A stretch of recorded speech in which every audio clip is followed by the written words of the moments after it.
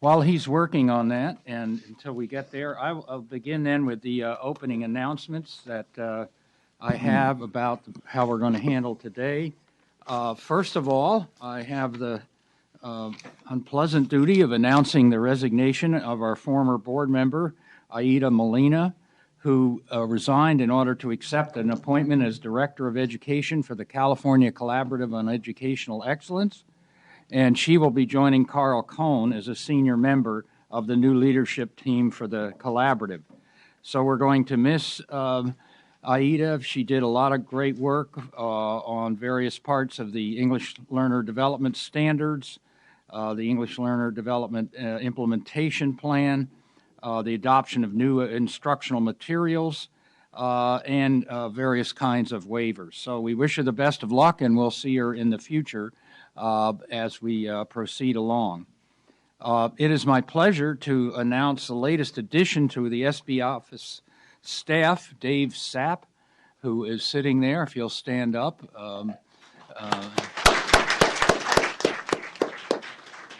He has the job of filling the big shoes of Brooks, who left for another position. Prior to coming to the state board, Dave was the deputy policy advisor and assistant legal counsel for us, and he came from the ACLU of Southern California, where he worked as director of education advocacy and a staff attorney. He was a law clerk for the Honorable Raymond Fisher, the Ninth Circuit Court of Appeals in Pasadena, and prior to that, he worked for the Legal Aid Office in North Carolina. He's a graduate of the Stanford University Law School, and his BA is in public policy from Duke, so we welcome you. I want to announce that the board election will be on Thursday and will be run by, as it always is, by Superintendent Torlakson, and we will reopen item 11 Thursday morning for the board election. Changes in the agenda, CDE withdrew item 9, proposed regulations on county district school codes. And in a first for this board, we do not have a closed session tomorrow. So our open session will start promptly at 8:30 a.m. Spanish interpreter services will be available both Wednesday morning and Thursday afternoon. We have 4 public hearings. All of these are concerning charter schools, and they are items 10, 17, 18, and 19. We have an addendum to the Career and Technical Education, item 13, which is a technical amendment. As usual, our waiver and consent calendar items are on the table in the lobby. If you want to speak on consent items or remove an item, you may do that in the lobby. So we want to remind board members, if you wish to remove any items from the consent calendars, you should do that by 12 o'clock today, Wednesday. So finally, the usual housekeeping and amendment announcements. Letters from the public on matters before the board are in your electronic folder. The audience, we want to remind you that you're limited to 2 minutes per speaker, and you have item 28 where you can speak for 2 minutes on items not specifically listed on the board's agenda. If you want to give things to board members as you come before us to testify or present, please provide at least 25 copies. Speakers, please introduce yourself and identify the organization that you represent in that regard. Okay, so we will remind board members if they need to recuse themselves, they must do so before any discussion. So with that as our announcements, we're now ready for the Chief Deputy to make his remarks. All right, thank you, President Kurz, and Happy New Year to all board members and everyone in the room. Really happy to be here. As President Kurz mentioned, Superintendent Torlakson is on a previously scheduled school visit today, but he will be joining the board tomorrow. And in the interim, I'd like to make a couple of brief remarks, and I know that Superintendent will also be addressing the board tomorrow with a couple of items related to, particularly to tomorrow's board agenda. So we're super excited about 2016 and looking forward to a great year together. Of course, our frame and plan is Blueprint 2.0, which highlights this California way as our frame for doing business. And I think we've seen some incredible milestones over the past couple months as we move forward along this California way, working together in a collaborative team approach to approaching educational issues. One issue that I wanted to highlight that we brought forward before and that also relates to an item later on our agenda is some of the recently updated data regarding 2014-2015 assessment. Just to note that we did reach a 97% participation rate in the assessment. And I think the other really incredible data point is that of the 3-point-something million students who took the assessments, only 900 had to do that with a pencil. So really incredible team effort by the state of California and a lot of hardworking men and women to make that happen, and a lot of incredible results over a short period of time. Also wanted to note the recent convenings of the California Labor Management Initiative.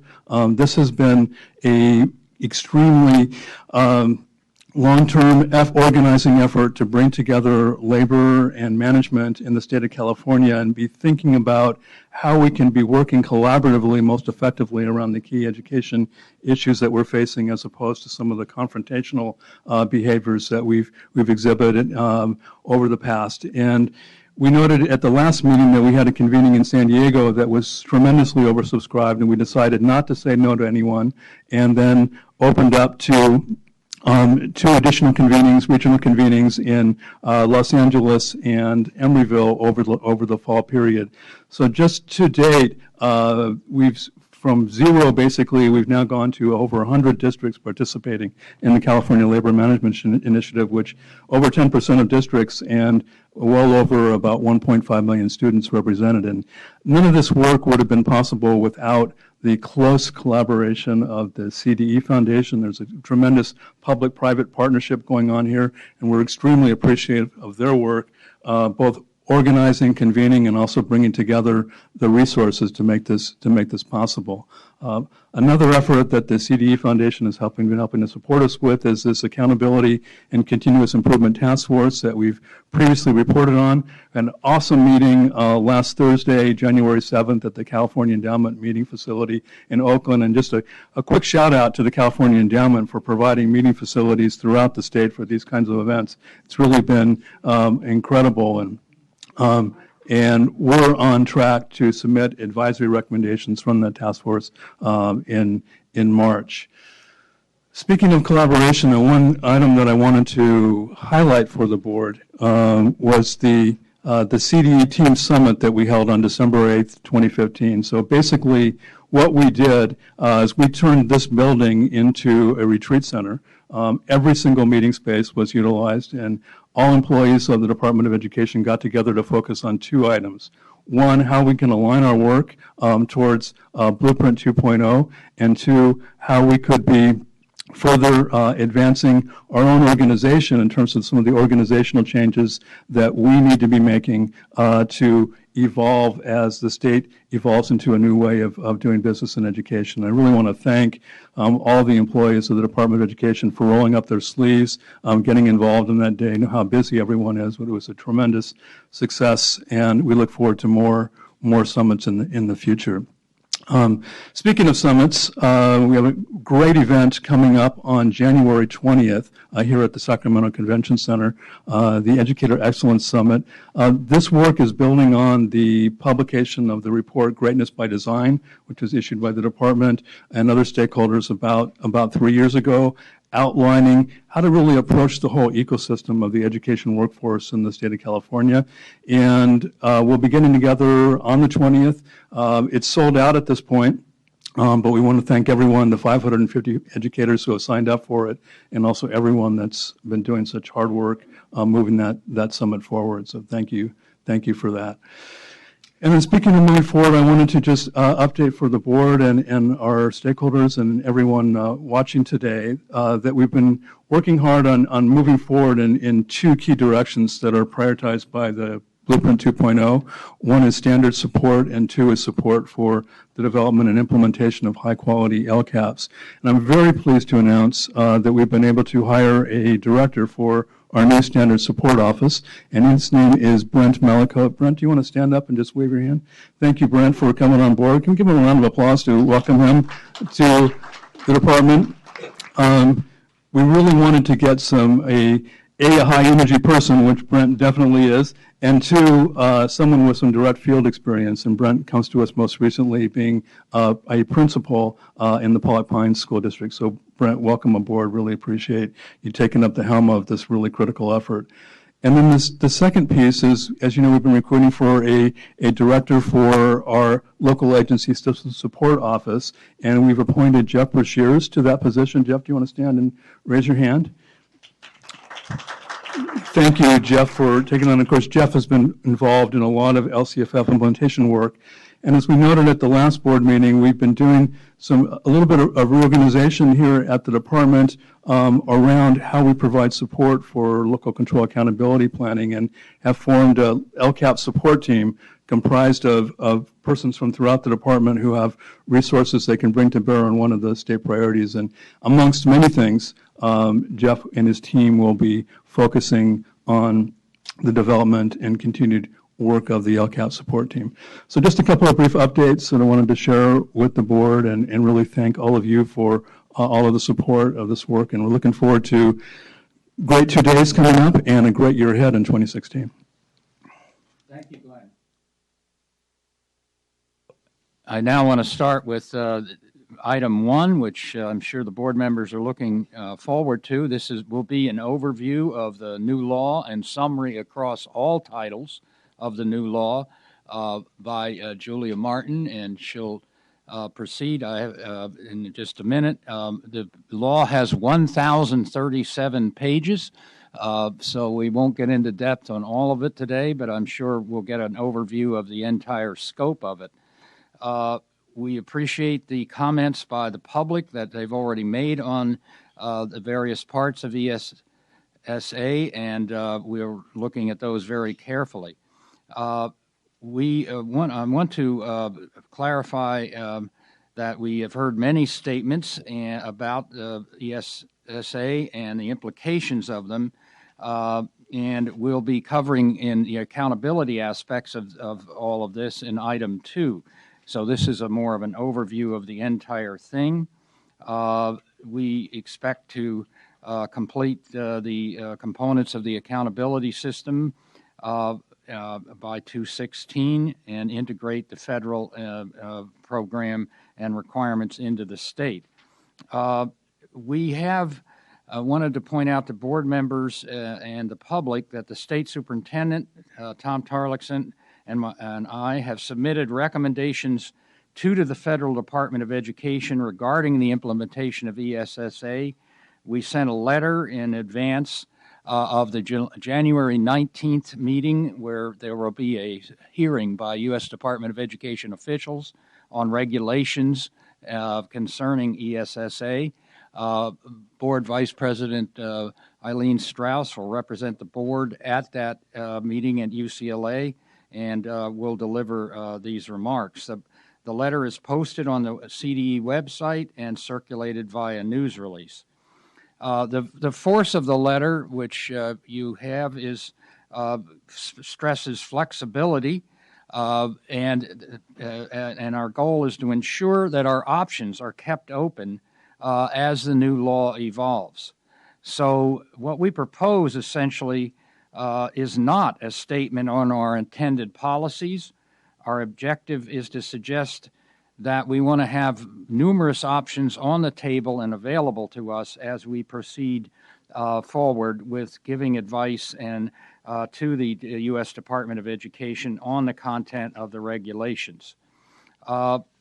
Finally, the action item on item 1 is necessitated by the fact that We are still operating under No Child Left Behind. We have not received any guidance from the U.S. Department of Ed on when we can cease that approach of No Child Left Behind. They have sent a letter to their waiver states, but have sent no communication to the states that are still operating under No Child Left Behind. So we are asking the board at the end of this as an action item to allow us to terminate the Supplemental Education Services tutoring program and not to continue to compute AYP and prescribe corrective action. So that is that will be the upshot of what we're asking the board to do today. And with that, I will now let Julia proceed with an overview of the law, and the accountability parts will be then further honed in on item 2. Thank you. Hello, everyone. Thank you for having me. As President Kearse mentioned, this is a more than 1,000-page bill, and I've been told that I've got about 20 minutes, so we're going to go about 50 pages a minute. I can talk fast, but not that fast, so I hope you'll bear with me and just understand that this is a broad summary of the bill. There are many more details, and there are many more questions which are going to have to be worked out in guidance and regulations from the U.S. Department of Education and in cooperation with the states. So I'm happy to answer questions, but please understand that, unfortunately, there are going to be some details that I just can't capture in this time. So let's start with how we got to this new law. The drafting was completed about this time last year. There were hearings in the House and Senate committees, and things seemed to be moving very quickly. The bills passed the House and Senate in mid-July. However, there were still some significant differences between the House and Senate versions of the bill, specifically with respect to funding to per pupil student funding pilots, with respect to accountability, and a couple other key issues. So there was quite a bit of a pause in the middle of August and September and October as staff from the two committees sat down and worked out the differences. We were told at the end of October that there was some kind of agreement. They appointed conferees in mid-November and started conference that day. They completed conference the very next day. So the House and Senate did come to this agreement that their staff had worked out. There were some last-minute jitters as we moved towards passage. Some of the Democrats, especially in the Senate, were concerned about preserving accountability for subgroups, making sure that some of the most vulnerable students didn't see their achievement or their lack of support swept under the rug. There were some Republicans who said that it didn't do enough to scale back the federal role in education. But despite all that, the bill passed. It was billed as a compromise. The Senate committee chairman said that he'll take 80% of what he wants now and save the next 20% for later. And that was basically the message that everyone took back to their districts, to their states. This is better than No Child Left Behind, and so we're moving forward. It's about time that we get something new on the books. So the bill was finally signed into law by the president on December 10th. What does that new law look like? Well, if you look at it and read through it, it's not going to strike you as a huge paradigm shift from No Child Left Behind in terms of structure. The states still choose standards and assessments. They have to work toward those goals. Student achievement is still going to be reported out by subgroup. Schools and districts are still going to be held accountable for that performance, and you're going to see funding flow from the federal government, the U.S. Department of Education, to states, then to districts, then to schools, the same as it does now, and with one exception, following the same formulas. The major formula funding streams, those grant streams, are going to stay the same, though you'll see some changes to some of the smaller competitive programs. But these are the key differences. The states are really expected to be in the driver's seat right now. How this was explained was that you have much more authority at the state level to make decisions, to choose standards and goals. There's no more AYP goals, no more adequate yearly progress, and you choose the means of accountability at the state level. The other side of the coin, of course, is that states are expected to take a much more active role in enforcing requirements. For example, the requirement that 95% of students be assessed. And as you said, you more than met that requirement last year, but the expectation is that states take a more active role in the monitoring and enforcement. Those big acronyms, AYP, HQT, SES, will be eliminated under the bill. And for those of you who don't speak DC, that's adequate yearly progress, highly qualified teachers, and supplemental educational services. A couple other major requirements will have been eliminated under this bill, and we'll get to those shortly. There are also new limitations on secretarial authority, especially when it comes to state plans and waivers. There's a lot more discretion, a lot more credit given to states, and it's really going to be up to the Department of Education, the Secretary of Education, to show that the requirements of the law have not been met if the Secretary wants to disapprove a waiver or a state plan. Finally, a number of the smaller grant programs will be consolidated or eliminated. Where things really get complicated is on page 5 of the bill, which is the timeline for implementation. ESEA waivers, specifically under this new law, will terminate on August 1st, 2016. The new law is going to be effective for competitive grants starting with fiscal year 2017 funding. And for non-competitive formula grants, the new statute says that it's going to be effective on July 1st, 2016. But just 8 days after the president signed this new law, known as ESSA, into law, Congress passed another law, an omnibus appropriations bill, which modifies the timeline for implementation.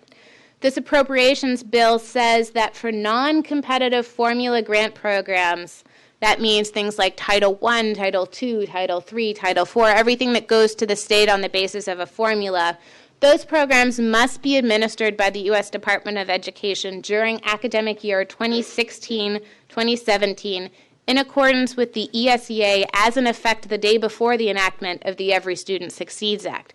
So in other words, No Child Left Behind has to be in place for one more year. Why did Congress do this? Why didn't they just change the effective date in the original law in ESSA? That's one of the big mysteries of working in Washington. It really seems like by the time they got around to passing the bill, somebody suddenly realized that they'd forgotten to change the dates in the first version and it just wasn't going to work. So the intention of this provision was to give the Department of Education, to give states a little bit more time to get used to this new law rather than having to draft new state plans in the span of a couple weeks before any regulations or guidance had really been sent out. That said, people in Congress are going to acknowledge that it makes it difficult for states who thought they were going to be operating under new requirements now won't be operating under those new requirements for a year, and it does change the timeline of implementation just a little bit. New state accountability systems under ESSA are expected to take effect in school year 17-18. This provision in the omnibus doesn't push back any of those other dates. So what we're looking for is guidance from the Department of Education trying to figure out exactly what states are supposed to do in 17-18. State accountability systems are supposed to be effective until August 1st, 2016, but again, this might be modified by that omnibus provision. And states are required under the law to continue to support priority and focus schools for waiver states and those in improvement for non-waiver states, and this is very specific language in the statute, until they have a new state plan approved. Now, the Department of Education has released some guidance for waiver states showing that those states can choose either to pause identification of schools, so they can essentially freeze accountability and say this is the group of schools that we're going to continue with an improvement, or they can continue to identify a new group of schools based on test scores for this year. We haven't had similar information on what non-waiver states can do. That's obviously something that I know this state and a couple others who don't have ESEA waivers are pressing with the Department of Education. But there is still that requirement that services required under No Child Left Behind be continued until a new state plan is in place under the new law. Changes to impact aid will be effective in 2017. All other changes are effective upon the date of enactment, which is December 10th, 2015. That all other changes encompasses a number of technical pieces within the law, but it also includes the provisions on ESEA waivers. So the provision which limits the Secretary's authority to deny a waiver, for example, was effective on the date of enactment. This creates an odd little patchwork where some pieces of the old law are still in place, some pieces of the new law are still in place, and I think trying to find the sweet spot for implementation, trying to transition states is going to be a real challenge for the Department of Education and for states in the next year or 2 years.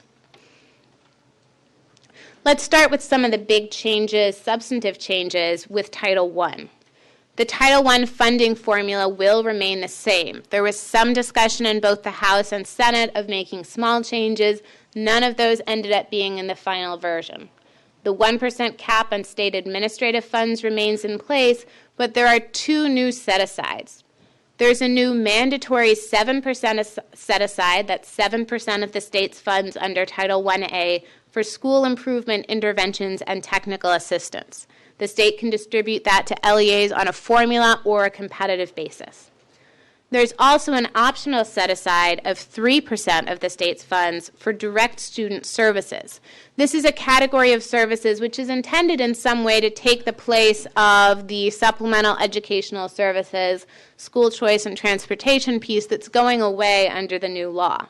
That's optional at the state level. It would be competitive to LEAs, and an LEA could spend it on academic coursework, credit recovery, AP and IB test fees, and transportation for LEAs implementing school choice. States will still have to adopt challenging academic standards. The Secretary may not require those standards to be submitted for approval, and in many cases, the standards that you already have will be acceptable, can be grandfathered in, and it specifically says that in the law.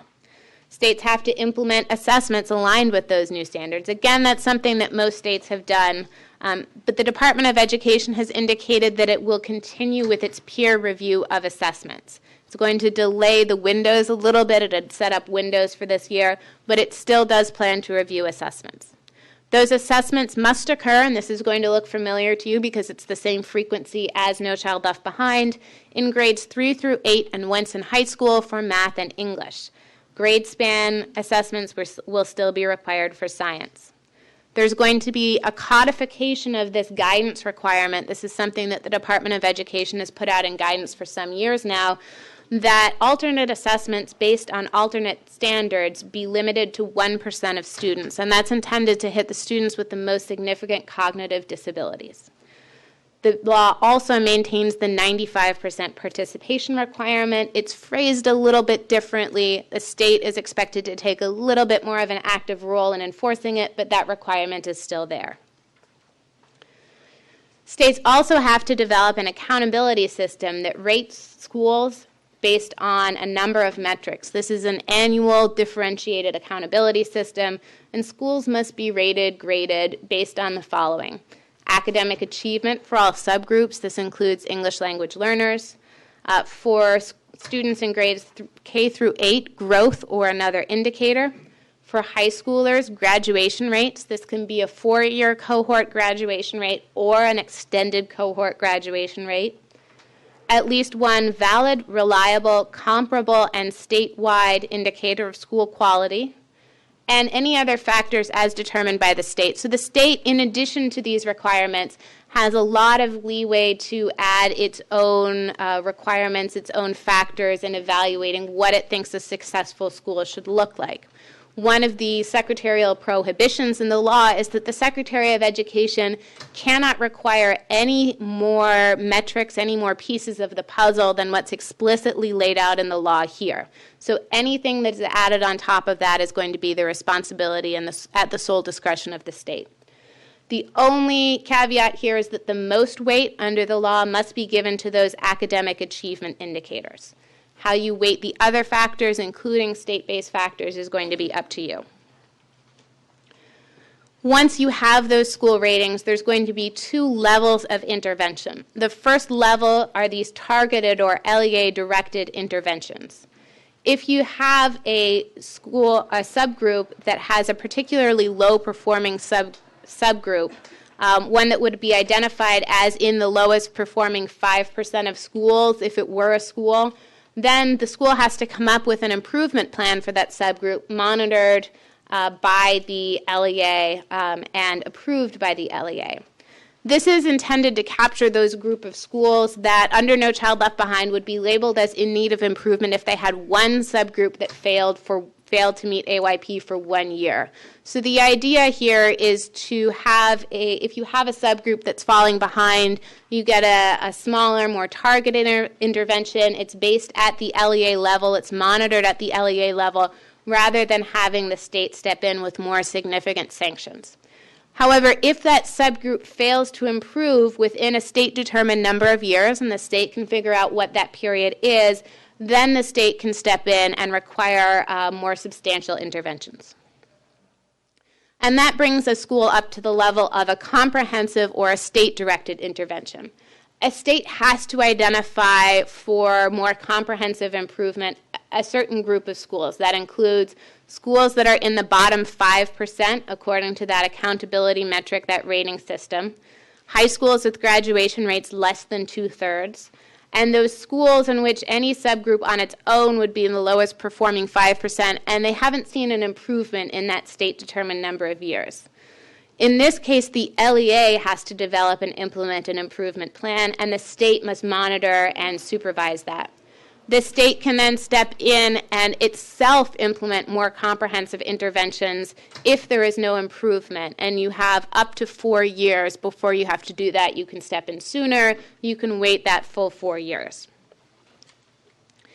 In Title II, when I said that there was one exception to my statement that there were no formula changes, this is it. There's a small change to the Title II formula. It makes adjustments to focus more heavily on poverty and less on population. It's going to slowly transition to this change by 2020.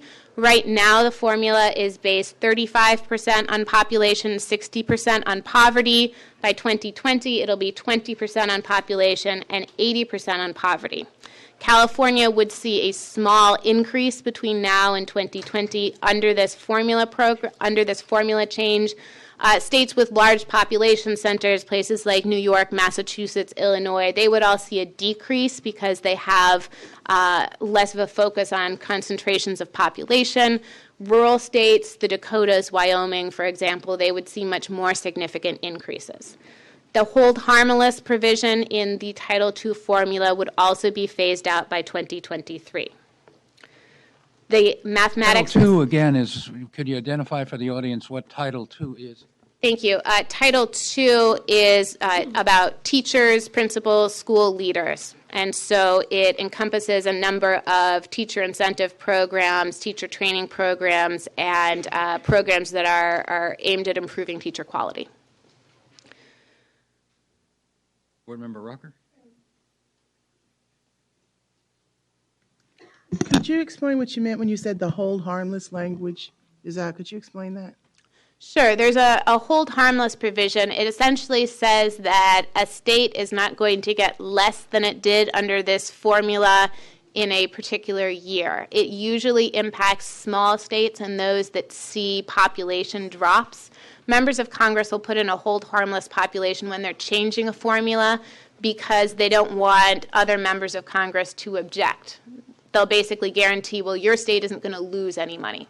It doesn't impact California. It hasn't for a number of years. This hold harmless was originally put in 2001. They're phasing it out simply because it doesn't really impact any states anymore. The other Title II changes, the law eliminates mathematics and science partnership grants. They've renamed the Teacher Incentive Fund. There's a new American History and Civics Education program, a new Supporting Effective Educator Development Grant Program, a new grant program to support a STEM Master Teacher Corps, and the somewhat improbably named Literacy for All Results for the Nation program. It's meant to spell learn. It actually spells larn. They've actually taken to calling it the Literacy Education for All Results for the Nation program just to fix that. These are the things that happen when your staff is up all night negotiating changes to legislation. That program gives competitive grants to states to develop literacy instruction, and those grants are divided by age group. So there's separate grants for grades K through 5, for 6 through 12. There are a number of secretarial prohibitions here which really go back to that ESEA waiver package. The secretary cannot mandate, direct, or control teacher, principal, or school leader evaluations. Elements of evaluation systems, definitions of effectiveness, this is the piece that eliminates the highly qualified teachers definition, professional standards, and certification and licensing requirements. Who you allow to be a teacher is up to you as a state. Title III has to do with English language learners. There are a few changes to Title III, namely the accountability pieces are going to be moved into Title I. That's the biggest change. There's no substantive changes to what's expected in terms of those goals, that accountability, but they've consolidated all of the accountability, all of the reporting into what happens under Title I. There are also references to limited English proficient students in No Child Left Behind. Those are changed to English learners throughout this title. There are a couple small changes to reporting for English learners. A state has to report on the number and percentage of English learners meeting state-determined long-term goals, including disaggregated by disability, if applicable. The number and percentage of English learners attaining English proficiency, meeting challenging state academic standards for 4 years after exiting English learner status, and again, that must be disaggregated by disability. So the change here is adding that disaggregation by disability so that you understand what the difference is between an English learner who is simply trying to learn English and an English learner who may also be dealing with a disability. Title IV is where we see some of the biggest changes to formula grant programs. There is a new block grant type program. This is the Student Support and Academic Enrichment Grant. This is formula granted to states, and it's meant to encompass a lot of the programs that are now part of Title IV, but it's intended to make that funding, that money, a little bit more flexible for the state. It's subgranted to LEAs based on their share of Title I, and an LEA can spend up to 2% on administration, but then has to divide their priorities into a couple categories with the intent that the LEA is really running a meaningful program in each of these categories rather than spreading their money and their resources across a lot of programs and perhaps not making a difference in any of them. The LEA must spend at least 20% of its funds in these well-rounded educational activities, and I'll get to what these categories mean in a second. At least 20% on When Safe and Healthy Students activity, and some portion of funds to support effective use of technology, with no more than 15% of funds going to technology infrastructure. Well-rounded educational opportunities. This has to be at least 20% on one activity, include things like career and college counseling, arts and music programs that promote problem solving and conflict resolution, STEM programming and activities. This can include anything, any kind of programming within the STEM field. Accelerated learning, history, civics, economics, geography, foreign language, and environmental education and community involvement. Safe and healthy students includes drug and violence prevention, school-based mental health services, health and safety practices, physical and nutrition education, dropout prevention and reentry, training for school personnel, and these two categories of activities can be supplemented with activities that designed or designated by the state. Effective use of technology can mean professional learning tools, building technological capacity, blended learning, remote access, or trying to figure out how to integrate those digital learning technologies and strategies into the classroom. Those are the big changes in the first 4 titles, and there's a few notable changes in the remaining titles. There's going to be a preschool development grant jointly administered by the Departments of Education and Health and Human Services. It's going to be competitive to the states with a 30% non-federal match. This is going to be particularly interesting to California.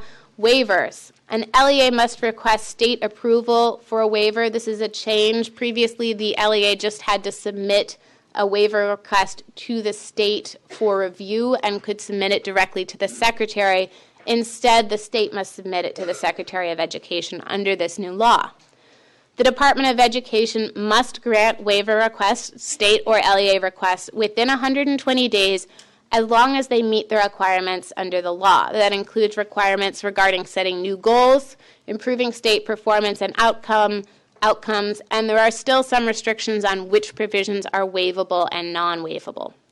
The Secretary may not disapprove a waiver request for reasons outside conditions of the law, and the Secretary may not place any conditions on approval of the waiver request, including the adoption of standards, assessments, accountability, and evaluations. This is basically Senator Alexander's letter to the Department of Education regarding how much he dislikes the current waiver system. Because if you read through this, these are all the things that the current Secretary of Education has asked of states who are requesting those ESEA waivers, that ESEA flexibility. The Secretary can basically only grant or deny waivers based on the terms in the law and would be prohibited from doing what he's done since 2011, what Secretary Duncan had done since 2011, which is require those evaluations, those standards, that big waiver package. There are a number of other secretarial prohibitions. They can't specify additional pieces of the accountability system. He can't endorse a specific curriculum. I saw a Washington Post article which quoted a lobbyist as saying basically the Secretary is allowed to go across the street to Starbucks and get himself a cup of coffee under this bill. The intention here is to limit what's decided at the Department of Education and to increase what's decided at the state level. So that's the broad summary. I appreciate your patience. I know it's a lot to get through. I'm happy to respond to other questions if the board has them. If there's something that requires a little bit more research and I can't get it back to you right now, if I don't know it off the top of my head, I'm happy to do that research and report back to your state board staff or to the CDE staff. Okay, board member questions. Board member Ortiz-Lacune. Long break. Thank you for that presentation. I know that it was a long document, but I do want to point out some things that were omitted from the accountability. So under Title I, as we know, Title III accountability rolled into Title I. And one of the big changes that will have an impact on the way that we shape our accountability system is English proficiency. So I didn't see that in slide 13, but we are now accountable for ELs and their English proficiency attainments. Also, under Title III, another major change that I would add is that we are now required to adopt a standard entrance and exit criteria for ELs. So I think that also has great implications, and we should be mindful of that. There was a couple of other things that I would have added to the reporting of Title III, but not as significant as those two that I just mentioned. Yes, thank you. Comment on that? I don't have a comment. I agree that it's going to be a significant responsibility for a state like California, which has a large EL population. Okay, board member Rucker. I also want to thank you for that review. As large, having read the document itself, you did a fantastic job on highlighting the information that's of great importance to the board, so thank you for that. Like Board Member Lincoln, I also wanted to point out a couple of things that probably will percolate immediately to the top of our attention. There is an opportunity among some of the competitive or even state-level grants that we can use the funds for. There's also an opportunity to conduct an assessment audit. At the time when we went through with AB 484 to suspend our assessment program and then begin building or creating the architecture of our CASP, there were a lot of stakeholder groups that asked for an evaluation, but there is an opportunity under ESSA to have the state apply for funds to actually conduct that assessment audit. So there's an opportunity to consider, again, an opportunity to evaluate the build out of our CASP using funds from the federal government. There's an opportunity also for the state to be one of the 7 states to apply for an innovative assessment pilot. So a decision has to be made if California is going to consider that. We have to take a look at, as we continue to, as Dr. Kirst already pointed out, as President Kirst already pointed out, we're going to finish making decisions about the basic architecture of our accountability system. But ESSA also identifies for federal accountability purposes this idea of an opportunity dashboard. So are we going to, in looking at what we'll do at the state level accountability and for local accountability, building into then the additional indicators for federal accountability is something also being required under Title I. I can't help but wonder as the work continues from West Ed, how much that additional new flexibility could inform what our actual accountability or our recommendation for the evaluation may look like. Are there some new dimensions that we now have some flexibility to consider? And then finally, and I'll leave it with this, when we start talking about the educator quality, the paraeducator quality issues, California is faced with an additional dimension in this problem because we do have a shortage that's going to percolate and become exaggerated over the next several years. And so looking at not only the Title II funds to provide additional educator support for site administrators as well as educators, but looking at what are the opportunities that are funded. Title II under ESEA had 16 categories of types of programs that could be funded using Title II funds. That list has expanded to 23. So it would be interesting to see what natural priorities percolate up for California, because we do have this impendingly large educator shortage to consider. So I wanted to make sure I pointed those things out as well. Super. Thank you, President Kirst. Thank you very much for the summary. It was extraordinarily helpful. I don't really have a question, but I sort of wanted to make a couple of comments about both this item, and it bleeds into item 2 because we will be talking about how this will influence our conversation about the accountability work we've been doing. But the one thing I would like to put in perspective to start with, and I call everybody's attention to this in the letter that President Kirst and Superintendent Torlakson wrote, is California's investment in public education relative to the federal government.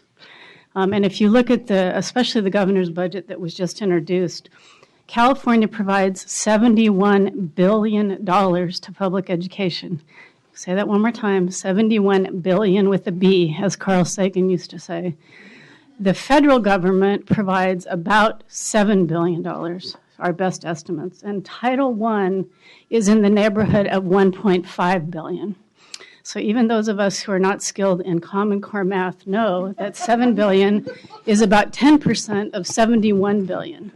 So while it's fantastic that they have reauthorized this federal law, and in many ways it's remarkably congruent with what we've been doing for the last 2.5 years and gives us a wonderful opportunity to align our two systems, I want to keep that in context because we're responsible for our children in California. We've made a very significant contribution to them. We completely flipped the way we fund our system to make sure that we recognize our most vulnerable students. And so while when ESEA or its predecessor, the original Title I, was created way back when, we were really looking to that as a source of funding for our most vulnerable students. Now, and my friends would call this in Department of Finance budget dust, from what the federal contribute to what the state contributes. Not that we're not very appreciative of it, we certainly are. But I think I really want us to think about how we create an accountability lens as the state being the leader in this conversation and in proportion to our contribution and our responsibility. We have a constitutional responsibility at the state level as well. So just wanted to say that because I think there's a lot of excitement and there's a lot of input around the feds are doing this and the feds are doing this and here's what we're going to do to conform to the feds. I want to flip that equation a little bit and say, how do we look at what they've offered us and how can we make sure that it conforms to what we're trying to do as well. So just for purposes of context, I wanted to say that. And more specifically, and then to expand our work around accountability, one of the requirements is that we reconvene our Title I Committee on Practitioners. Now again, in prior iterations of the law, the work of that committee was pretty narrowly focused. It was really focused around compliance and regulations and all of that. I think we really have a need for a very substantive group of advisors, an advisory committee that goes beyond what Title I requires us to do and looks at the integrated system. So while the timeline in the item calls for us to do a recruitment we would do through our regular screening committee and all of that, I would like the department staff and the board staff to give us some advice about how we can expand the requirements in Title I so we meet their requirements, but we meet our need first to have advice and substantive input from stakeholders, from folks who are interested in the accountability system, And beyond that, what we've done in the past under PSAA is a technical group that can tell us what are valid and reliable measures and be running a lot of the data that we'll talk about in item 2 as well. So I would appreciate that. All of that will be made public, so we'll have a major recruitment between now and March. But I just wanted people to understand that we really need to go beyond the Title I Committee on Practitioner Advisory Group, and that we should be leading the conversation about this integrated system, not the federal law. What does the federal law say about this Title I Committee on Practitioners? Can we rename it and give it a new charge, as Board Member Burr suggested? Well, I think you can certainly rename it.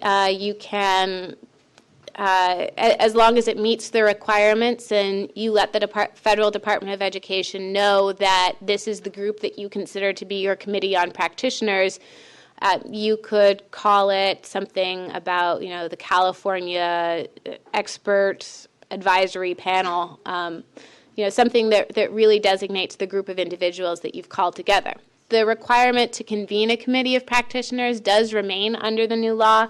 There are going to be some additional required participants, and it really does align with what you said, Ms. Burr, about wanting to bring in a larger group of people, a larger portion of the educational ecosystem, so to speak. You have to bring in now teachers, principals, members of local boards, parents, representatives of private school children, specialized instructional and support staff, charter school leaders, representatives of charter school authorizers, if you have a separate authorizer in the state. So the idea is really to bring in and convene a much larger overall group. Perhaps for your purposes, you may want to divide those into panels of folks who are talking about accountability, who are talking about what kinds of priorities you want to have in other areas, just to simplify the discussion a little bit, and so you have experts focused in areas where they're most qualified to discuss those items. Thank you. Board Member Stratton. So I just want to build on, thank you again for really an informative, you did really well in the 20 minutes and helping everyone. This is really the first time we've all been able to see some of the key points. I want to build on your response to Member Burr's question. We had a Title I Committee of Practitioners that their terms are expired and they haven't met. And I do think this is a great opportunity for us to have a broader input of stakeholders. And I think it's really important that this committee that we're going to form have a broad representative. We ought to really think with CDE about which are groups that we need to represent, because I think it provides us a really good opportunity to really provide us input in a broader way. So I'm happy about this piece, and I think we need to be very, very thoughtful about making sure we reach out appropriately. And second of all, everybody's kind of looking, okay, now what is ESSA or ESSA going to, I guess it's different than Nickelby, which is what they used to call NCLB. But anyway, I think that I'm excited that ESSA integrates with a lot of the work that we've been doing, as Member Burr said, but I think everyone's looking at LCFF and LCAP, and okay, so what do we do now? We have a year. How do we get it aligned? So I think as we have information, and I think it's important from CDE,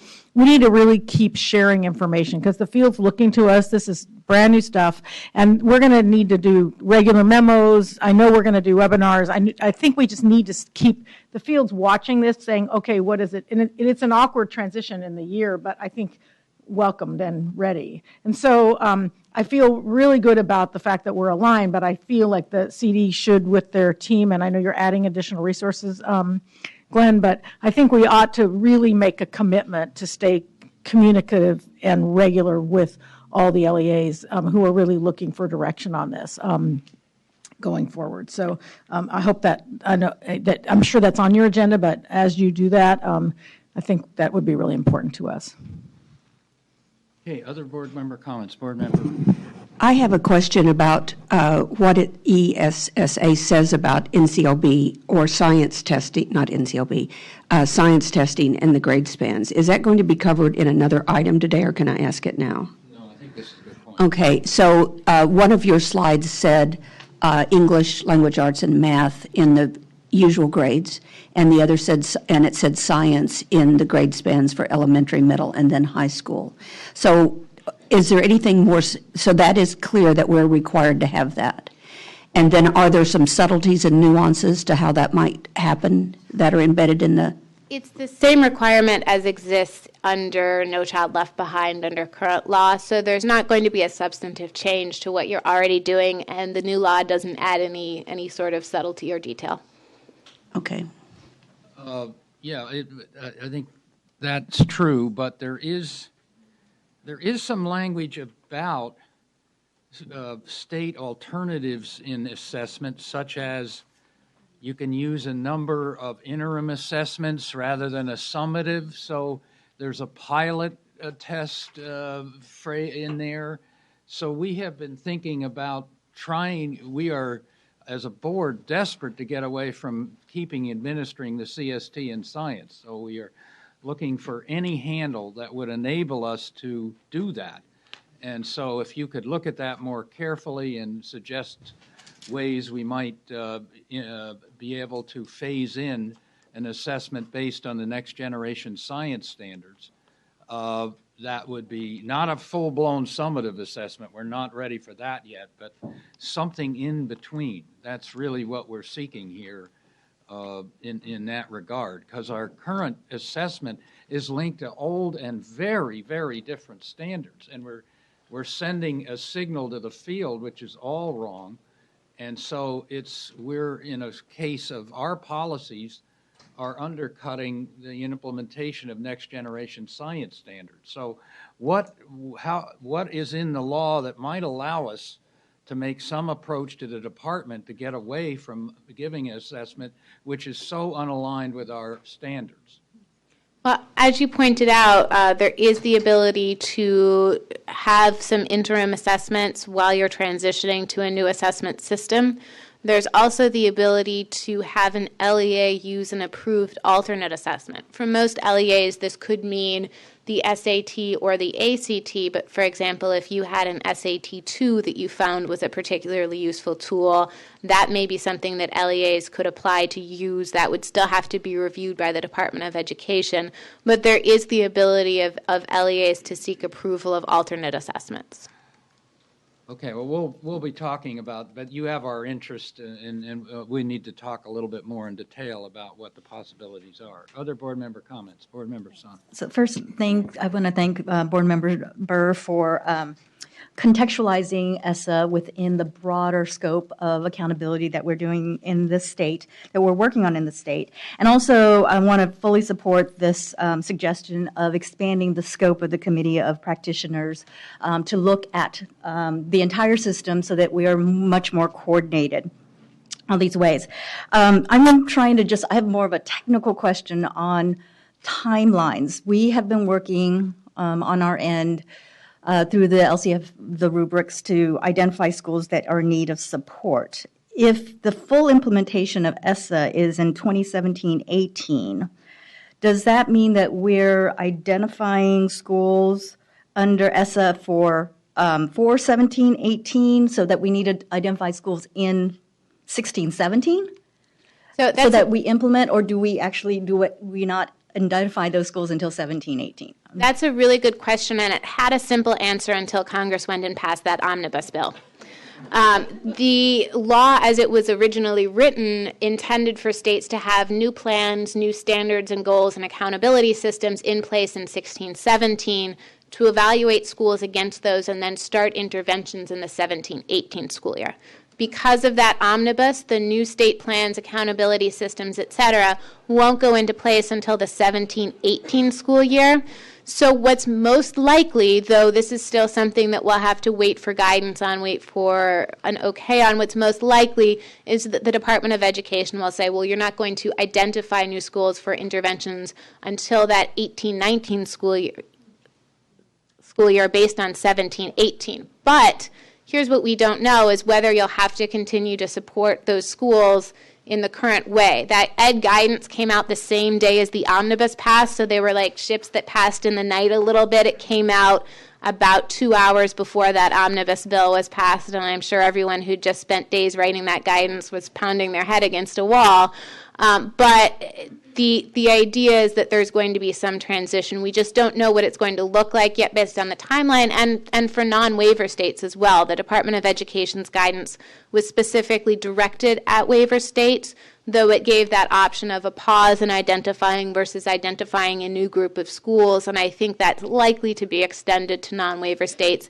It's probably going to be delayed. We just don't know yet. So it sounds like we're actually going to be more in a gray area for 2 years, not necessarily just one. That's right. Yep.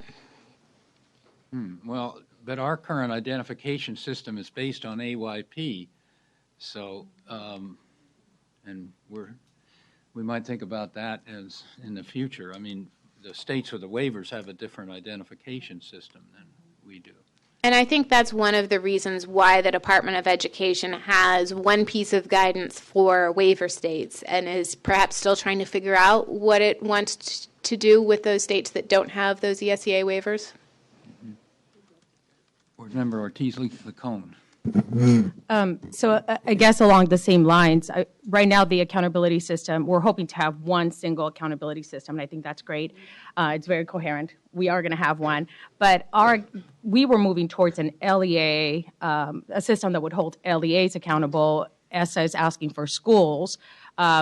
So in that timeline, I get that misalignment, and I noticed that, and I know we're going to talk more about this in item 2, there is a lot of, not tensions, yeah, there is tensions, there's some misalignment, and I'm wondering, when will those be resolved? When are we going to speak about those misalignments and make decisions so that we could move towards that coherent system? Yeah, I think we'll talk about that in the next item. I'd prefer to defer that to item 2, which is directly on that topic. Board Member Burr. So I did have one question, and it goes back to the accountability system. There seems to be some confusion about the identification of the bottom 5% and whether or not that requires the creation of a single index or a rating system. Because in our accountability conversations, and this was reinforced by the governor and the governor's budget, we have been moving toward a concise set of indicators that the state would hold LEAs accountable for, and moving away from a single index. And at least the way I've read the new law and the commentary around it was that the states have a lot of flexibility about how they identify those bottom 5%. So could you speak to that? Sure. The accountability system, there is the requirement to create one annual differentiation system. But that system is based on those multiple measures, and those include academic achievement, growth, progress in English language proficiency, indicators of school quality, high school graduation rates, and other factors that the state determines. So when you're looking at schools in the bottom 5%, it's the bottom 5% based on that holistic system. Board Member Rucker. Now, I've heard a number of stakeholders in talking about this new accountability system, they've referred to those indicators as a type of dashboard. And so in selecting or putting that dashboard together, the opportunity is there for the state to define not only what those indicators are, but what the relative weight or elements of those indicators are. So we have created a lot of conversation and policy in those areas already. We've had a lot of conversation with our stakeholders. We're doing work already with a contractor to create the type of dashboard that's being described, and great flexibility is being given to. The question, or at least it seems the point, both of the conversation from Board Member Burr and from Board Member Lacone is, when or how can we suspend what we currently use to identify that bottom 5%, and when can we implement this to take action on how we alter or create that new list. I'm not sure that that's clear. I'm very clear that the dashboard or the evaluation system that we are creating for accountability, that we're working with a specific contractor on, meets those requirements. What's not clear is, where is our flexibility in front of the guidance or in front of the regulatory process for implementation? Where is our actual flexibility to move on choosing to implement this and suspending all of this other work so we don't have this hot and cold or yes, no, these other levers where people don't quite know which foot or which pot their feet are supposed to be resting in? Sure.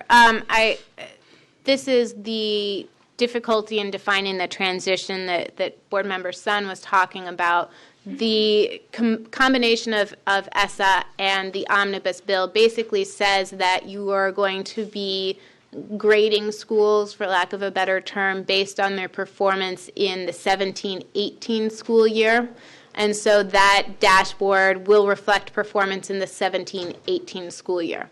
In the 15-16, 16-17 school years, it's for 15-16 you're expected to continue supporting schools as you were under No Child Left Behind.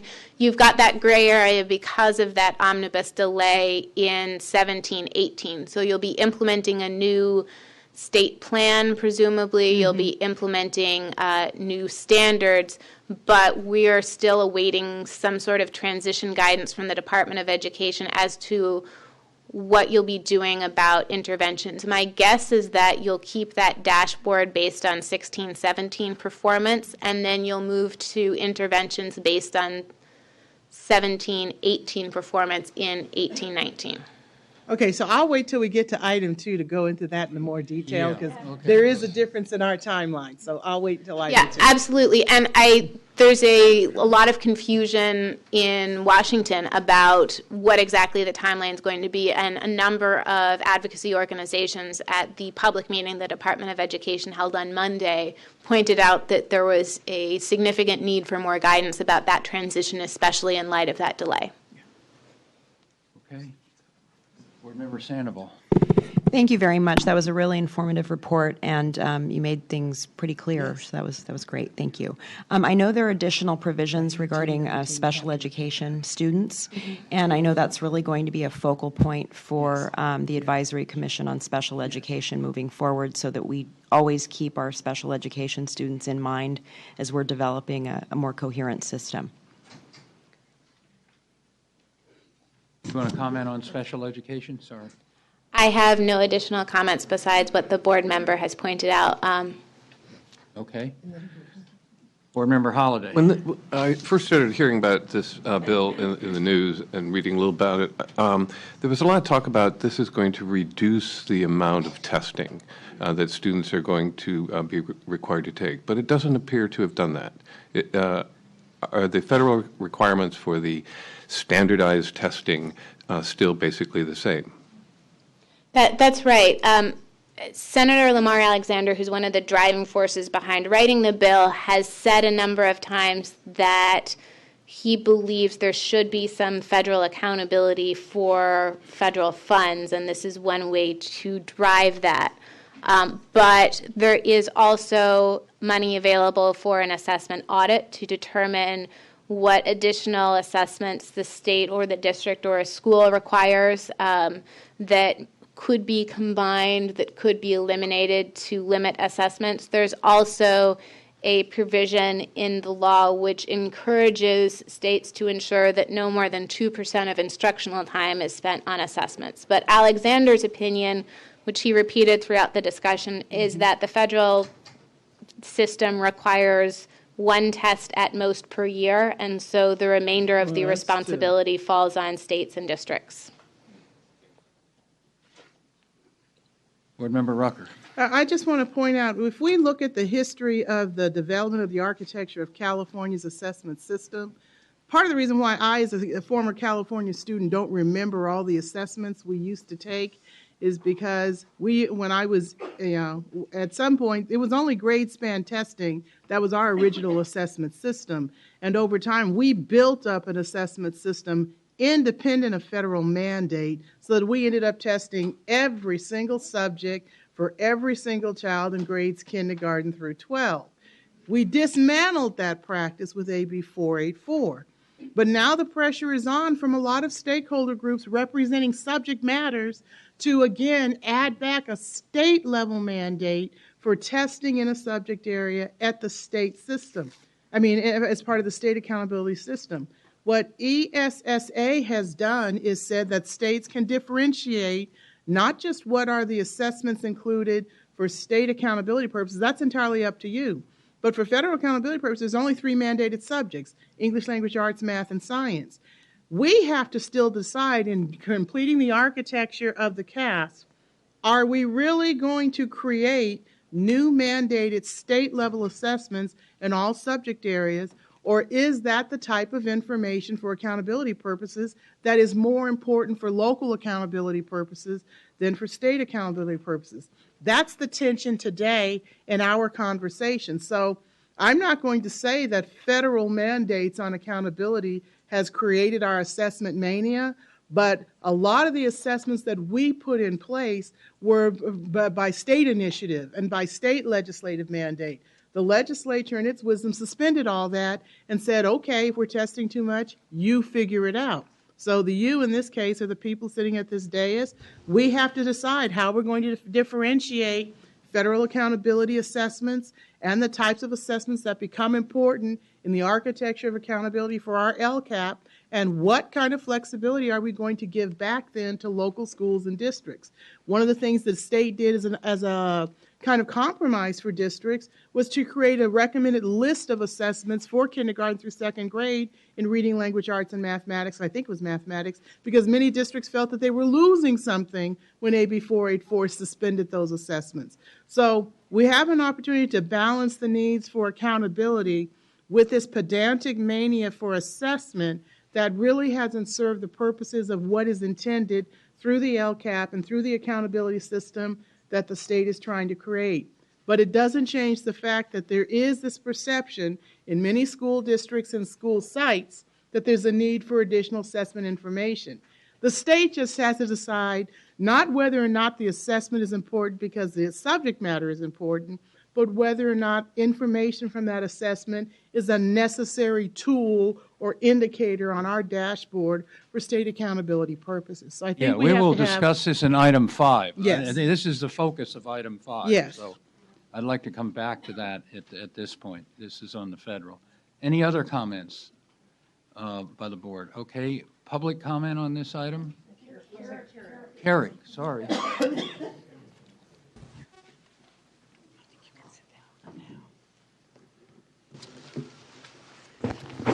Good morning, Carrick Ashley, Deputy Superintendent. I too want to give my thanks to Julia Martin for a great presentation.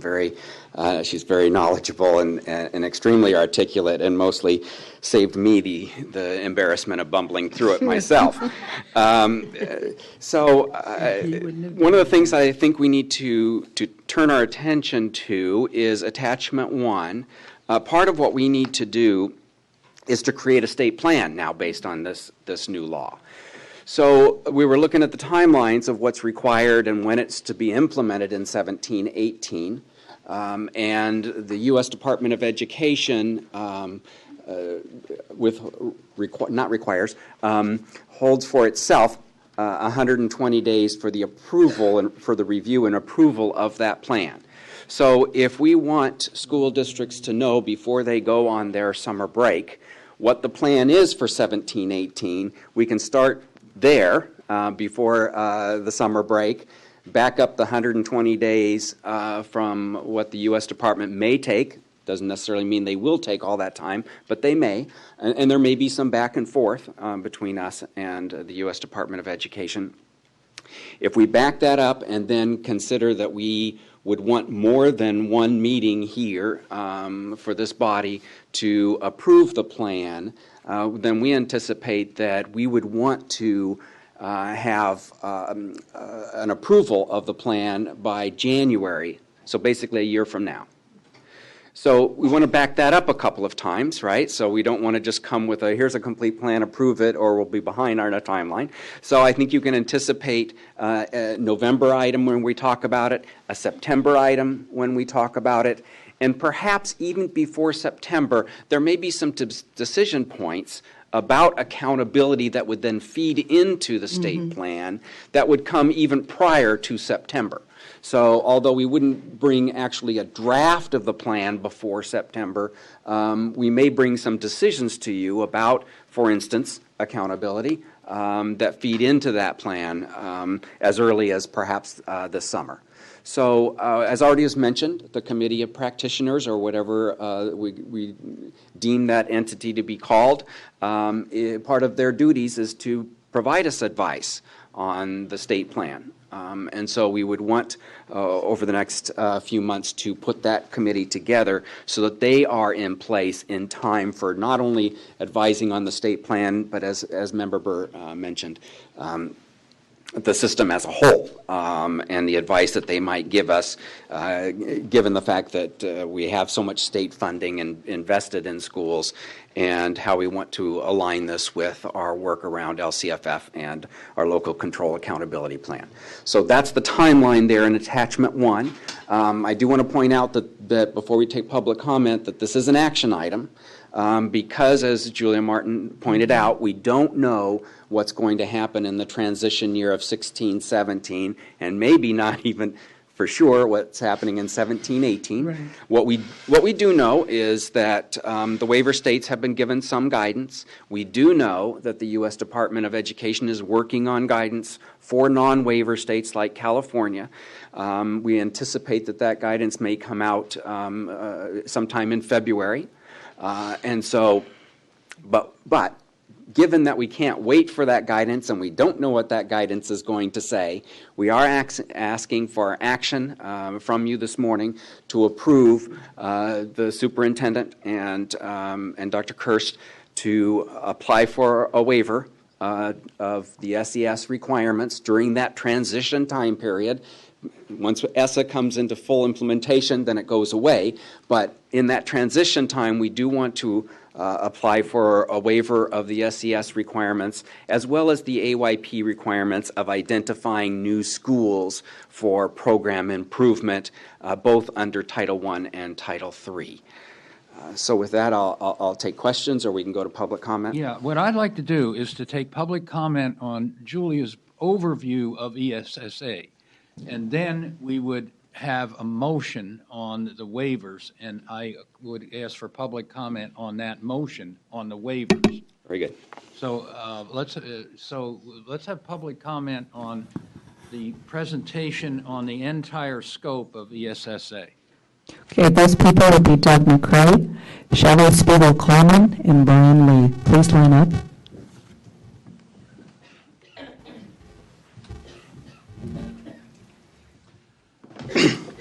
Good morning. I'm Doug McRae, retired testing specialist from Monterey. I'd like to focus on the ESSA requirement to identify low-scoring schools for comprehensive support and improvement, and whether that means California must develop an index similar to the API for that purpose. The identification of low-scoring schools does not require a complex weighted index like the API.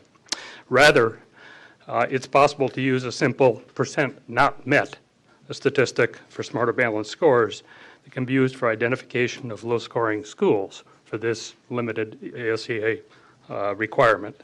Percent not met is the lowest category for smarter balanced results. However, the current percent not met data for Smarter Balanced 2015 results on the CDE website are not accurate. In a reply received just yesterday to a Public Records Act request, the third such request over the past 4 months that I had to obtain clarity for irregular school and district data on the website, CDE acknowledged there are errors in the achievement category percent calculations. However, CDE did not address the details of the errors, nor the corrections that would be made, nor the volume of the errors, nor most importantly, the impact of the errors on school and district level percents.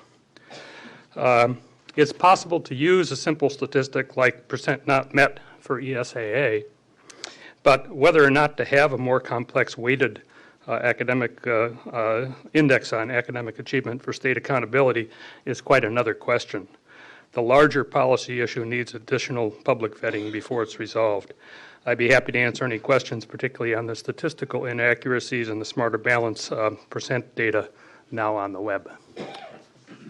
Thank you.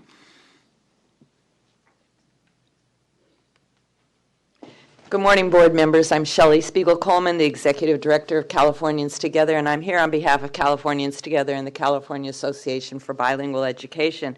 We, too, are very grateful for the overview on ESSA with all its multiple divisions and items. I just want to pull out a couple more things about English learners that, because detail couldn't be taken on every single category, but I do want to pull out a couple more things on the reporting. One is there's a requirement for reporting the number and percentage of English learners who have not met English proficiency at a 5-year point. And I think California is particularly in a good situation for this because of the work that we've done in the area of long-term English learners, but that now is being required through ESSA. The other piece is there's a requirement for the disaggregation of data on former English learners up to 4 years. And before, we'd been following them for a 2-year period, and now it's up to 4 years.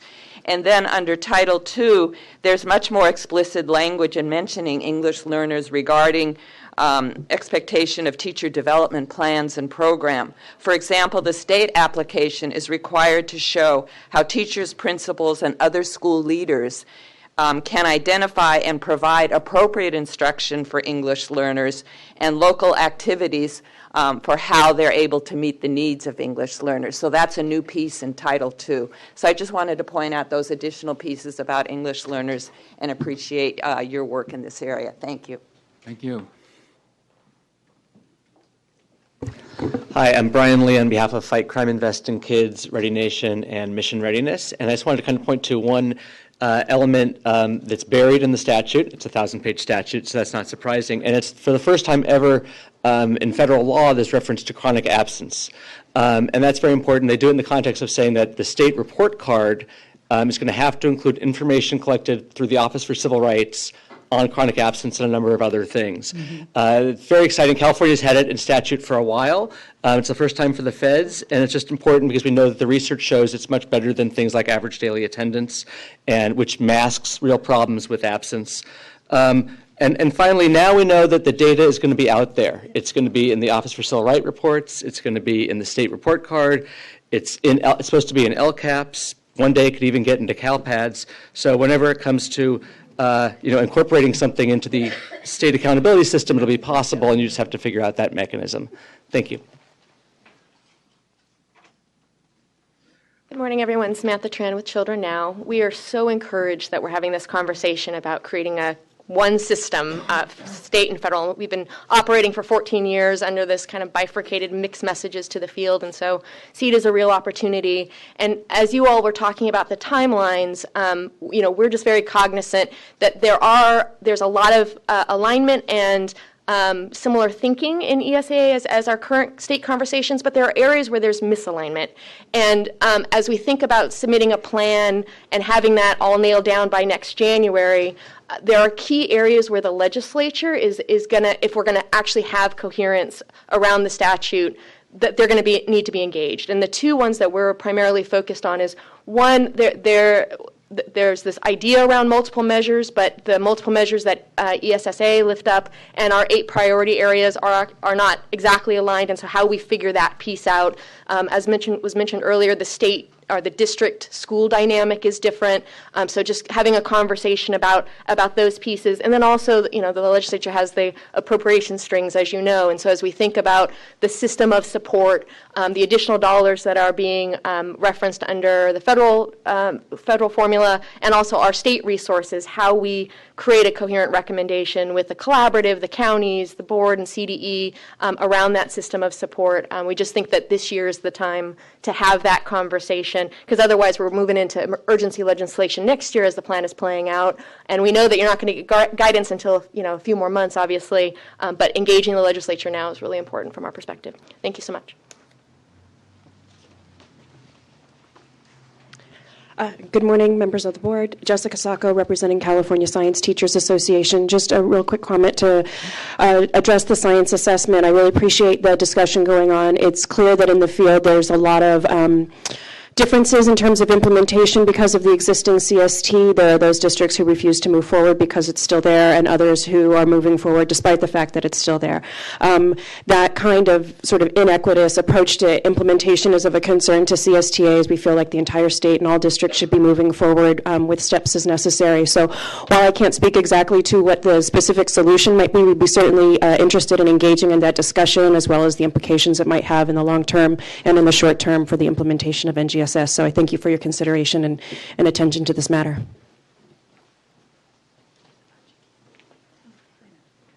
Good morning, board members. John Affeld from Public Advocates. We'll talk about more of this in item 2, but generally we're in support of trying to make a single coherent system between the state and federal, so we don't have these two parallel systems.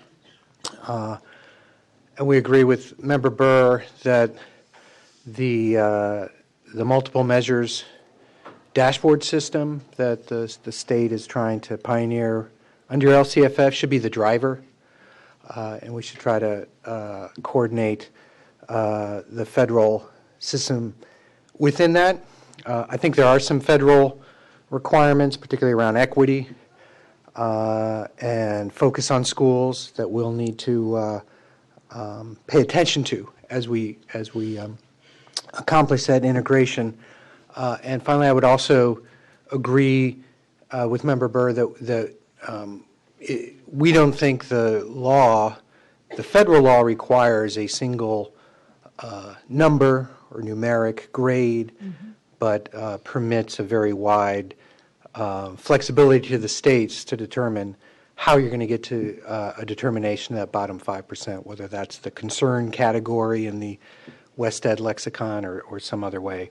We think you'll have flexibility to do that. Thank you. Thank you. Okay, now I'm ready for a motion on the submittal of the waiver, the CDE recommendation. Okay, I move approval of the CDE recommendations to submit the waivers. Second. Can I? It's been moved and seconded. I'm sorry, Board the member waiver, discussion. yes, is the waiver the letter, based on the letter? The or letter no? is the testimony that Board Member Strauss will give to the hearing by the U.S. Department of Education on their regulations for ESSA. Okay. So this is regarding their future regulations, pleading for flexibility for us to have options to consider that are quite numerous options.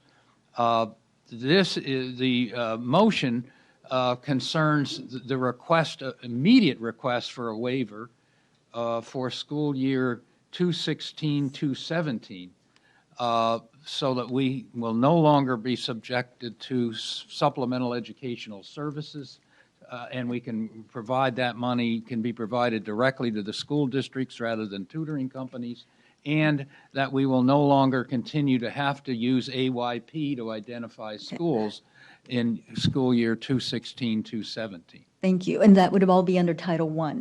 That's yes. Right. Okay. So just one comment. We do have we are working on a draft of that waiver request pending your approval that Julia Martin is also providing us some advice on. I think we would want to word that letter that it's not for the 2016-17 year, but during the transition period in case the U.S. Department of Education comes out with some guidance that it somehow bleeds into 17-18 as well.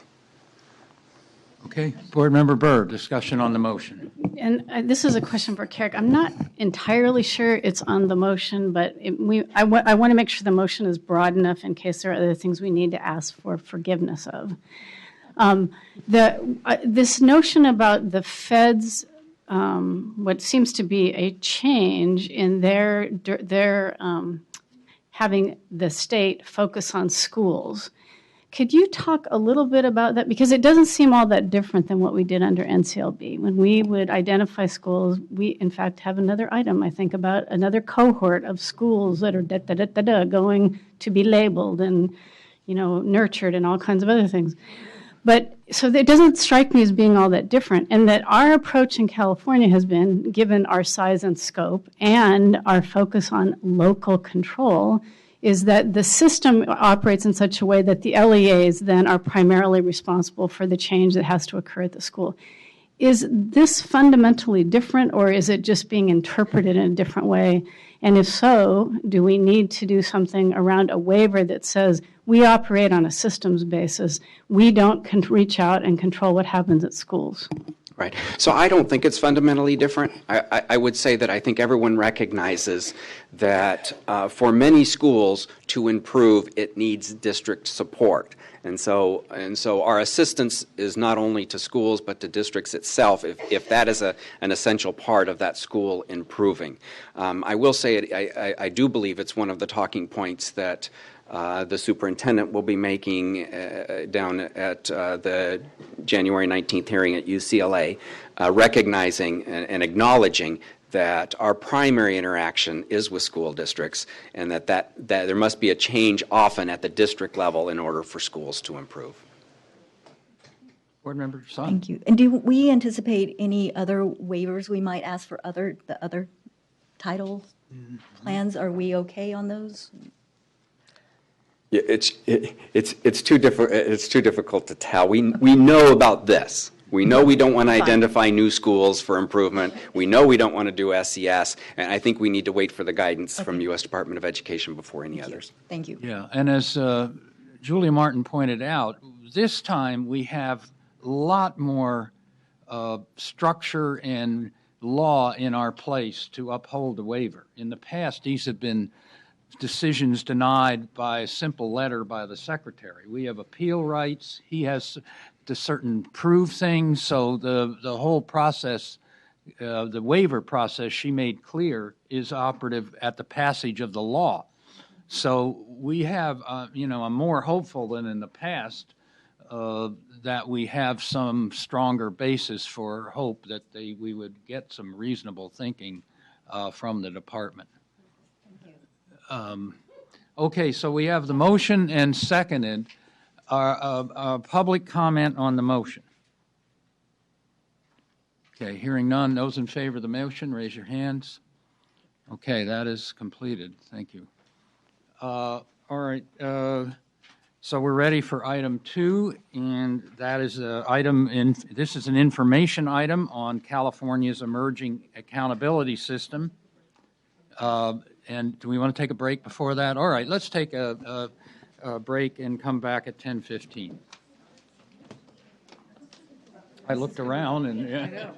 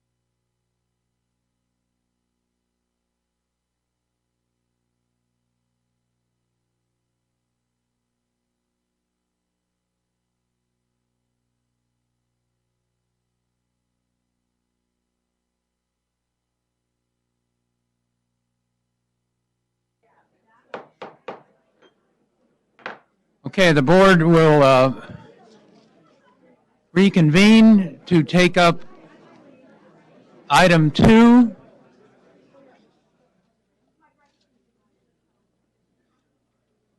Item 2 is an information item on California's emerging accountability system, and we will work today on the rubrics as well as the broader frame. As we indicated in prior comments, the desirability of merging a federal and state accountability system with what the Governor Brown called a concise number of indicators, I think is clearly part of what we're thinking about. And then that concise set of indicators for federal-state identification of the lower 5% and other purposes would be part of the rubric. And it's possible, another thing we'll discuss is the rubric with the indicators in the law for LCFF. I think there's 23 of them. Those would be, some of those would be used at the local level for their LCAP judgments about how they're doing on implementing their LCAP activities and goals. So the LCAP it needs more indicators, I think, than a federal-state accountability system, because the local control accountability plans have so much more flexibility, diversity. They need local needs. I was in Oakland. Oakland voted a tax override to implement career pathways in its high schools. Oakland ought to be evaluating, to me, its LCAP partly on the implementation of its career pathways. So we also will have local indicators in the rubric. So I see that we can integrate the federal and state accountability identification and assistance issues with the rubric, but the rubric will have more indicators to meet all the varied local conditions. So we know that some of these elements are not in the current materials, but I'd like to say that we will be discussing these items but not taking action today on any of them. We are on track to have our plans completed on accountability under LCFF in 2016, fall of 2016. So we also continue to deliberate on this and to focus us on the attachments and where we are. The head of accountability for the State Board of Education, Nancy Brownell, is here to open up the discussion. Good morning. Thank you, President Kirst, board members, and Deputy Superintendent Price. Item 2 is the focus on continues the board focus on discussions around an outdated accountability based solely on test scores to a new multiple measures. With the enactment of ESSA, and part of the purpose for having that explanation as the first item and then being able to move into the ongoing conversations you've been having about accountability, the goal of developing one integrated, I might add local, state, and federal accountability system is really the continuing goal of these conversations. This item is the 6th in a series of regular progress updates to the board on the implementation as LCFF as the foundation. And this varies a little bit from the proposed agenda discussion at the November meeting because of the enactment of ESSA on December 10th, provided a perfect opportunity to move these conversations together. So in item 2, there are 4 attachments. The first one is a comparison of ESSA and LCFF on select accountability components to further the conversation on accountability. As we heard from Julia, clearly there are a lot of other components of ESSA that we will be continuing to discuss.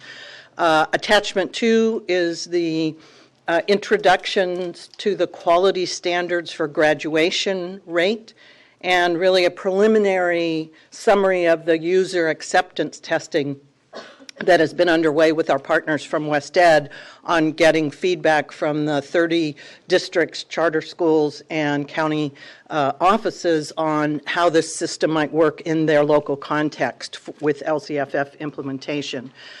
Included also is, again, a revised timeline that we will be continuing to modify with the department in light of the ESSA passage and how to think about, again, this move toward a much more coherent system.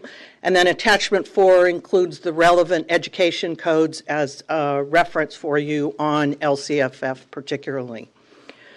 In addition, staff has included some framing questions around the issues that we've been talking about for really the last year or more in relationship to accountability that may help shape some of the conversation today, really again focusing on the idea that an integrated single system, we have a real possibility for developing that in our state, which is a lot of agreement across the state that would be an advantageous way to help schools and districts at this really interesting time in our profession. So the major part of this item, in addition to the questions, is the chart that is the comparison of select components that you have in the packet. As you know, we've been working with a conceptual framework that turns out to be actually very similar to what is expected in ESSA. The goals of the guiding principles that the board set forth that have been included in these conversations. Many of the components of the developing state accountability system, the local control and accountability plan, as implementation of LCFF, the evaluation rubrics will continue to be the central drivers for the emerging work moving forward. And as President Kirst mentioned, the timelines for completion in fall and the development of the state plan really have already some very good connections. So this comparison table that begins in attachment 1 for this item provides really just a preliminary review of the Every Student Succeeds Act to frame the discussion on how to think about the integration of the federal requirements. The table includes information related both to ESSA and to LCFF implementation, along with some comments that staff has tried to kind of look at initially on where are there similarities, where are there differences, what questions do these components raise in thinking about the policy decisions that will be forthcoming. So the comparison table is organized around these sort of 4 key components. Again, this is not comprehensive of everything in ESSA, but it's particularly around the accountability components. So there's an examination of the timelines, which again were explored this morning a little bit in the complications of that with the omnibus bill from Congress. The number of indicators at the elementary, middle, and high school levels. The places and expectations for identification of technical assistance and intervention, and some initial thinking and comparison of numerically significant student subgroups. So as you look at the chart that's in the attachment, obviously the timelines are similar in terms of the opportunities to merge these components together by fall to have a draft plan. We'll need to get clarification, as Carrick mentioned, around regulations, but just from a first look, the timing is close, so that's a good thing in the sort of ongoing work that has been occurring with the rubric development. The number of indicators, and we've tried to, in the chart, really identify the specifics at the elementary and middle level, which are a little bit different from the high school, particularly similar to the indicators that are identified for LCFF implementation. But some of the comments and the decision points, obviously, that will have to be worked out over time from your perspective, is this idea of the methodology for weighting indicators within a multiple measure system, the selection of the additional academic indicator for elementary and middle schools, even the set of criteria for selection of metrics for identifying high-need schools in a multiple measure system. Those are, as noted in the chart, generally some sort of basic decisions that will need to be considered. The other two components that we've include the technical assistance and intervention strand or component, how to look at a weighting system that doesn't need to move into a single index. As Member Burr mentioned, and in the governor's budget, some concise measures that will be useful to districts and to the state in moving ahead. The importance of differentiated support and intervention, which we haven't gotten into a very deep conversation about that, but that's clearly part of the component that the department's been working on, the connections across the department, county superintendents, the California Collaborative, all good pieces of work that are in place as a result of LCFF that obviously could really be identified along this idea of a multiple differentiated system of support for schools and districts moving forward. Also the role of the state systems, and a very big factor that the department is continuing to work on is this idea of alignment of plans, and that we've heard from so many districts and schools is that we have sort of a plethora of plans that are really time-consuming at the local level and don't seem to really serve the purposes of an integrated system. So we look forward to the ongoing work on that. In the significant student groups category in Attachment 1, the sections that look at both the expectations for indicators in LCFF and in ESSA, the importance of thinking about a consistent N size, that it varies at both the state and federal levels for all groups, consistency of reporting, how that might look, measures of performance equity improvement for all student subgroups, and the determination of how that would be derived. And as Member Lacone mentioned, also the universal definition of English proficiency, the reclassification issues that we've struggled with at various times in the state. So there's more detail, obviously, in the chart that you've looked at, and we've summarized the chart into this slide, which I know is hard to see. You have the hard copy of it, but for purposes of your discussion today, the local control funding formula priorities that are listed in the left-hand column, and then just to see the similarities and differences both across ESSA generally, but also what is expected at the elementary, middle, and what is needed at the high school level. So on that note, initially I'll stop and see if you have any clarifying questions, comments related to the features that are identified in this particular chart. Member comment, I wanted to mention as a carryover from the prior discussion that the required set-aside under Title I of 7%, and then the 3% which we could for direct services, which we could also withhold for technical support, that adds up to 10%, 7 and 3, and then you divide that by Title I at $1.5 billion, and you get $150 million approximately for state technical assistance and intervention. So that's quite an amount of money, and I think some of that could go to really provide more resources to the collaboration on educational excellence. They're a local educational agency through Riverside County. That makes it somewhat easier. So I just want to point out that there are really, this is a game changer in terms of the state role on technical assistance and intervention in terms of resources. And we should keep that in mind, that this is now a law and it's changed. So board member comments and questions on the presentation. Board member Burr.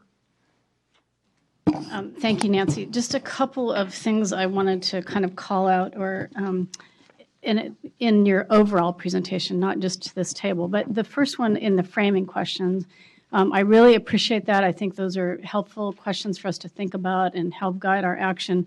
I would change number one slightly to say, instead of how can California best create one integrated state and federal accountability, I would say local, state, and federal accountability, because I'm worried again that we're letting the tail wag the dog, the federal conversation sort of swamp everything and become a top-down conversation again, when we've worked for 2.5 years to have it a bottom-up conversation.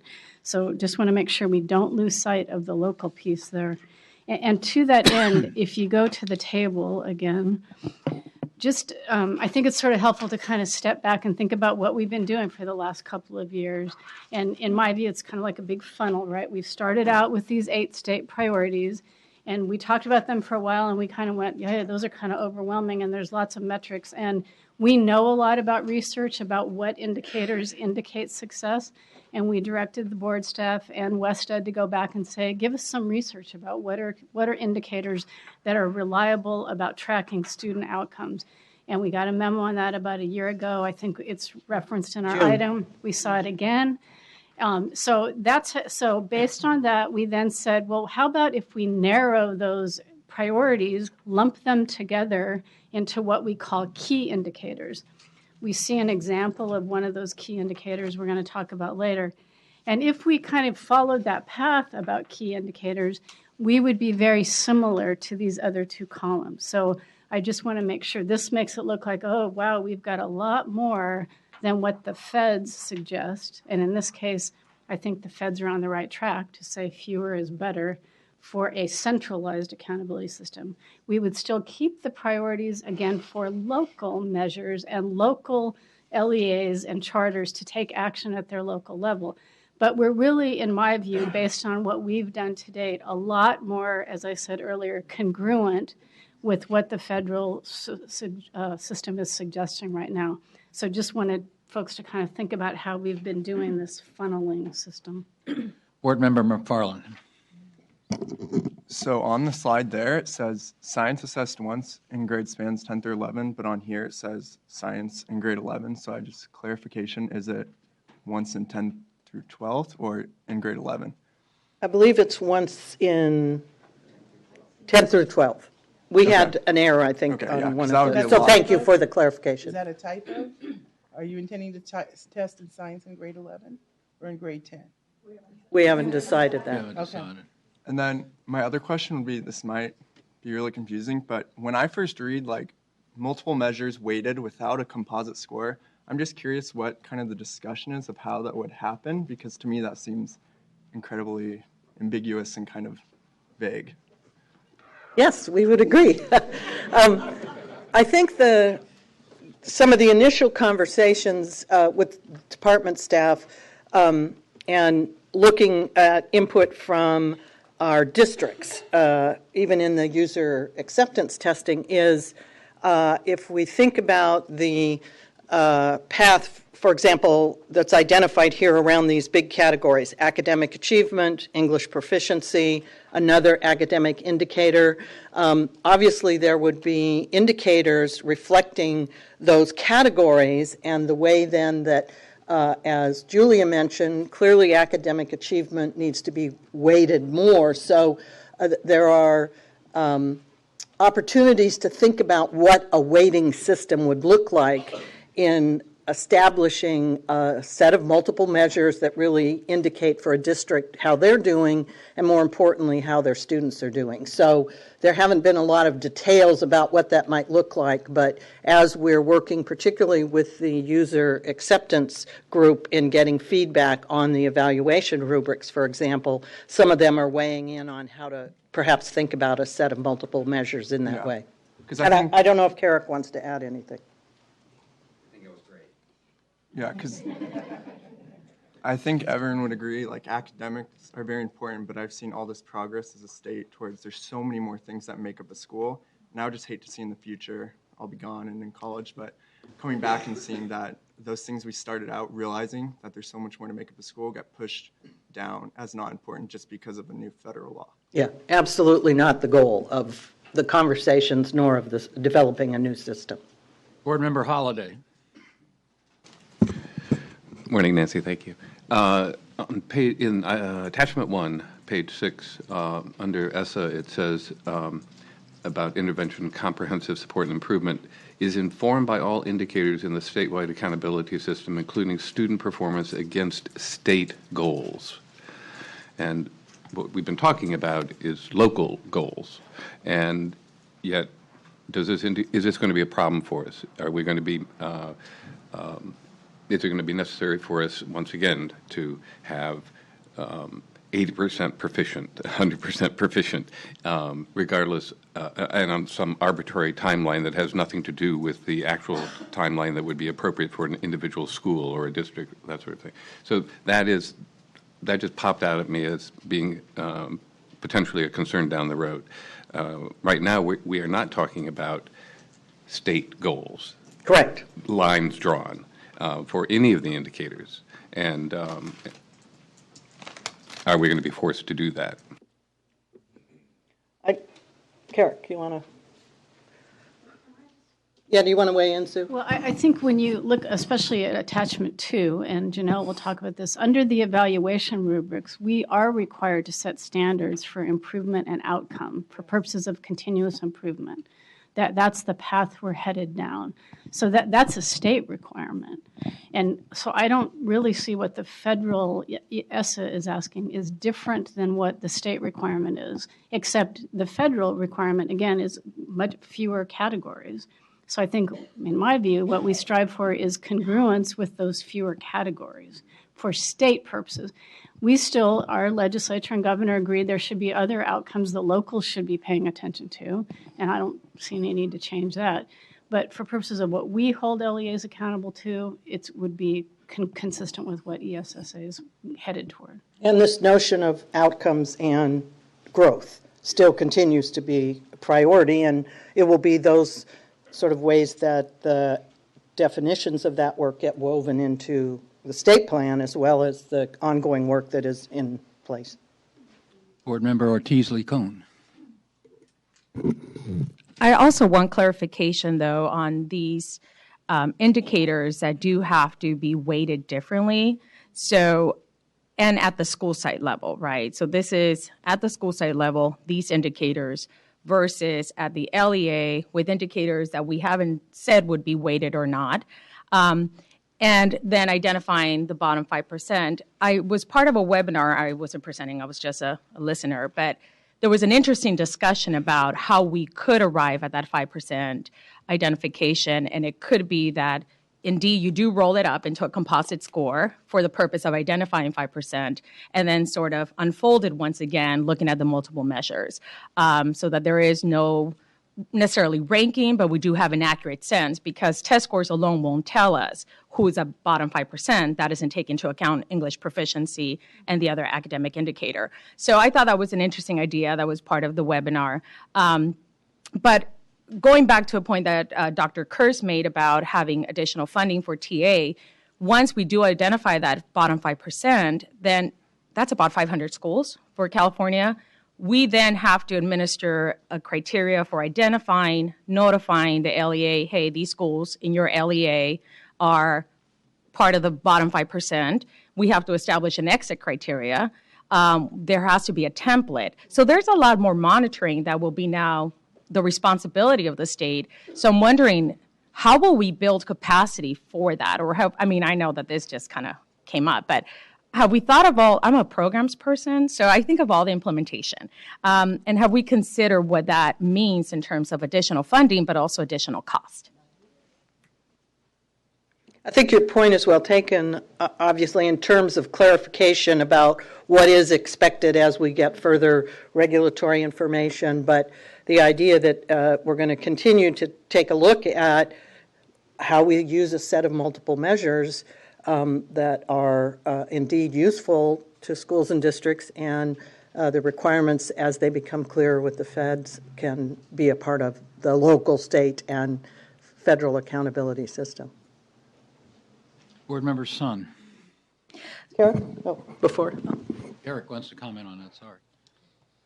So let me just make a couple of comments on what the federal government is referring to in the law as the lowest 5% or the lowest performing 5%.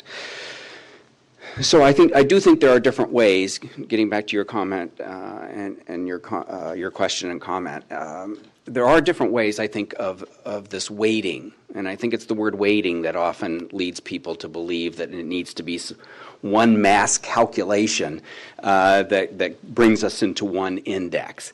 In fact, that's where the API was going at one point. If you remember, our own state law asked that we add into it other indicators besides assessment.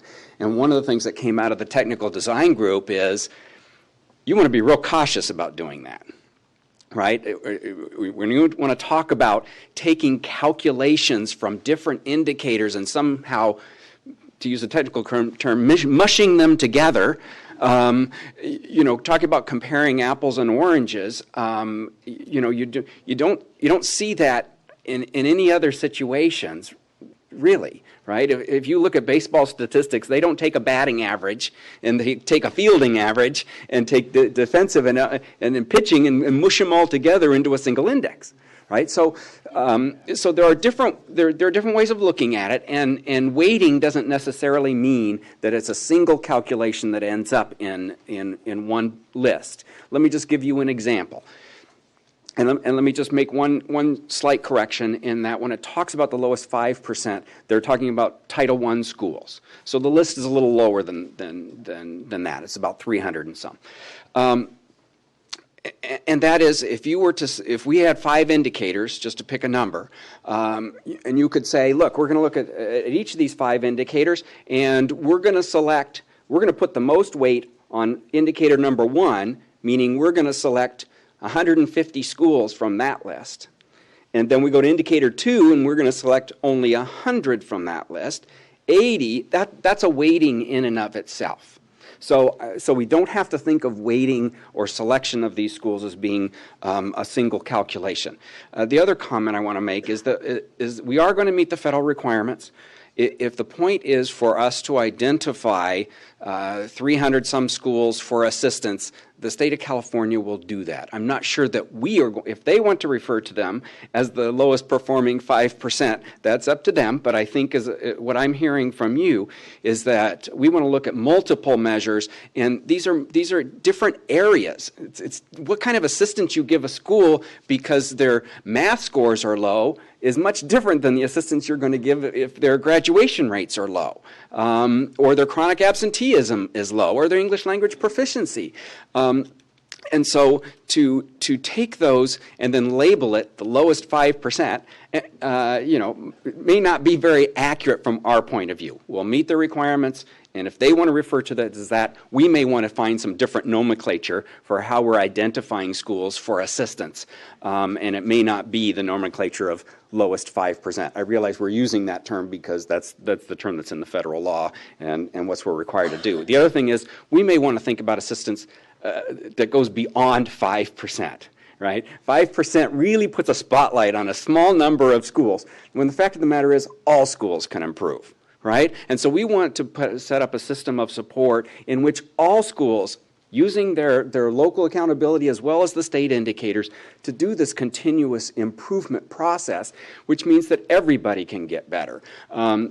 And we'll have a tiered system of support. At least that's what I would suggest, a tiered level of support in which some schools get different types of assistance depending on what their data show that they need. And some may at some point in time, as what is already mentioned in our own state law for the collaborative to do, and that is at some point some are going to need more intensive intervention, and that will happen consistent with our own state law. So just a couple points as we move through this conversation. Board Member Sun is. Thank you, Eric, for that. So my comment on this item is I appreciate the work the staff has done in doing the comparison and framing some of the issues for us. I think that these are not questions or issues that we didn't know about, and they have been under discussion since the very beginning of all of this process. I think what this has done is to sharpen the specific areas we really need to focus in on. And just as I'm an implementer as well, and just as a participant on the UAT, I know there were some technical issues that have come up based on the preliminary runs of data, et cetera.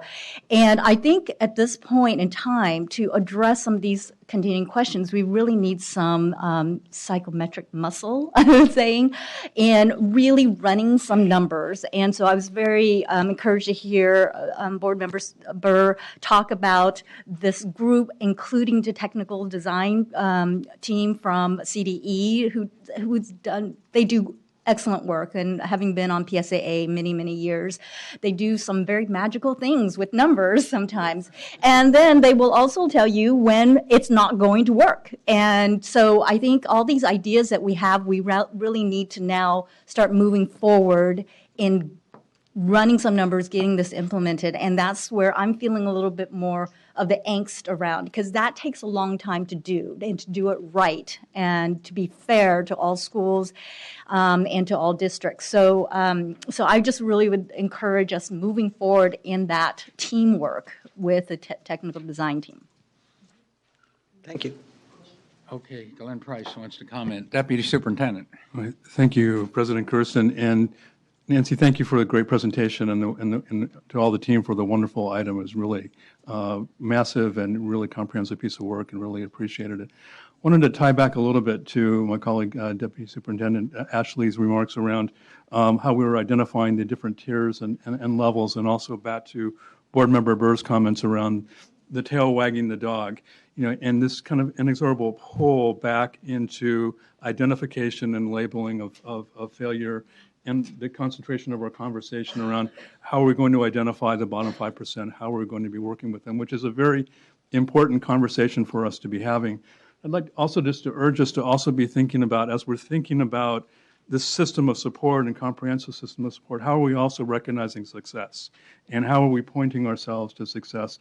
And how does our system of recognition of success, of defining success, recognizing success when it occurs, and then continuing to support that drive to success happen, which I believe is a little bit of a shift that we need to make as a state, away from the focusing of attention. And we need to be providing extremely high-quality support to those who need it, but we also need to be thinking about how are we driving to success and how are we building the capacity for that.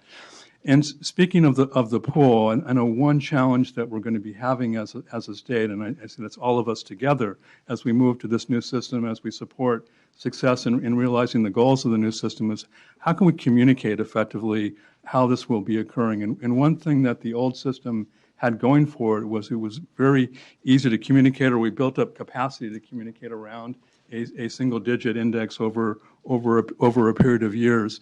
And we're going to really need to be thinking together, as evidenced today, with these little bit more abstract concepts that we're dealing with.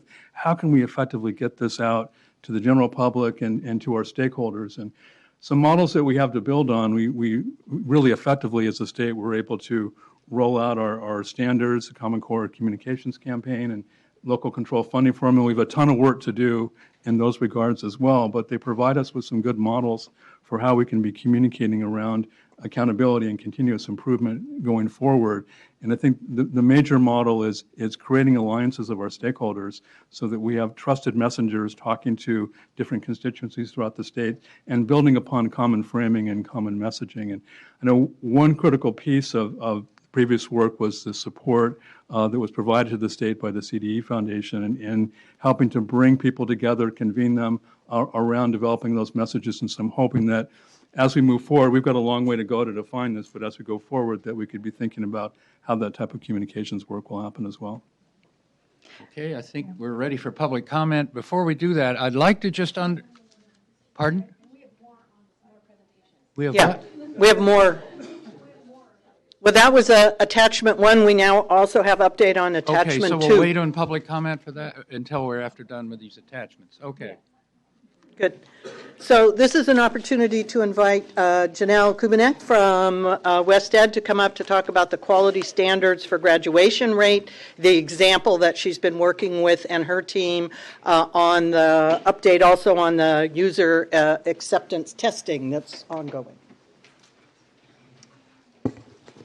Good morning, Board President Kearse, Chief Deputy Price, and members of the board. Janelle Kubinek with West Ed. As Nancy mentioned, I'm going to briefly share with you an update regarding the analysis and work underway to inform the development of the evaluation rubrics. As I've shared in the past, the LCFS statutes include the evaluation rubric as a resource to help inform local education agencies and those in a position to direct or provide assistance as to how do we assess strengths, weaknesses, and areas of improvement. The evaluation rubrics also, as was noted earlier, provide a standard for expectations and improvement related to the state priorities. And the state board, in your prior meetings, have provided us with some policy guidance and other direction regarding how to proceed with the design of the evaluation rubrics, which has included engagement of stakeholders, looking at published research, examining California's data, and providing analysis. So we, as been mentioned, we have engaged a user acceptance testing group as part of the stakeholder input, provide concrete feedback to this process. So what I'm going to provide today is a brief update that expands on content analysis that has been completed, has been shared with you in prior meetings, and this includes September and November, and then give you a sense of how this can contribute not only to where we go with developing the evaluation rubrics, but the development of an integrated single coherent accountability system as well. So as you can see on this slide, there's lots of pieces that have provided direction, have been contributing to the analysis, and are coming together as we work towards building or supporting this single coherent accountability system. So in terms of developing the evaluation rubrics or working on this process of development, it's a combination of research and input from stakeholders to what I'll say is achieving rigor and realism. As you can look at everything that we're changing and doing, there's a lot going on, but there's also a lot to learn from as we look at what we can glean from research, but also looking at what we know from our own data. So for the user acceptance testing, this is the latest piece of input into the process. You know, from the past, we've had regional input sessions. We have an active policy input session process. We have now, in a very structured way, engaged a group of local education agencies that include districts, charters, county offices, representing the diversity of our state, to provide input as users to what may be the content, what will be the design, and ultimately the functionality in the evaluation rubrics. So the first area of input that we sought was regarding content. So we put together, based on your direction, some statements that looked at how can we describe what the practices we would expect and should be able to support through the rubric as examples of practice standards. Those were shared out in November with this group of districts, county offices, and charters. We have then in December shared out further examples around data with some sense of what the measurement process or looking at data could include as we formulate quality standards. And so I'll walk you through in a moment some more in-depth examples of this analysis and the feedback with respect to graduation rate. But before I walk through that, I'd like to just take a moment to share with you some of the themes that emerged based on the comments from the groups that we worked with in the user acceptance testing. And I will just say that we got incredibly thoughtful, critical, and constructive feedback. So it wasn't we just really, really like this. It was how does this work, and this could be better, and have you considered the following? And I think this is very much going to contribute to how do we make this a useful resource to the field as it becomes available. So just one of the first things was the idea of this can't be just a snapshot, but districts really and charters and county offices really wanted to see multiple years of data. And so that they could look at their trends, understand them not only at the district level, but also at the school level as well as the student subgroup level. And so, and that is something that's very helpful, compelling. I'll just share with you, one district took a look at some of the displays that we created for them and immediately went into, we got to plan better as it pertains to graduation rate. And they are now working through, and it isn't just we got to improve graduation rate. It was very specific around we need to improve graduation rate for some of our very specific student subgroups. And so being able to see the data displayed in that manner, I think, we can see some immediate change already occurring. The next piece was that the districts and county offices and charters, they see value and importance in continuous improvement. So some of the comments we got were, what some districts saw in terms of being able to look at a range of data across years with feedback, looking at practices, really supported continuous improvement. There were also on the counter side of that, some thought that as soon as you reduce things down into tables, it feels kind of judgy. And so how do we help support the notion of there's a process around continuous improvement that this information can be used? I think what we heard resoundingly from those providing feedback is they're committed to continuous improvement. So I think we've talked in the past as we've considered LCFF and the shifts being made is how do we shift from compliance to performance? I think we're getting some of that feedback from those contributing their comments through the user acceptance testing process that they're really looking for ways to move that forward, realizing that they have a lot of muscle memory on some of the compliance aspects that have been part of their work with planning and resource alignment and wanting to see some things that are different. Say that there's also a comment that was repeated throughout, which is the complexity of all this, and that there's just so much to think about, and addressing multiple metrics and in a local context is a real and noted challenge. So, throughout the two phases of input, we saw comments suggesting that there was too much information being shared in terms of what was potential content.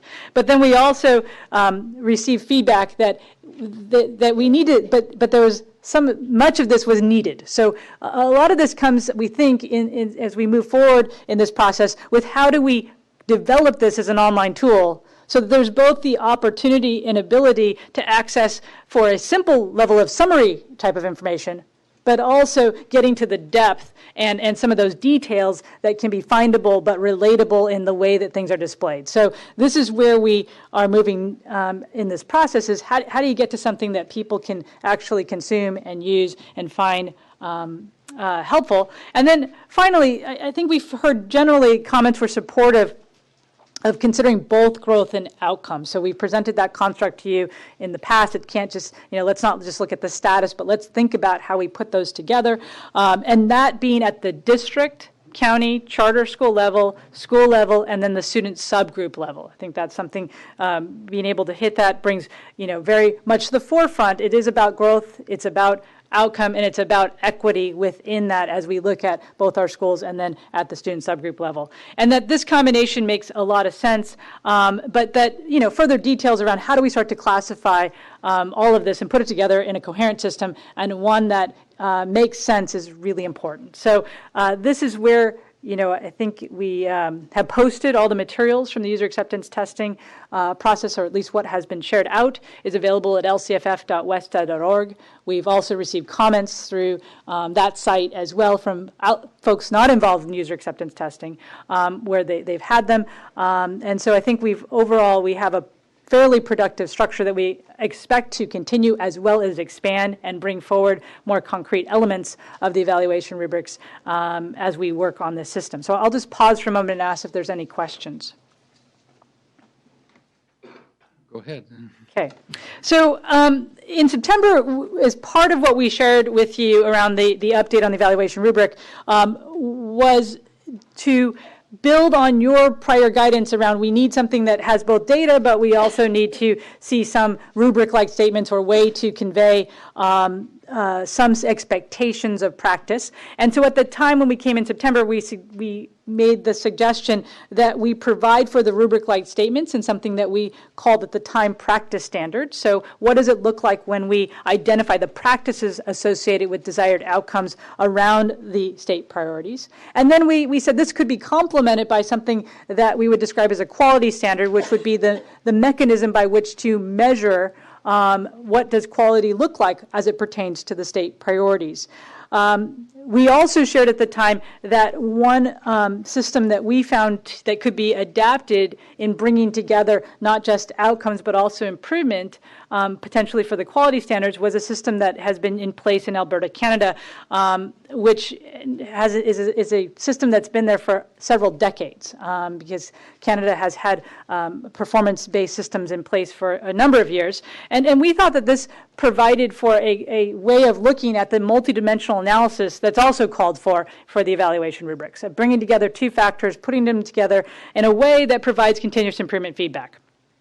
And and this is one that not only does it seem to put the elements together, but in terms of looking at Canada as it has performed over the years, as it looks within national comparisons, international comparisons, they have performed quite well relative to their peers as the system has been in place. So as part of the first user acceptance testing round, which we proceeded with in November, we shared a version of this display as a potential quality standard classification system that could apply at the LEA, the school, and the student subgroup level. And we received generally positive reception because it was noted that it was simple, it was easy to understand, and could be shared with stakeholders when you look at some type of a way of providing for this classification. It also could be used to show the differences between what we're seeing in terms of improvement outcome overall performance with regards to our districts, our charters, our county offices, as it pertains to their level of performance and their individual schools, and then subgroups, student subgroups within that.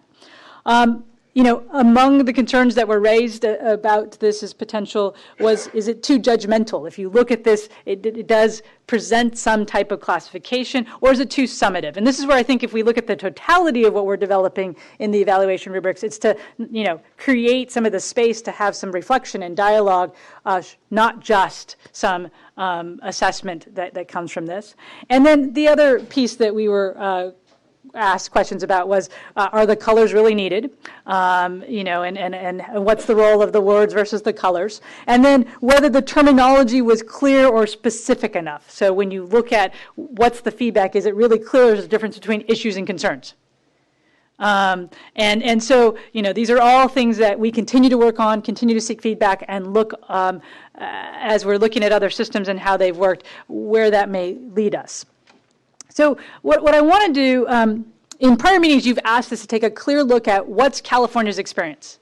And so we have been working, to support this activity, we've been working with the department's Analysis, Measurement, and Accountability Reporting Division in providing data to WestEd. And we've been very appreciative of the level of support they've provided. And we've been using this data set to analyze and model options for standards and methods to share data to support continuous improvement and reflection as part of what is the function of both the LEA level, but also at the school level, and including our student subgroups.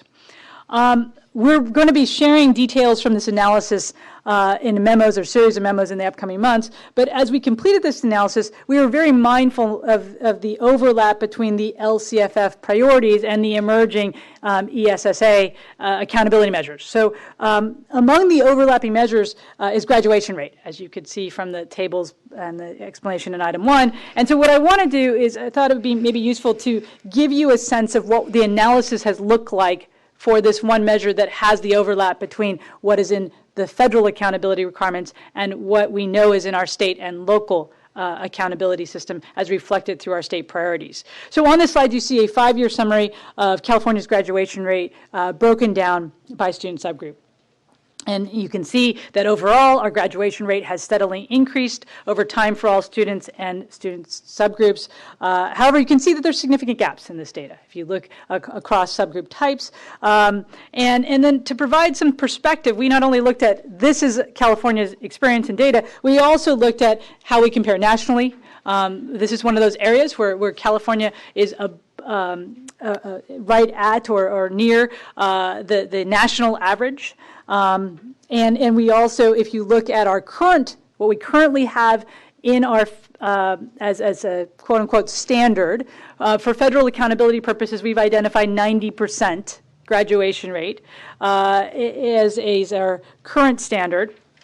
And that is slightly above the average graduation rate of the 10 states with the highest graduation rate. So if you look at 10 highest graduation rate states, their average is around the 90% mark. So, if this is an area where I think you can see a bit more about the explanation for this in attachment 2 on pages 3 to 5 for the full analysis. But I'll pause again and ask if there's any questions. On the chart that you showed for the Alberta model with all the colors, did you say that you're looking at running this at the district and the school level? Yes, and subgroup level. So you say running. Let me say right. This classification would apply at the district, school, student subgroup level, but the analysis would be based on measures set for all uniformly based on a statewide analysis. So what I mean is we aren't resetting it. We wouldn't reset and say, well, this is what it looks like amongst this one subgroup. It would be, this is what we've established for the state. And I'll show you an example of a school and district level display that applies that in a moment. Right. And so based on what you were saying about the feedback from UAT districts, that they said, hey, we'd like to see this on a school level too. And then using technology, you're looking at being able to drill down to actual school level information based on this. Yes, so this is something that is actually, it's specified in the statute of this should be, the standards are applicable to the LEA, school, and all subgroups. So we have been working with how do you take, create standards that apply, and they're consistent throughout the way that this is worked. Yeah, that was one of the technical issues. Is what this looks like for a school is very different than what it would look like for an LEA, or a district or a county. And then how do you, And I'll show you that in a moment as we move into this. Yeah, Board Member Ortiz-Lee-Cohen. I have a question about the classifications, and I believe maybe this would have been discussed. I came in late in the last meeting, I think. But there seems to be too many identifiers. So you have improvement, then you have outcome, and you have overall, and then there's different classifications for each. And I understand improvement that has to stay standard, but couldn't we align outcome and overall so that it's either emerging issue, concern? I mean, you're looking at very high, and it's issue, it's concern, and then there's colors, and then of course I'm going to ask for equity, right? So there's all these things going on, and I think that it could just confuse somebody that is just trying to get a glance at how the school or LEA is doing. So I'll show you in a moment. I think that's a point well made, and I think equity, I'll just say, by looking at subgroups, equity is a major component of what ends up being part of the feedback, and that's where I think, the district I gave you the example of that immediately went and said, wow, we need to do something in a very different way as it pertains to supporting our students with graduation. The equity, it was an equity realization as they looked at the data displays because they saw the subgroup, not just numbers, but the colors popped at them or the labeling popped at them. So I think we have heard, does this need to be 5 points each way? Should this be reduced down in numbers? I think those are all things we are continuing to explore and saying, how can you make this simple yet specific enough that it helps drive some of those recognitions and realizations as to what can be improved and how to go about supporting improvement. Can I just add to that? I think for me, I get it that in this community, the equity may matter, and in other communities, they'll want to drill down and see where are we not serving students or where are we serving students well.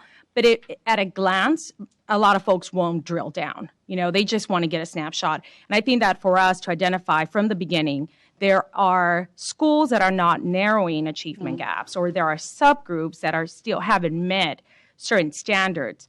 That really shows the commitment that we do have, and I know we have because a lot of what we're building in the state is moving towards equity. But it really gives it weight, and it's more than just visual display. It also tells our TA groups, whether it be at the county or at the collaborative level, where the starting point is for addressing and supporting a school, right? And so if we know that English learners because, there is a gap or inequity that signals concern, we're going to then drill down and identify properly the groups and how to tailor that TA support. So again, I don't have a concern that in the world of academia or in practitioners' world that will be noticed and identified, but somebody who is simply looking at our accountability system may totally miss that unless it's prominent. So I would just say, I think part of what we need to work on in design is how do you present summary level feedback, and do you highlight on particular policy imperatives such as equity, and in which case, though, we still have to have the source, underlining method, and details so that we can get to that point. So my takeaway is let's think about how we highlight some of these things, not just drill into them, but make them something that as part of a summary level display, it calls out and says, these are areas where we believe important attention needs to be paid, not because you drilled it and found it, but because it just truly is the case. So, Mike. So this is sort of what I was talking about with my other comment, though, with the ESSA, in that what we've had in the past is a line drawn from high outcome down, and everybody had to get over that line, right? We didn't have the improvement component in this. I think the Alberta model is wonderful, and I like the fact that there are so many levels, because as somebody who ran a struggling charter school for a number of years, being able to move from low to intermediate with some improvement meant a great deal to my staff, meant a great deal to me. We were able to say, hey, okay, we got the train started in this way. And that is, from a human standpoint, I think that's terribly important to know that, we've made some traction there.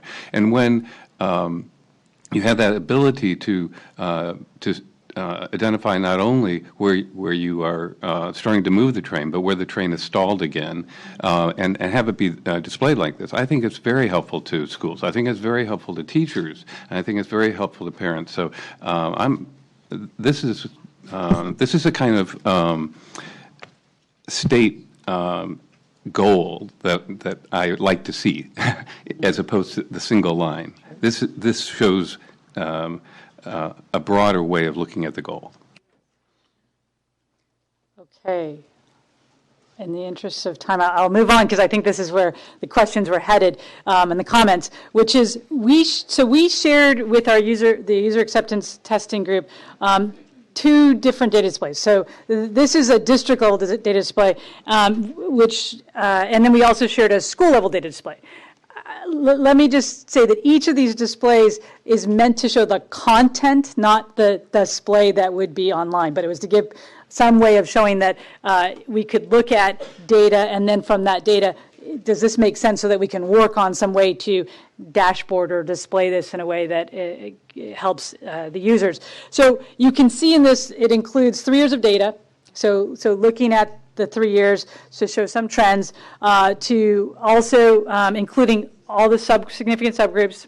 And then what we've included here as the way to think about outcomes and improvement is the average rate over the 3 years. So one of the, as we've reviewed systems and researched them and looked at California's data, there are anomalous events that occur. And so as we try to build an accountability system that is about continuous improvement, it feels like having some ability to look at the trending of things or the averaging of things over time to even out some of those bumps and not dwell on a bump.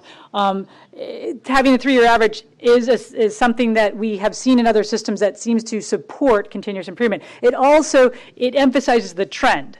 And we know that if we look at the data as it comes to the state and gets certified, we're always going to be a year or two behind. So to think we're contemporaneous with the moment is not a very realistic expectation. So thinking in 3 years averages, it gives you a sense of the trend.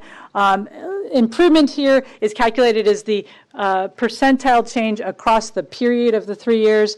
And so in this slide, what you're seeing is the underlining data for this example, and then as we think about, just as a way of looking at the colors, how might you differentiate in both applying the colors around what the outcome is and also the improvement. Okay, so this is, we shared this display with the districts, and again, I'll say this is meant to be a uniform standard, so the way the colors were applied at the all student level is based on the same ranges that are used to apply to the subgroup level.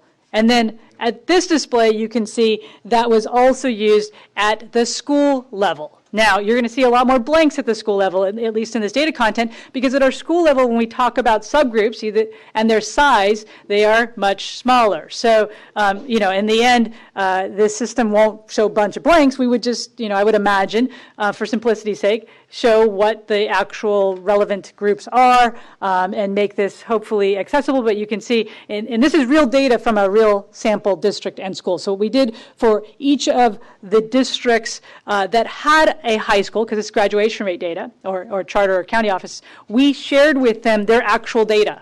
We picked a high school, and we showed them their district data or their charter data, and we showed them an actual school. If we do have districts that are elementary or charters that are elementary and our county offices that have alternative schools, we showed them just this sample data with the understanding this was the concept behind how the data would be then connected to the classification process, or could be connected to that classification process.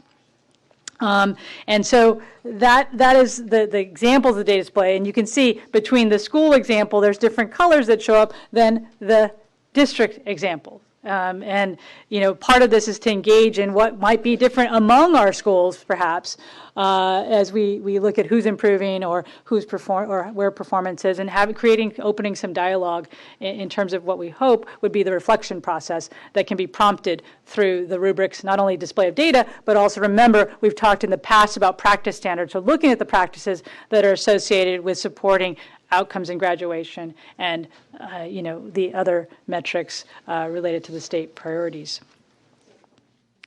Question or comments? Board Member Williams. Since this is data done on a very specific school, can I assume they didn't have any foster youth, and that's why that category is not listed on the left? So at this point in time, we're still working on having the data populated for foster youth, but we would imagine that being present in the displays, however they may look, once that's available. Thanks for raising the point. That's a data gap now. Yeah, and it's an end size. I mean, and I would imagine that in most of our schools we're not going to see, but in our districts we'll see that group. Board Member Ortiz-Lacombe. I have a point of clarification on slide 17.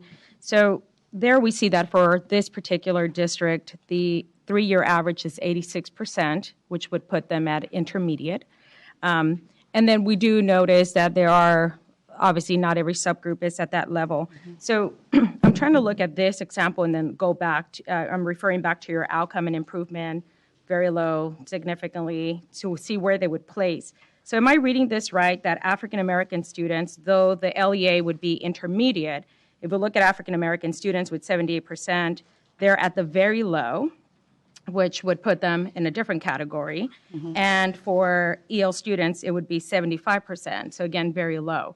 Mm-hmm. So I guess my question would be, how do we reconcile that? I mean, there's intermediate, which is saying you're C, that's like about a C average, but you have students that are far, far below that. So how would we make sure that that is noted and weighted into this? So part of what we have to work on is what's the context that's going to wrap around or use the rubric, or how perhaps we summarize this, because I think that what we're indicating is, as you look at the statute for the rubric requirements, it's to create standards for expectations improvement for the state priorities and subgroups. So how then do we create a supportive process? Is it helpful to summarize this into where we see the points based on colors? Here's the areas of concern, because the overarching purpose of the rubric is to help identify strengths, weaknesses, areas of improvement. So we'd certainly say, look, when you have areas that are reaching a classification of either not improving and or at a level of performance that causes concern or we would note issues, how do we elevate that? So some of this, I think, is what we're seeking input for, is how do you take knowledge of this kind of data and put it into some type of system that leads to the reflections, and not just reflections, but action with some support around practices to make improvement. Go ahead, follow up. Yeah. So I'm looking at the target for improvement, and I'll take EL students, and that's 4%. So the goal is to increase by 4%. When we look at ESSA, and I know accountability for the state, the school level, it's asking for accelerated growth targets. So can I actually just point of clarification? The improvements there are just the difference in the period of what's changed. It's not a target. So none of these are targets. This is actual data. And so this is where we're saying the colors indicate something related to a classification of how much growth relative to others and how much, what's the performance relative to others that generates the color. But these are by no means meant to be targets. They're meant to be a feedback mechanism for the reflection on what's your outcome and your improvement. So we would then have growth targets now.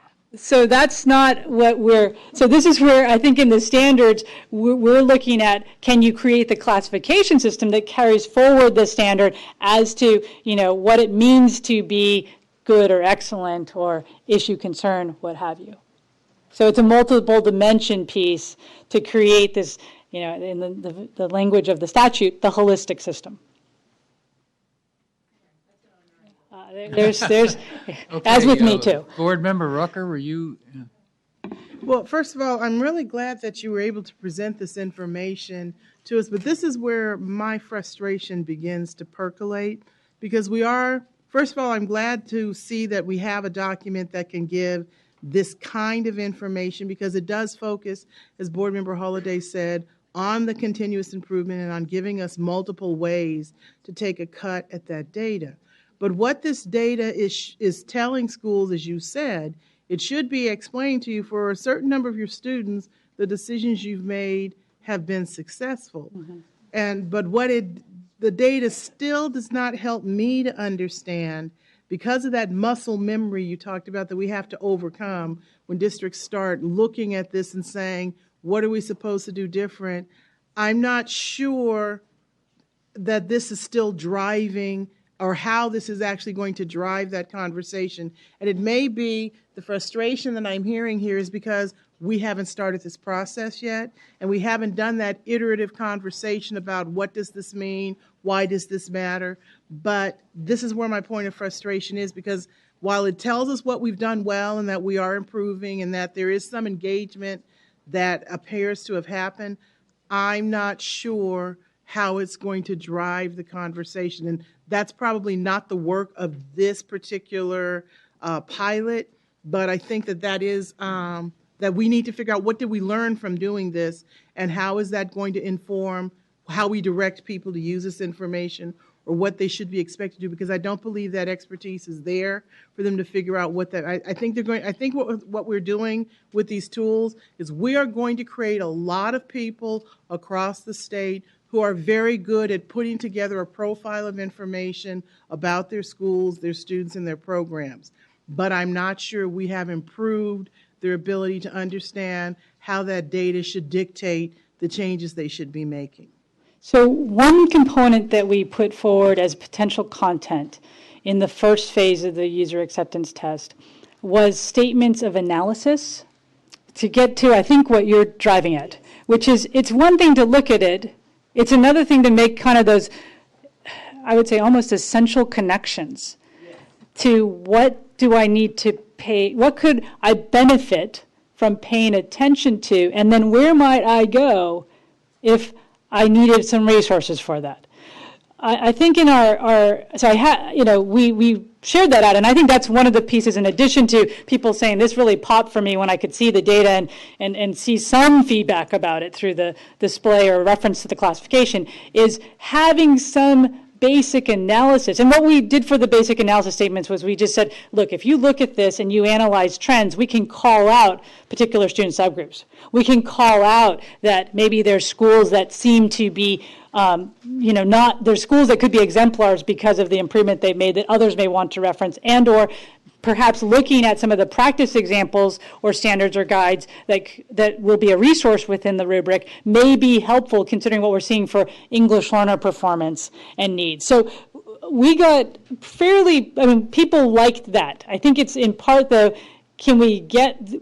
how do we not make it overly complex so that you shut down and go, well, I can't even think about how to step through this, and not so simple that you go, well, no, duh, I knew that. So that's the stuff we're testing. Is there's everything in this is, how do you find that balance point where we can do enough that adds value and it's not viewed as overly pedantic or relatively useless. So yeah. Board Member Burr.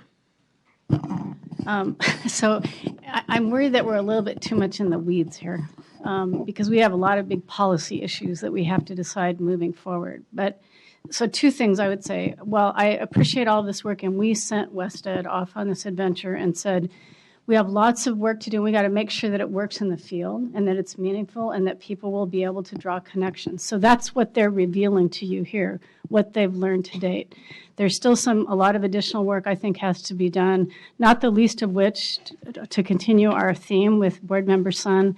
We need to have some additional broad-based advice from not only the users but also stakeholders, and we need some technical advice because we haven't gotten to the so what question, and I know we're not really there yet. I think part of Board Member Lincoln's frustration, Ortiz Lincoln's frustration, is it looks like we have a recommendation here, but we're really not ready to make that recommendation about what the outcome and the improvement is, right?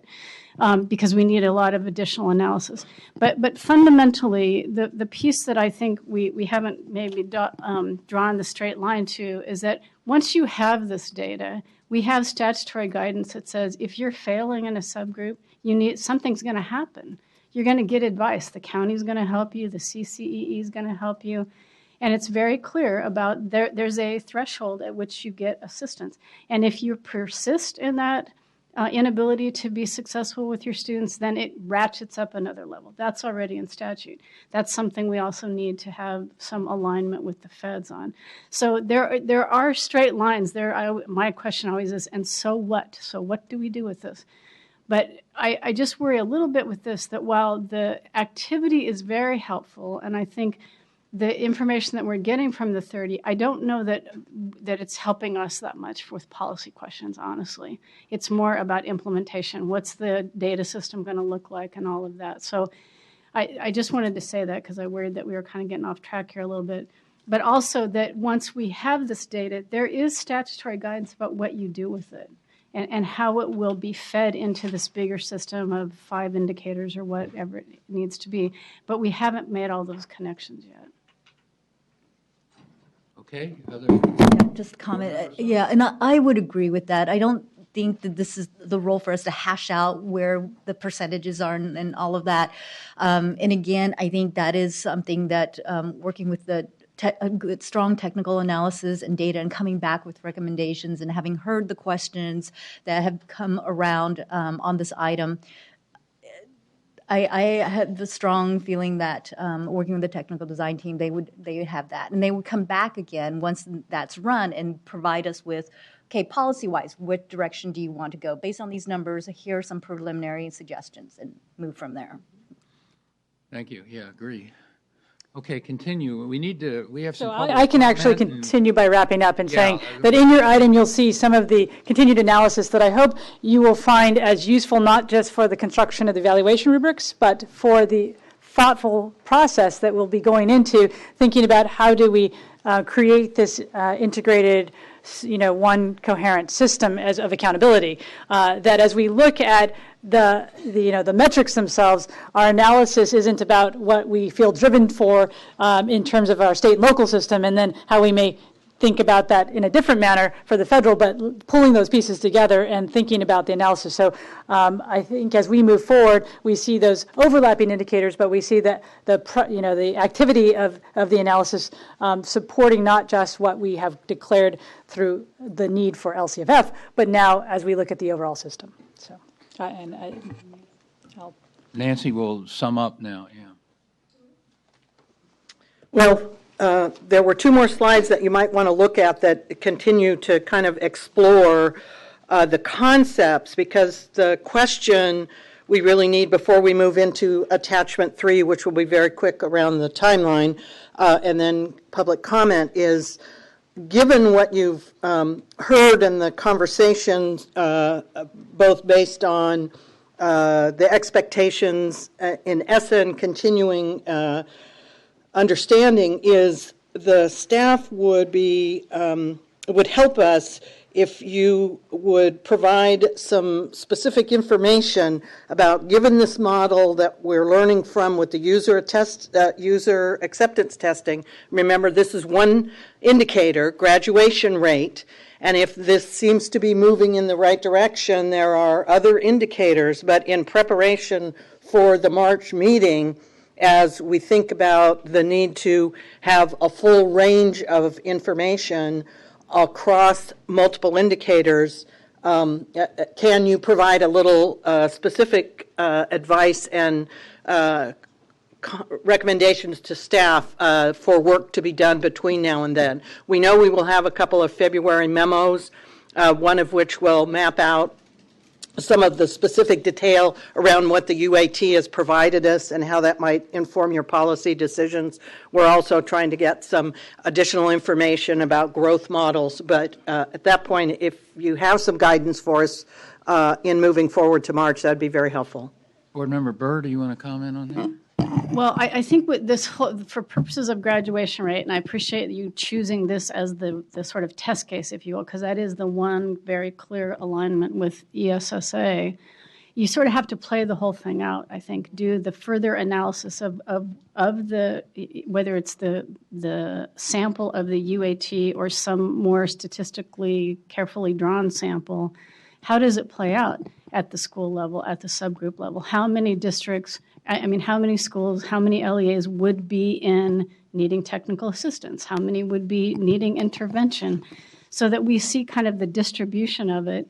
At a minimum, I think we need to do that. We're probably going to have to do it with some of the other indicators as we go forward. At least off the top of my head, I think that's what needs to happen.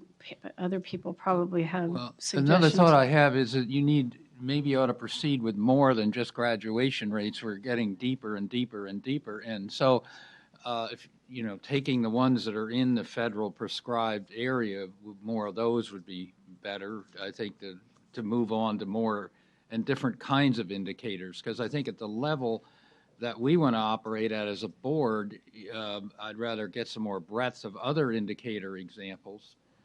And I'm frankly very looking for advice on growth. What is good growth? I mean, that is to me still this example of graduation has some of that, and I think it might work. But I'd like to see growth in other areas, particularly in the achievement areas on assessments. We're going to have to really tangle with that. We can display growth, and we're going to get results very soon for 2016. And hopefully they'll be growing, but how good is growth? It seems we have an assessment contractor, ETS. They could also give us some advice on this, it seems to me. And so that I keep thinking everybody's talking about growth, but I don't see a lot of specific examples of that. And growth, we've dealt with growth in assessment as a country, not in these other indicators. The English learner area, it seems to me, we want to look very hard at growth. What growth is good enough? So I'm really wanting more clarification on that as soon as possible. And right now we had some with CST. We could take a look at that in terms of what our growth was. So modeling it around that, more of them expanding your scope to the ones that are required by the federal government growth, that would be some things. Board Member Rucker. President Kurtz, I want to thank you for making that comment, particularly about the academic piece, because it's been uppermost on my mind ever since the statute required the board to set the standards that the evaluation system, the accountability system would be based on. And I continue with each board meeting, we continue using two mega terms that are beginning to conflate in the conversation. One is growth and the other one is continuous improvement. Those are two very different things. And in setting the standards and in making the decision for this board to set the standards, what are we, are we start focusing on setting the standard for our definition of what is growth? Are we setting a standard for what is our definition of continuous improvement? Because those are two very different conversations. Those are two very different levers of indicators. And so I'm not sure we've gotten enough information played out or put in front of us to understand what is the basis for making those decisions. So I'm really glad that Dr. Kurtz brought up the point. We still have to talk about the academic growth piece, but I'm hopeful that we will retain that there is a distinction between what is growth and what continuous improvement is. And as we make the determination, set those standards, we understand that there's a different set of levers that are weighted for making those definitions as well. At least that's the suggestion I'd like to offer. Okay, Board Member Strauss. Well, I think this was we're moving along, and I think we're moving the ball down the field, as you would say, but I think now with the ESSA passed and with our timelines, I feel like the next meeting we need some really clear next steps. And so what I heard you asking for, Nancy, was some directions and some asks. So I have quite a few, so I just kind of put them on the list and see how we integrate with all the rest of the requests that build on our board member comments. First, we have some areas where ESSA and LCFF are congruent, but we have some areas where there's needing some more clarification. So I'd like to focus on an agenda item where we would talk about that, particularly in the area of technical assistance when you get to high schools. So we know that elementary and middle and high school have different measures and different impact based on how long kids have been in school and the complications of working with the different levels, which I know well, having led at all those levels. But then when we go to technical assistance, I think we were starting to talk about, I remember Burr talked about the different ways we're going to be providing it, and as we move ahead with the collaborative, which I know is developing that. So I'd like a focus on technical assistance and intervention, linking the LCFF and ESSA as well. I think schools are wondering, so okay, it's a couple years over a couple of subgroups over time, but when and how and what's it going to look like? And I think that might help the local agencies take a look at that, and I think that's relevant to the conversation as well. And then our timelines, I think it's developing. So each item, each board meeting, the timeline gets more context. So I think I'd put that on also to inform as you continue to work. I just want to really thank the staff who've been working so hard to try to figure out all these pieces. So I just want to keep the timeline in front of us and what things we can start to make some decisions on. And beyond the graduation rate, I think there are some other areas we'd like some more information on, particularly building on what President Kurtz said about the growth models and kind of what we look at and assessments and where we look at as far as targets. So I'd be interested on the information memo. And Nancy, you said we're supposed to have one in February. And then to remind people that those information memos really do help inform. And I don't know they're always on everybody's mind. They look at our agenda items, they look carefully at them, but I want to remind people about the information items and what it provides and help all board members know as well, because it really is kind of setting context for our continued work. Then following on, I have a couple more. See, I was quiet for a while, but not now. So remember, Lincoln talked about English language proficiency, and I think we've got to understand how ESSA and LCFF kind of how they fit together, and we're going to need extensive input on this from stakeholders, I think. And I know we're using West Ed, and I was at the actually assessment input session, and we're all kind of looking at it a little differently with all the areas that we have interest in. But I think if we could do some background information to develop that metric on how we're going to involve stakeholders on English language proficiency, I think that also is a critical piece for requirement and how we're going to look at that. And I think it's really going to focus the work of LEAs more than ever on long-term English learners, the resources we have, what we have to do to change that and narrow that proficiency. So I think that's, I mean, I obviously these are mega items, these are really important, but now I think we're like, okay, we got ESSA now, and we need to take a look at that. And then we need to take a look at other indicators. We know graduation rate is one. I think it's time to spend a little bit more on what those. We've gotten a bunch of letters on other social, emotional, and different measures. I think it would be worth us taking a look at what do we want based on what ESSA is telling states to do. What do we want in California to meet our LEA and school requirements? What do we think? I'd like to spend some time on that in March because I think people are wondering if we're going to decide what those key measures are going to be. And then the work plan for parent and family engagement, student supports, quality teacher professional development, I think we ought to put that on the table as far as an integrated accountability system.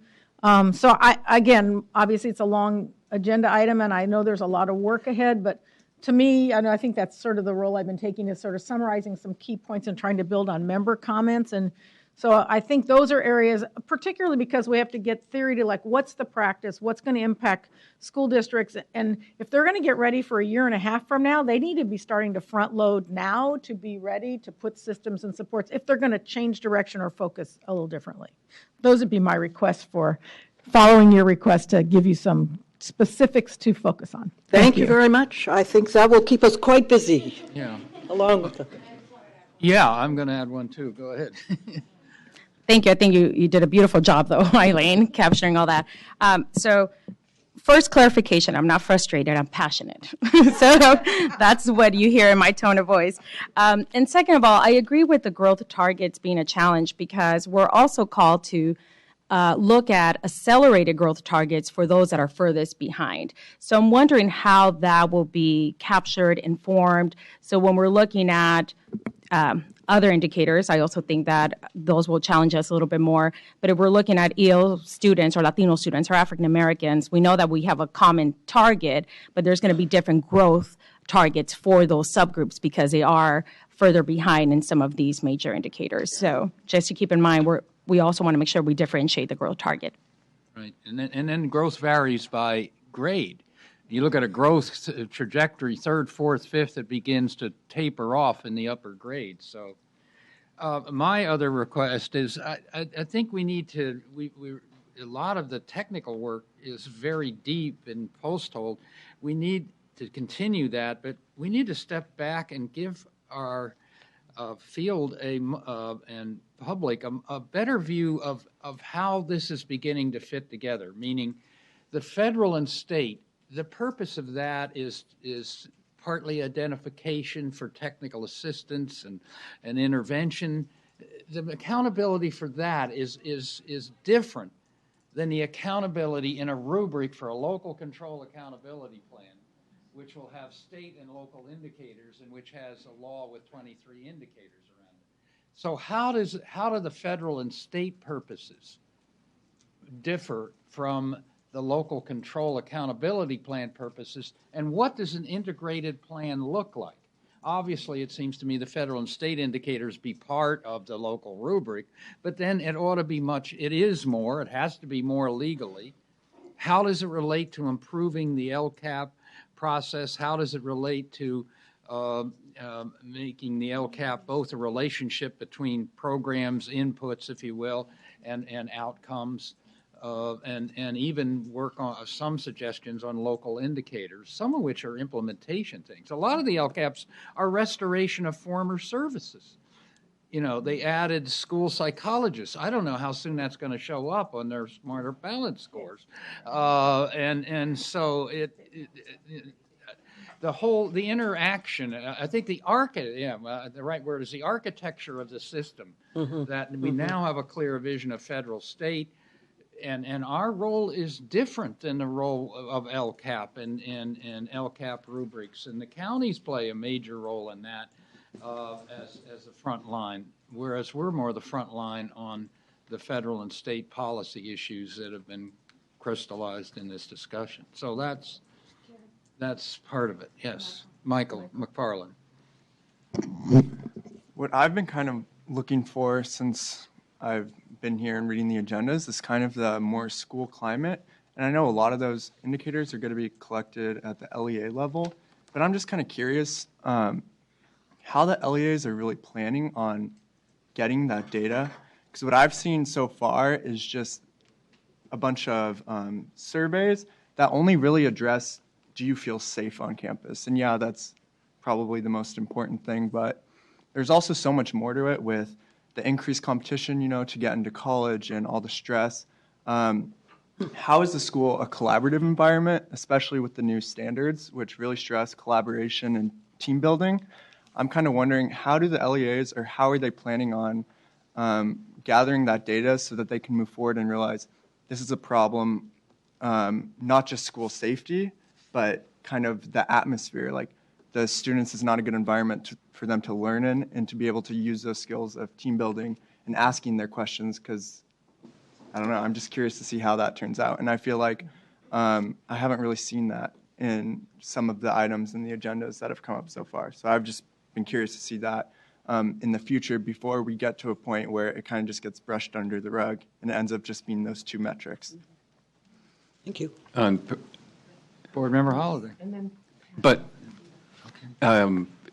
this is great where we are now, okay? So you're getting all these to-do lists. You're up to like 132. But I want to say that this is so much farther along than where we were a year ago, and I think we're headed in the right direction. And yes, it's not just continuous improvement and growth, it's also, as it shows on the slide, improvement, not just continuous improvement, but yeah, there's a lot of stuff to work out and a lot of details to work out, but I do want to congratulate you and Janelle on all this work, and we're headed in the right way. Thank you. Board Member Rucker is next. I just wanted to support what Board Member McFarland said concerning the school climate issues. I've had the opportunity to sit in on a number of student focus groups in a lot of school districts where they talk about a lot of these issues in the LCAP and their role and their student voice in developing the LCAP. And what I heard, and it didn't matter where I went, the geography separated these focus groups significantly, but all the students were unanimous in saying, and it was a universal concern, the school district and the school site has shifted the focus to college and career readiness, and my school district or my high school now has an A to G curriculum. I don't see anything different. And so when students are making those perceptions, that's not just a program issue, that is a school climate issue. So I think it is, what the point he made is very, very important. And I wanted to make sure I supported his concern on that. Thank you. Good. Okay, I think we're very close. There's just a brief overview. Attachment 3 in this item focuses on a revised timeline in terms of a work plan that is very initial. We've all been looking forward to the conversations from you at this meeting. I believe we have a Friday meeting planned with the department staff and board staff to really begin to flesh out the timeline now. As you see, the goal is one integrated local, state, and federal accountability system. The work plan that came in November, obviously the department put a hold on that because that was before we knew about ESSA, which was a wise decision. And now that we have a little more clarity on the requirements. So this is the beginning of a much more detailed timeline that will be developed. And then we continue with some of the communication and outreach that will, again, both formally and informally, the goal of convening a more technical advisory group now provides us with the context for how we think about that, and we continue in this item to include additional resources that might be of value.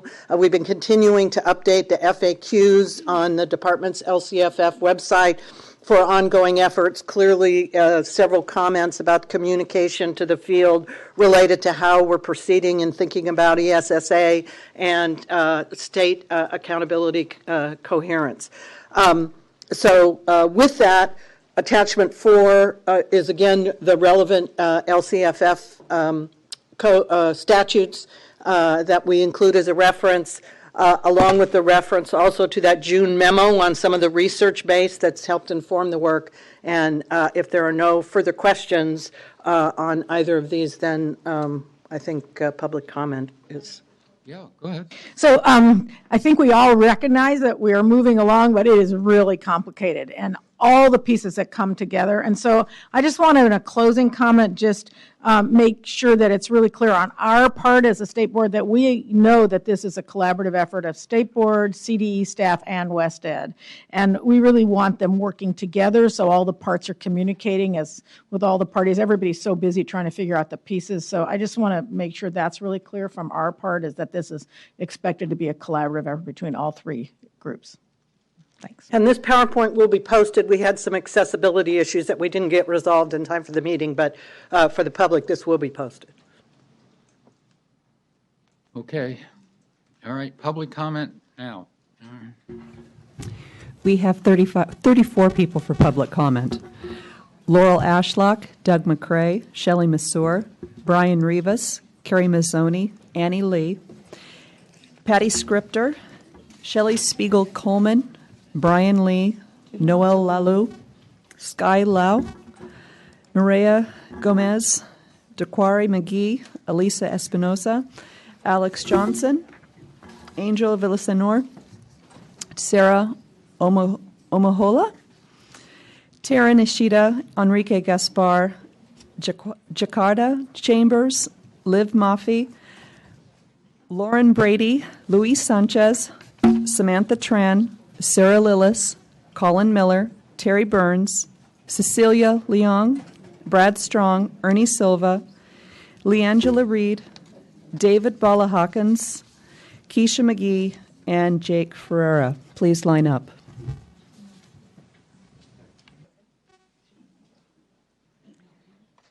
Good morning, Chief Deputy Price, President Kurz, board members. My name is Laurel Ashlock. I'm Chief Academic Officer for Central Unified School District, a member of the Access CIA Council, and CASCD board member. I'm here today to support the development of a single accountability system, which includes multiple state and local measures. It is essential for a single system which provides focus on desired outcomes for students and clear direction for educators. We are supportive of the efforts of the state board to provide for local control, with flexibility to address not only desired statewide outcomes, but also to design and implement local measures to address local outcomes as dictated by student and community needs. In Central, we have actively involved parents and students in the development of our strategic plans. Our DAC president, on behalf of the body, expresses appreciation of our district's sense of community and our responsiveness to the needs identified by parents.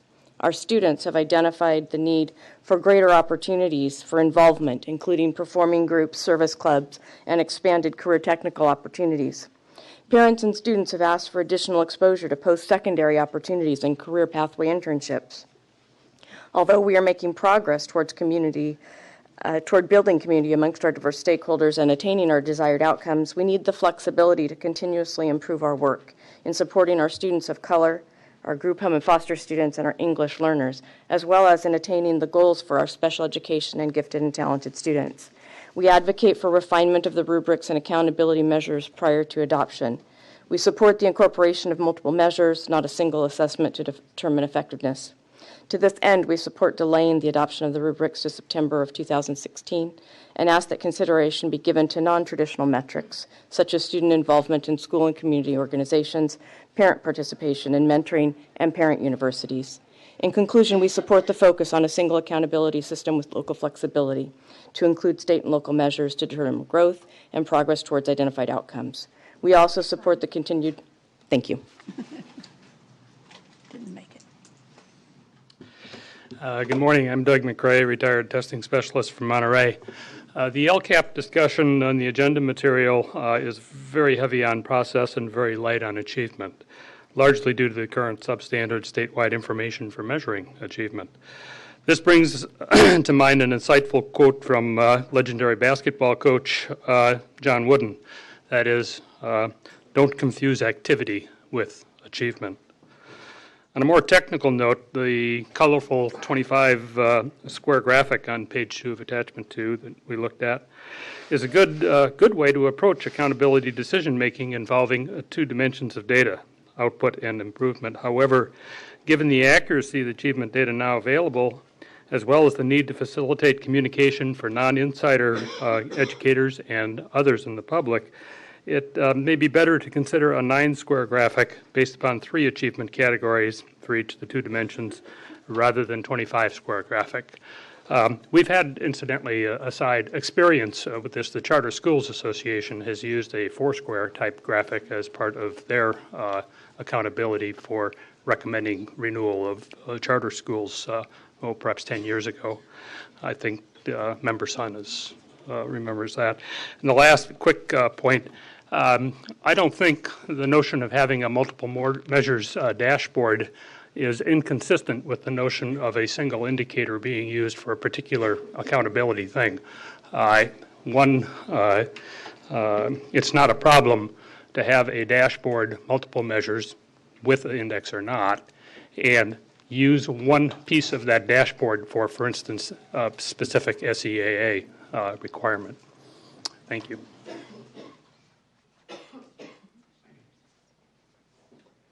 Good morning. I was just checking it was still morning. President Kurz, members of the board, Chief Deputy Price. I'm Shelley Mazer. I'm the CEO of the CDE Foundation. As many of you know, the CDE Foundation partners with the California Department of Education, the State Board, and education leaders to collaboratively support programs that impact changes in state standards, STEM education, student health and wellness, and labor management collaboration. We are currently, as you heard earlier, supporting the work of the Superintendent's Advisory Task Force on Accountability and Continuous Improvement. And as we have had lots of discussion about, this represents a significant shift from a compliance-based system to a coherent funding and accountability system based on continuous improvement. The governor, lawmakers, teachers, administrators, parents, equity groups, higher ed, business leaders, and community organizations are working collaboratively in support of this new system and efforts to build capacity for educators and improve outcomes for all students. I'm here today to offer CDE Foundation support for the much-needed communications that have been mentioned several times today around the state's new accountability system and the coherence of the various systems. We do agree that we believe this new system will provide a more accurate picture of school performance and progress than the past system using a concise set of performance measures. A recent nationwide poll showed that just 16% of superintendents surveyed think parents understand how a state accountability system evaluates their schools. And roughly 70% of superintendents say parents need more information about how states assess school performance. In California, this will certainly be true with our new approach. As we continue our exciting work along the California way, making many changes to public education, this work of communicating will be critically important. CDE Foundation looks forward to working with all of you and building on our collaborative work in Common Core communications and our emerging collaborative work on the next generation science standards communications, to provide tools and resources to support our education community in communicating about our new accountability system.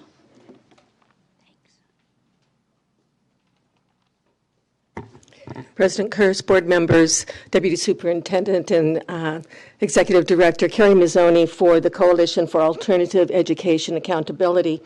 We are a coalition primarily of dropout recovery schools serving approximately 100,000 students each year.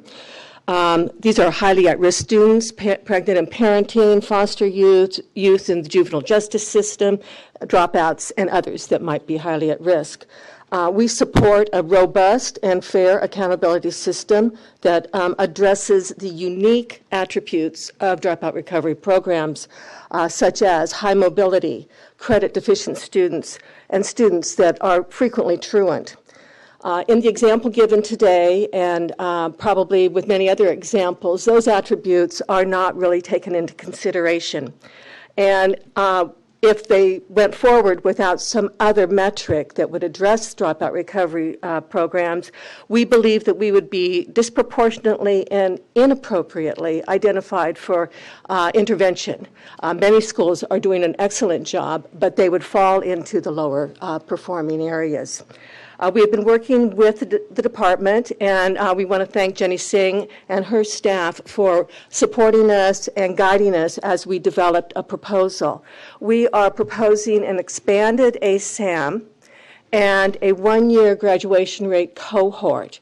The expanded ASAM would include students that test in the lowest level on the statewide assessment, that students that are credit deficient, students that have been enrolled in more than 2 schools during the past academic year or 4 secondary schools since entering high school, and students that have missed 45 days in the current school year. We would ask that you take this into consideration as you move forward, that these are highly unique situations, and what we would like to be held accountable for is how well we return children and students to the regular system and prepare them for college and career readiness. Thank you.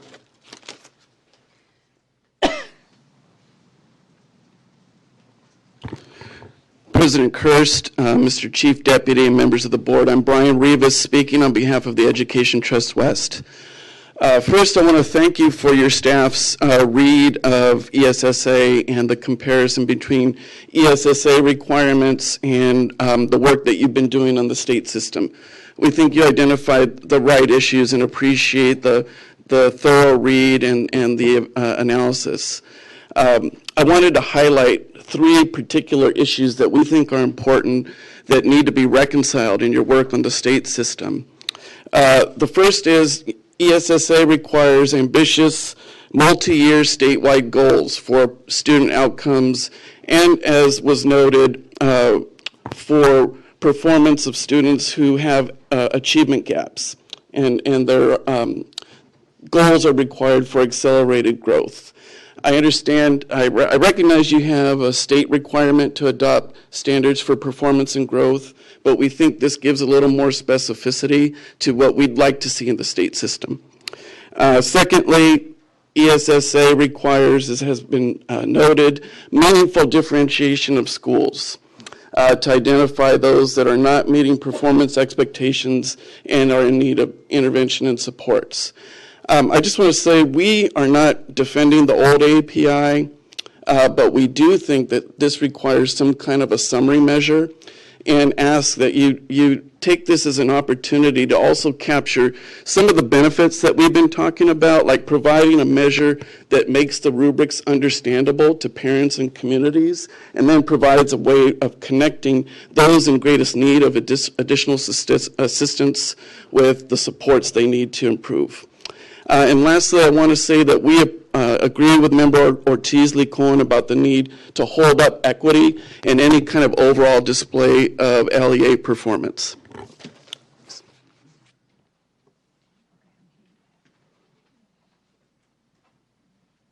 Good afternoon. My name is Annie Lee, and I'm from the National Center for Youth Law, which is part of a coalition of foster youth advocates, as well as part of the LCFF Equity Coalition. This is certainly an exciting time in California as we develop a new accountability system. And in any accountability system, what we measure matters.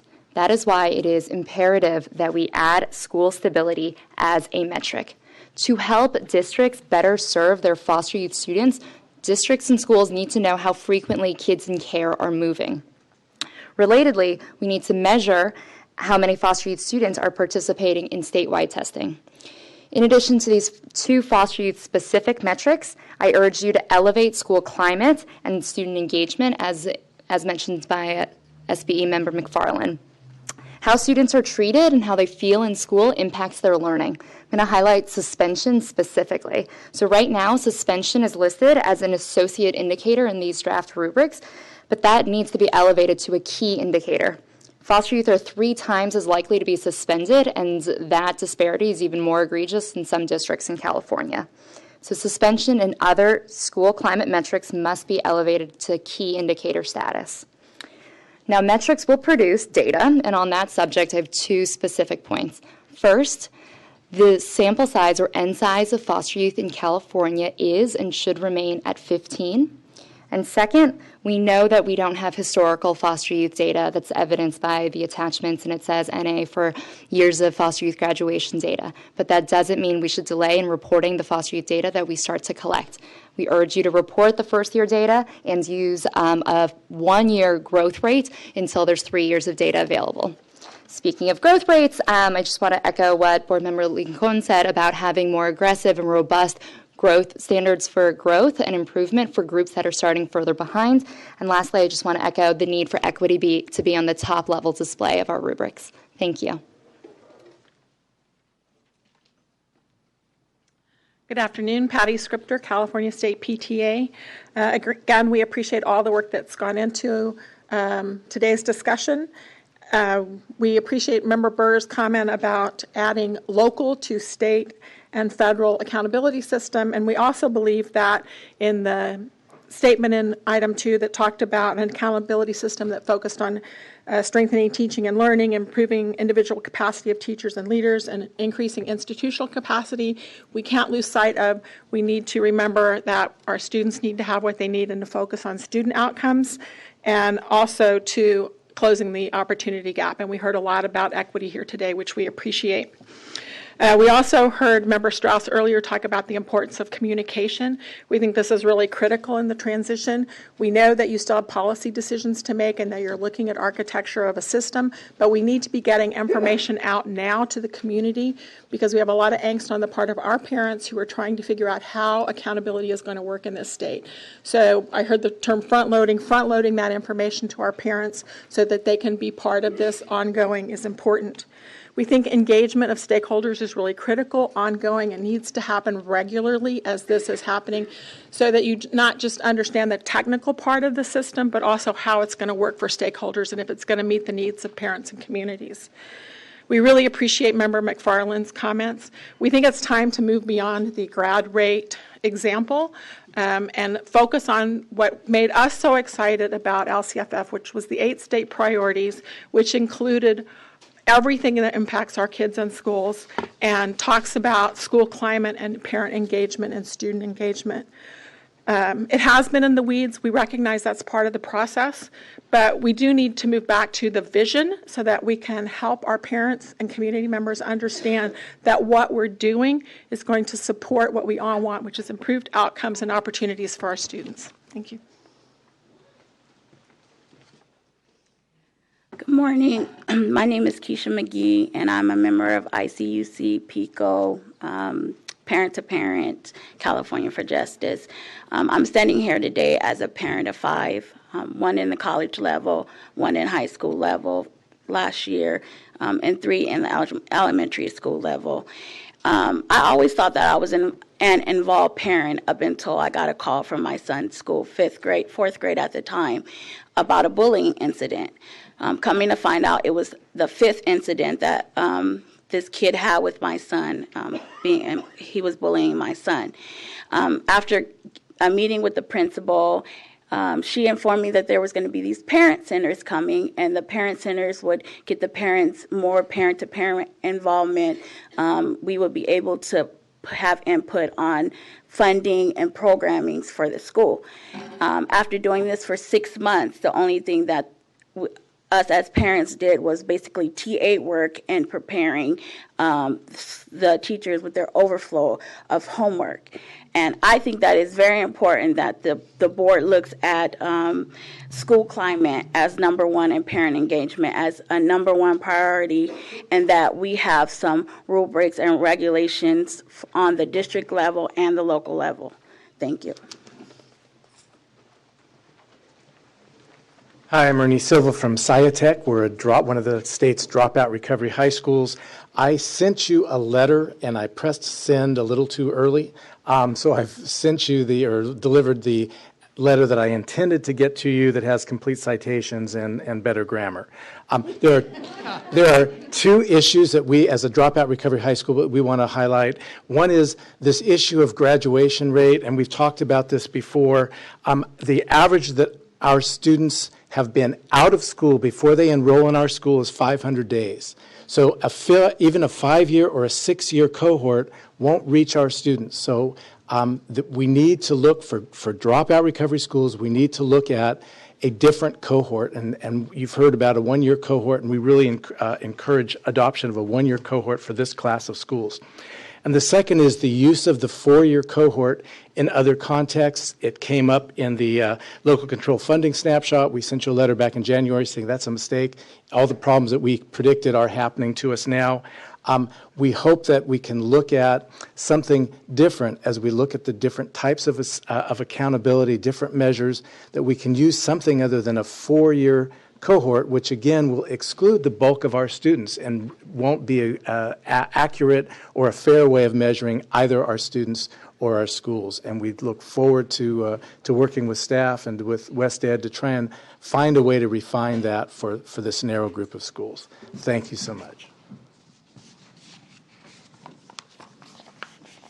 Good afternoon, Samantha Tran with Children Now. I wanted to say how appreciative we are of the conversation today, and I want to build on a comment that President Kirst made about, as we're digging into the depths and the weeds on these issues, that we also have a larger architecture conversation about the federal, state, local, and school level dynamics. And one specific example of that is, as we're wrestling through this in future board meetings, is there's a really solid framework that West Ed has put forward on how to think about growth or improvement in performance together with these different bucket areas that you've all discussed. One of the ways that we can connect the dots is there a relationship between those areas like concern or issue as it connects to our technical assistance and intervention infrastructure? So, for example, does concern mean that the county and or the CCEE is going to come in and do a deeper review and connect it to immediate supports? Does issue mean the same thing or something different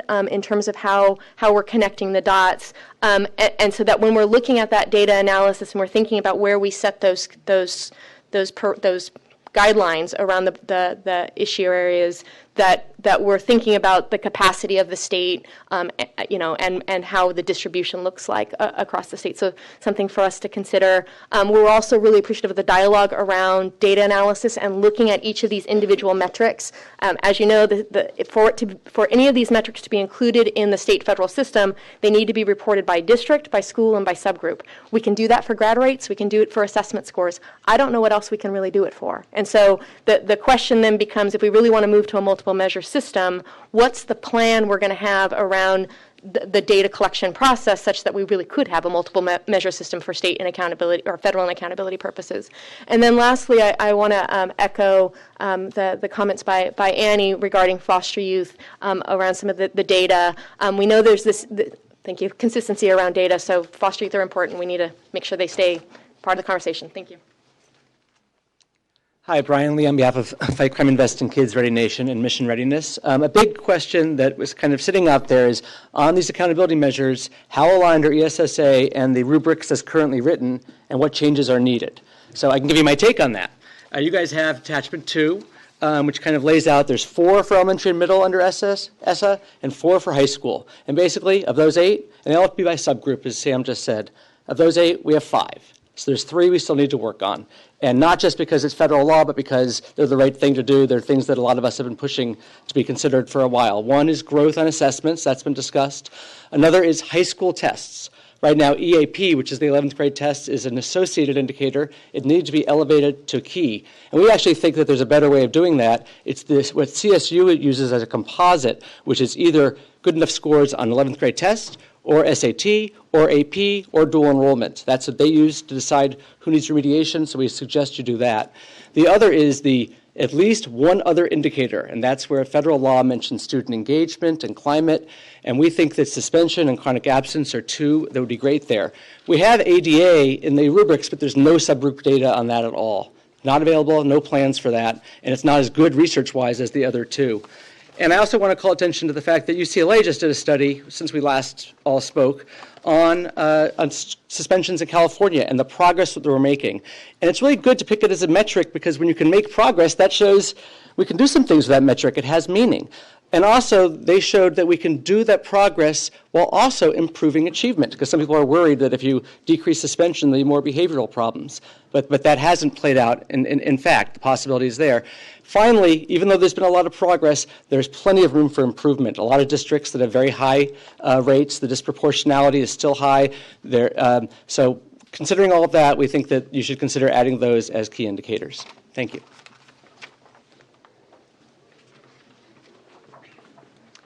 Hello, my name is Noala Ulu. I'm a junior at Oakland High, and I am one of the many student leaders at Californians for Justice. Californians for Justice is a statewide grassroots organization that cultivates youth to be the leaders of the future. And as you know and have seen, we have advocated for LCFF and LCAP from the very beginning. I am proud to stand up here as a Polynesian student, getting a chance to advocate for my Polynesian and student community. Oftentimes, our struggles and voices are left out because our student communities are small. The reason we are here today is to begin to have a conversation with you, the State Board of Education, about making school climate and engagement a key indicator in the new accountability system. We have the same goal as you, to create a more holistic education system that allows all Californian students to succeed. Currently, the proposal for the accountability system does not match up with where the education system is today. School accountability should reflect and measure the real-life priorities and policies in schools, which include a focus on academics as well as school climate and engagement, meaning measurements on absences, suspensions, surveys of safety and connectedness, and parent involvement. We are proposing that if we want to close the achievement gap and what we call the belief gap, we need the State Board to act now and make school climate and engagement a key indicator. Don't leave school climate and engagement out in the cold. 10 of the largest districts in California, the core districts, have prioritized measures of school climate and engagement. The U.S. Department of Education has also created an opening for us to bring school climate and engagement into the center of the accountability system where it belongs. The students with me today are going to share their truth, real life experiences, and what it takes for us to be successful. We want you to listen and to think about how you and we can work together and make school climate and engagement a key priority. Thank you.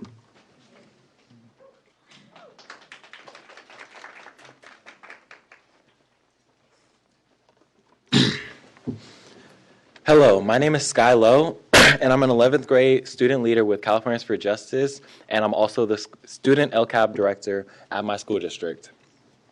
First, I want to appreciate you, the board, for really being thoughtful about how the accountability system will look like in the new year. And the work you've done together, the work we've done together on LCFF and LCAP is really starting to show in my school and my district. We understand the necessity of prioritizing school climate and engagement as a way to close the achievement gap. And as a student LCAP director, I've seen parents, administrators, teachers, and even students call for the need to prioritize this. And so just for a few moments, I want to share my story. If I could have everyone close their eyes. Imagine that you are 16 years old. It is only Tuesday, and all you have left is $10. So you sit there, and you ponder. You have to make hard choices. Will it be bus money to go to school, or laundry detergent for clean clothes? You can open your eyes now. You see, earlier this year, my mom lost her job, and I'm only 16, but I had to take the responsibility of taking care of myself. And it was really hard. Like, I honestly didn't know. And this last semester, I ended up missing a lot of school, which you would call chronic absence, but I just didn't have enough bus money most days. And in that moment, I can tell you, I was really ready to give up. I was ready to give up on school, my future, everything. It was overwhelming, but one of my teachers, Miss Delafield, she saw me struggling and disengaging from class, and she tried to check in on me twice. She even referred me to a counselor and gave me a bag of quarters for laundry. She really cared about me as a person, and it made me feel special. And I decided to get my grades up and get back on track. That is what it looks like to make school climate and engagement a priority, not a secondary. Time, I'm sorry. Thank you.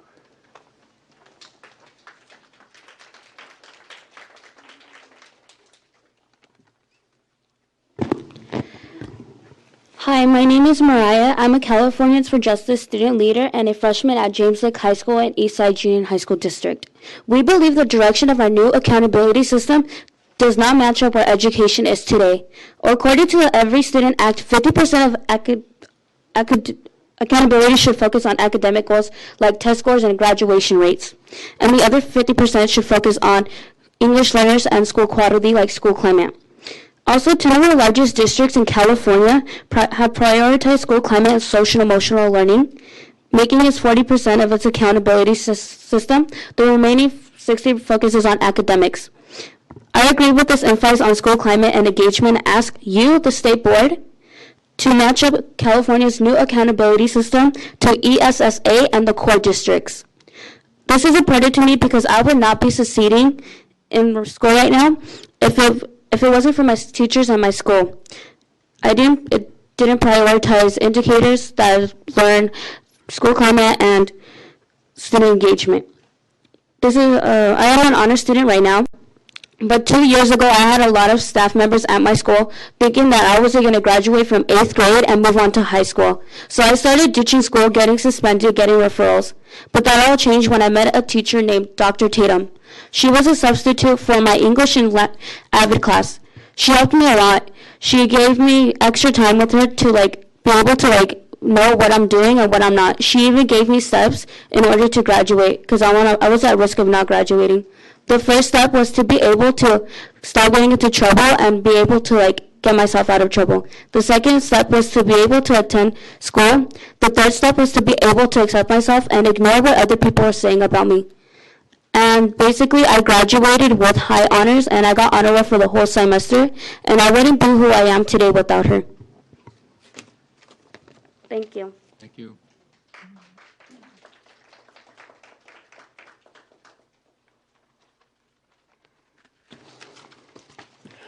Hi, my name is Jakar McGee, and I'm a junior at Fresno High School in Fresno Unified School District. I have been involved in CFJ for about 3 years now, including during the times that we've come here and done multiple actions and other things in that nature. Now, I got involved with CFJ because I have a passion and yearning that still to this day keeps the fire in me alive to fight for what's right. Now, real life to us students doesn't just mean basic academics. It means that we can come to school and receive an education that comes from qualified teachers. It means that we can have a great school climate and better engagement with the staff. It means that we won't have to meet a requirement to feel included.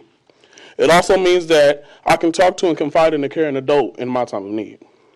Now, this is significant to me because of how I engage with the staff. For a plain sight example, I was suspended for flat out protecting myself. The boy called me the worst word in the book, a faggot. I went and talked to the staff the whole 9 yards, but instead of trying to handle the situation, I was supposed to just brush it off and walk away. So I took matters into my own hands, even if it wasn't the right thing to do. It was for my protection.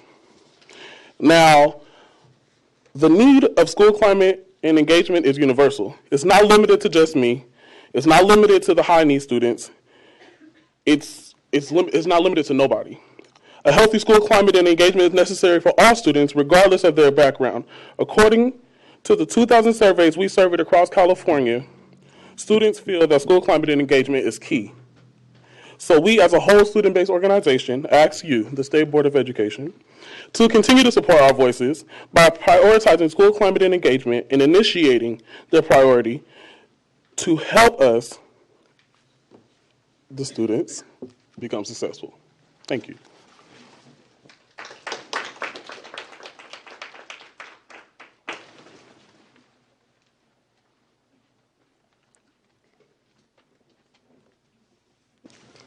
Hello, my name is Diana Cruz. I'm a 10th grade student in the Long Beach Unified School District and a student leader with Californians for Justice.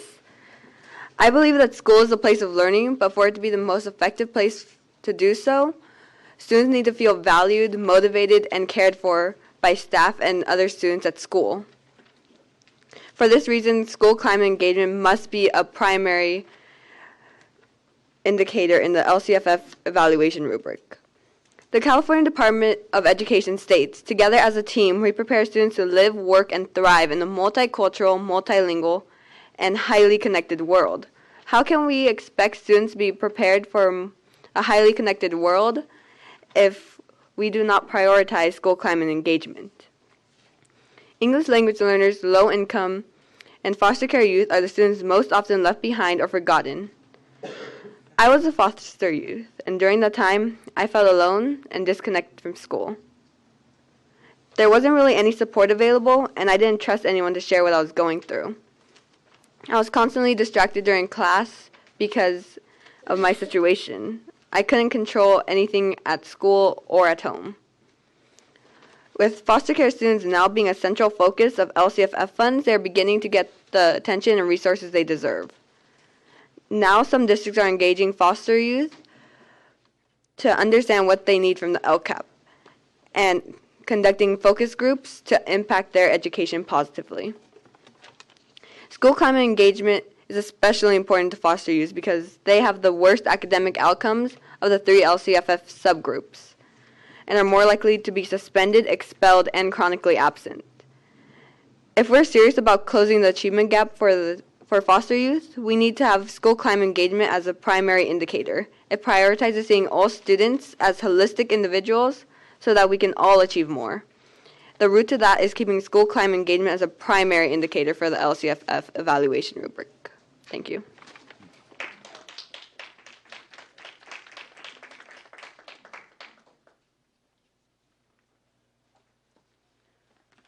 Hi, my name is Elisa Espinoza. I'm a senior at Independence High School in Eastside Union High School District, and I've been with Californians for Justice for 2 years.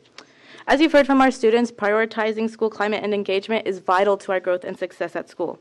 Like Diana and Sky have portrayed through their stories, school is like a second home, and if we don't feel engaged or supported in either of our homes, then our mental health and our success is at risk. Now that California has made great strides in ensuring holistic student success, we need to act now and make sure our accountability system reflects that progress and matches up with the federal ESSA. 4 years ago, I would not have pictured being able to graduate with my class or being accepted into any college. But with 1 semester of high school left and 4 acceptances thus far, I can now picture a brighter future, and it would not have been made possible without positive school climate and engagement. After the loss of my little sister, I only went to school for 4 days out of my entire freshman year. I guess you could say I was chronically absent. I felt I could finally return to school for my sophomore year, but my stress at home only added to my stress at school, where I was trying to catch up with my academics and return to some normalcy. If it weren't for the fact that my counselors, my AVID teacher, and my school social worker noticed my absences and the pressure I was under to catch up, I wouldn't be where I am today. Their care and their support is a true testament to the importance of prioritizing school climate and engagement. So today we have one ask of you, and that is to improve the LCFF rubric by bringing school climate and engagement in from the cold. Make it a key indicator, not a secondary or associated one. You've heard testaments of the effect of positive school climate and engagement and student and parent engagement, which is critical to closing the achievement and the belief gap. We hope you'll take the time to respond to our requests and act now to continue California's progress towards ensuring students are valued as complete and holistic human beings. Thank you.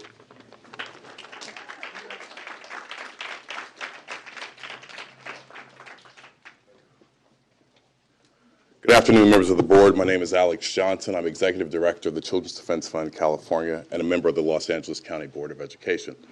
I'm simply here to echo the remarks that have been made by the powerful voices of the young people behind me.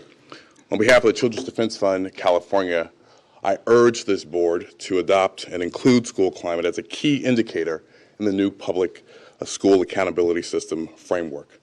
For many years now, children and youth across the state have been pushing their schools to adopt healthy, positive, supportive, and holistic school discipline policies and practices.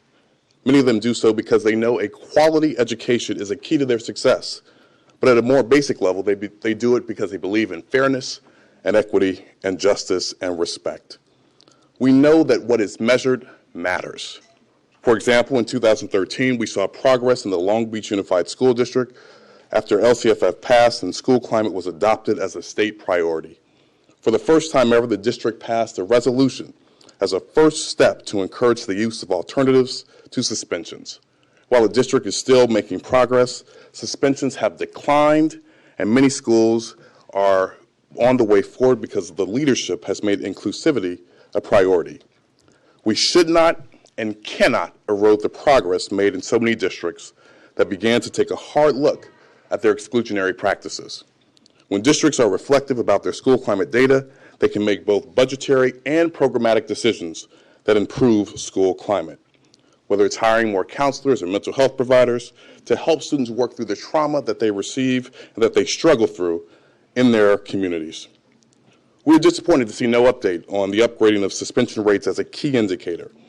Compelling research links suspension to graduation in college and career readiness, The inclusion of suspension rates as a key indicator would help focus more attention on early warning on-track indicators to help prompt action before it's too late. And addressing suspension rates is critical to closing the achievement gap. So again, I urge you to adopt and include school climate as a key indicator. Thank you so much for your consideration.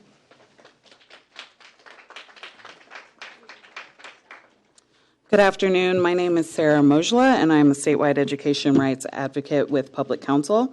I'm also here with the Alliance for Boys and Men of Color, requesting that you make school climate a key indicator for evaluating school success, because school climate is just that, a key indicator of school success. And, you know, you heard all the students, they said it best, right? So through my work at Public Counsel, fixschooldiscipline.org, and in collaboration with classroom teachers, district superintendents, school site administrators, students, parents, and community members, we know that improving school climate is critical to improving student academic achievement and closing the achievement gap for students of color.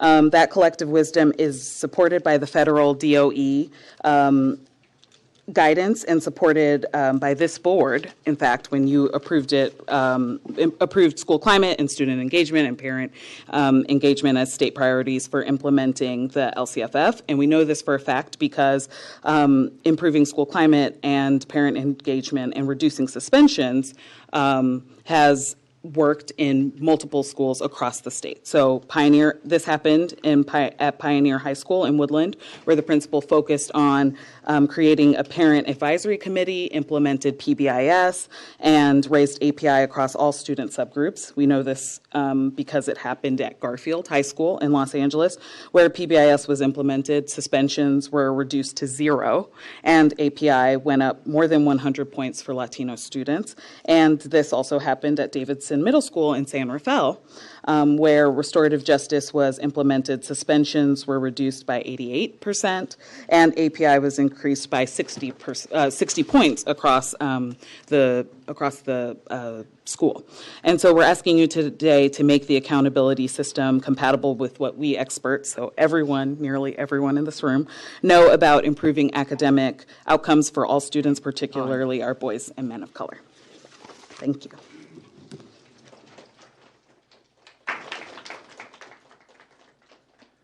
Hi, good afternoon. My name is Angel Villaseñor. I'm a community school coordinator for an initiative in Boyle Heights. I'm also part of the Alliance for Boys and Men of Color. I'm here today really to echo the sentiments of my colleagues, to really congratulate you all on your efforts and the work that you've done, and give McFarland a high five for raising the issue of school climate. School climate as a key indicator in the state accountability system framework. So my role as a community school coordinator is particularly important in this instance because it allows me to share how school climate as an emphasis for positive school transformation can mean the difference. So in the high school that I work with, our initiative aims to transform the community by building a cradle to college and career pipeline of academic supports for every student. So 2 out of 3 adult residents in our community do not have a high school diploma, so the need for empowerment and engagement with them is crucial. Our model cultivates comprehensive parent, school, and community network of supports to ensure retention, promotion, graduation, and post-secondary success for every youth. So last year, some of the strategies that we implemented resulted in increased graduation rates by nearly 20%. In 2013, our school had a 76-point API gain, which was the highest in California. And just to note, when the initiative started, in 2010, 2011, our graduation rates were far below district average. We're at 35%. Last year, when we got the results in, we're at 88%. So it's really a holistic approach, and I'm really here just to say that climate as an emphasis, school climate as an emphasis for positive school transformation has meant a difference in my community and can mean the difference in other communities as well. Thank you. Hi, everyone. My name is Tara Nishida. I'm the Executive Director of Californians for Justice and a member of the LCFF Equity Coalition and Alliance for Boys and Men of Color. I also want to give high fives to the board members and actually to a lot of people in this room today. It's really amazing when there is so much agreement and consensus, when so many different kind of groups, different kind of stakeholders come together. And I think you're hearing the echo of people talking about chronic absence and suspension and school climate in general, parent engagement, and really want to thank Member McFarland as well for raising the issue of climate surveys in addition to just data and numbers. I think one of the things you don't see reflected here is how much work that we also have done, just like WestEd and just like you, behind the scenes, trying to get to consensus and agreement on this. So a lot of the groups you're here today have been on endless conference calls and in meetings, trying to get some agreement because we also agree there are too many things to measure. So what are the most important things? And that's what we're here today to lift up a very simple, very well thought out solution, specifically making a key indicator called school climate and engagement that mirrors the college and career readiness indicator, made up of 4 key components: suspension rates, chronic absence rates, school climate surveys, and parent involvement metric. Lastly, I want to just say, what can you do from here?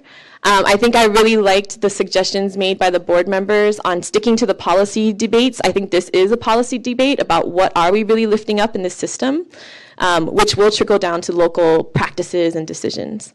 And so to do that, I love the suggestion made by Member Strauss on bringing this topic up at the March board meeting to really talk about what is the balance between academics, social emotional learning, school climate, and engagement that really works for the population that California serves, that California uniquely serves. And from the students you've heard today, you can hear the evidence of how different the needs of students are today that we really want to reflect in this system. So thank you.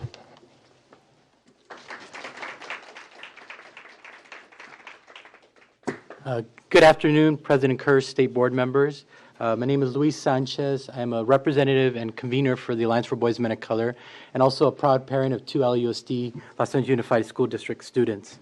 We represent over 100 community civil rights advocacy organizations throughout California, working to ensure our most vulnerable youth get the tools and supports they need to develop into healthy, successful adults. For me, I always think of 2 statistics that I've heard that really guide our work. One, currently in the state of California, if an African-American male does not graduate from high school, he has a 90% chance of being part of the criminal justice system. In Los Angeles Unified, if an English language learner is not redesignated by 6th grade, they only have a 10% chance of graduating from high school. So those numbers are dire, but the reason why we're here and why we do the work that we do. Alliance members have been working diligently on the passage and implementation of LCFF, working with the state board, the legislature, and their local communities around LCAP process. Well, we're encouraged by the recommendation that came forward in the draft framework on implementation around disaggregated data around race and gender. It is still our hope that the State Board of Ed will adopt our key recommendations, the inclusion of school climate engagement as a key indicator. We strongly believe that school climate engagement should be prioritized as a key indicator to measure school district progress in closing the racial equity gap for boys and men of color. Furthermore, we believe that school climate engagement, a key indicator, is aligned with LCFF as well as the new federal Every Student Succeeds Act that prioritizes school quality and holistic approaches to academic achievement. We also would like to express our endorsement of the LCFF Equity Coalition's recommendations, which include access and opportunity, academic achievement, English learner proficiency, school climate engagement, and graduating college preparing career ready. We are asking our supporters of school climate engagement and equity for all students to please stand up.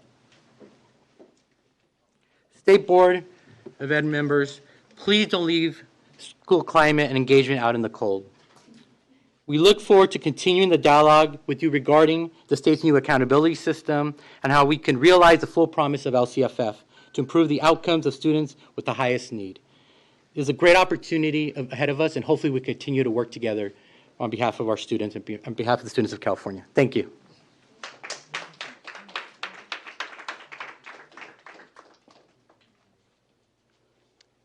Good afternoon. My name is Lauren Brady, and I'm the Directing Attorney of the Statewide Education Rights Project at Public Counsel.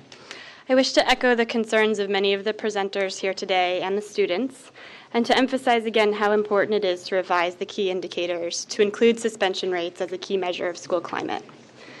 If we step back from the minutiae for a moment, I imagine that most people here would agree that one of the many critical functions of the new state accountability system framework is to provide an overall picture of school and district health, particularly to families and communities. Failure to include suspension rates as a fundamental piece of that picture, i.e. a key indicator, is akin to a person going to the doctor and getting a clean bill of health, only to later read the fine print on her test results and find out that she has serious heart disease. The framework simply cannot provide a full picture of what's going on with a school or a district without including a measure of suspension rates. As has been noted, compelling research links suspension rates to graduation rates by predicting the likelihood that a student will drop out. And while recent data on suspensions throughout California indicate that many districts are moving in the right direction with regard to this kind of school discipline, the overall declines mask alarming rates in some districts, both overall and at the subgroup level. Addressing suspension rates is critical, as has been noted, to closing the achievement gap, as significant disparities remain. At a time when California schools are issuing 1 suspension for every 4 African American students, compared with 1 for every 16 white students, according to a recent report from UCLA, it is critical to include suspension measures at the highest level of any school accountability framework. You are presented with a unique opportunity at this juncture, at the same time that there's growing momentum, both locally and nationally, for improved school discipline practices, to make suspension rates a key indicator, and by doing so, to help schools set aspirational goals to reduce suspension rates for all subgroups, to close the achievement gap, and to make school a more welcoming place for all students. Thank you.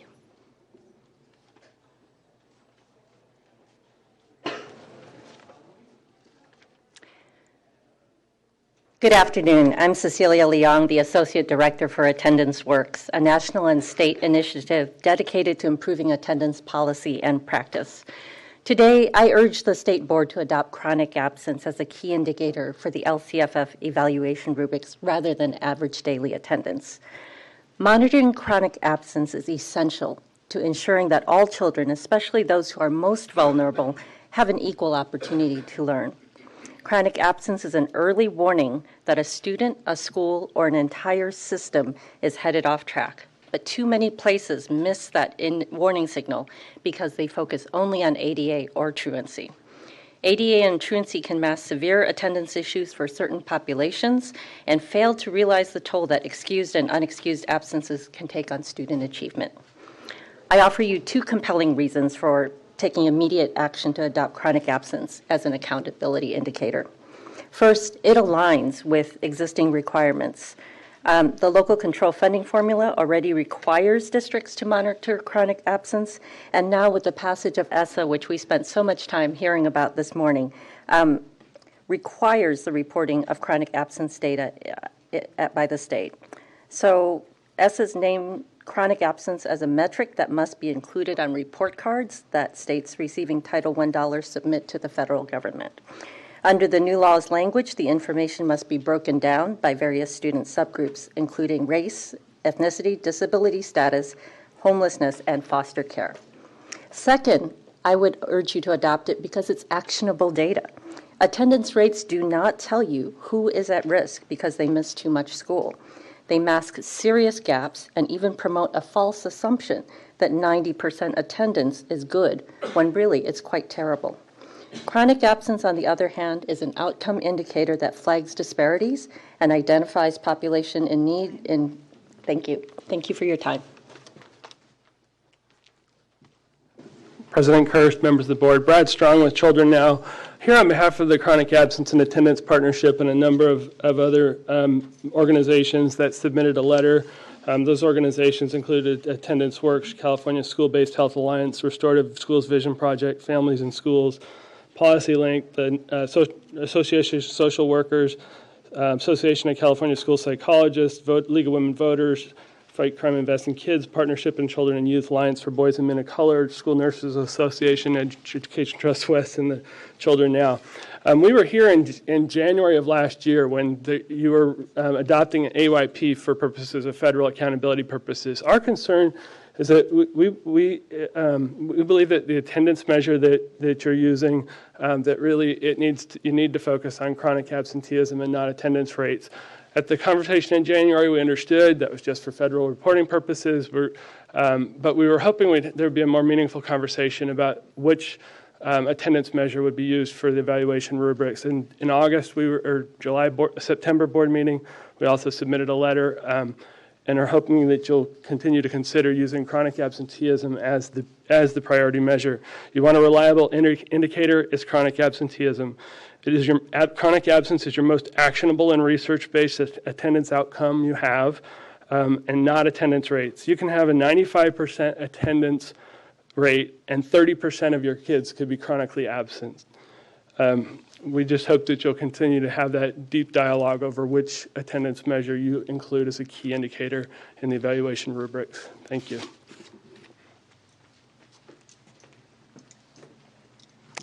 Good afternoon, Sarah Lillis with Ed Voice. I don't want to take much time. I know we've got a lot of speakers. You have our letter about our continued concern about the focus and weight on academic achievement outcomes and equity.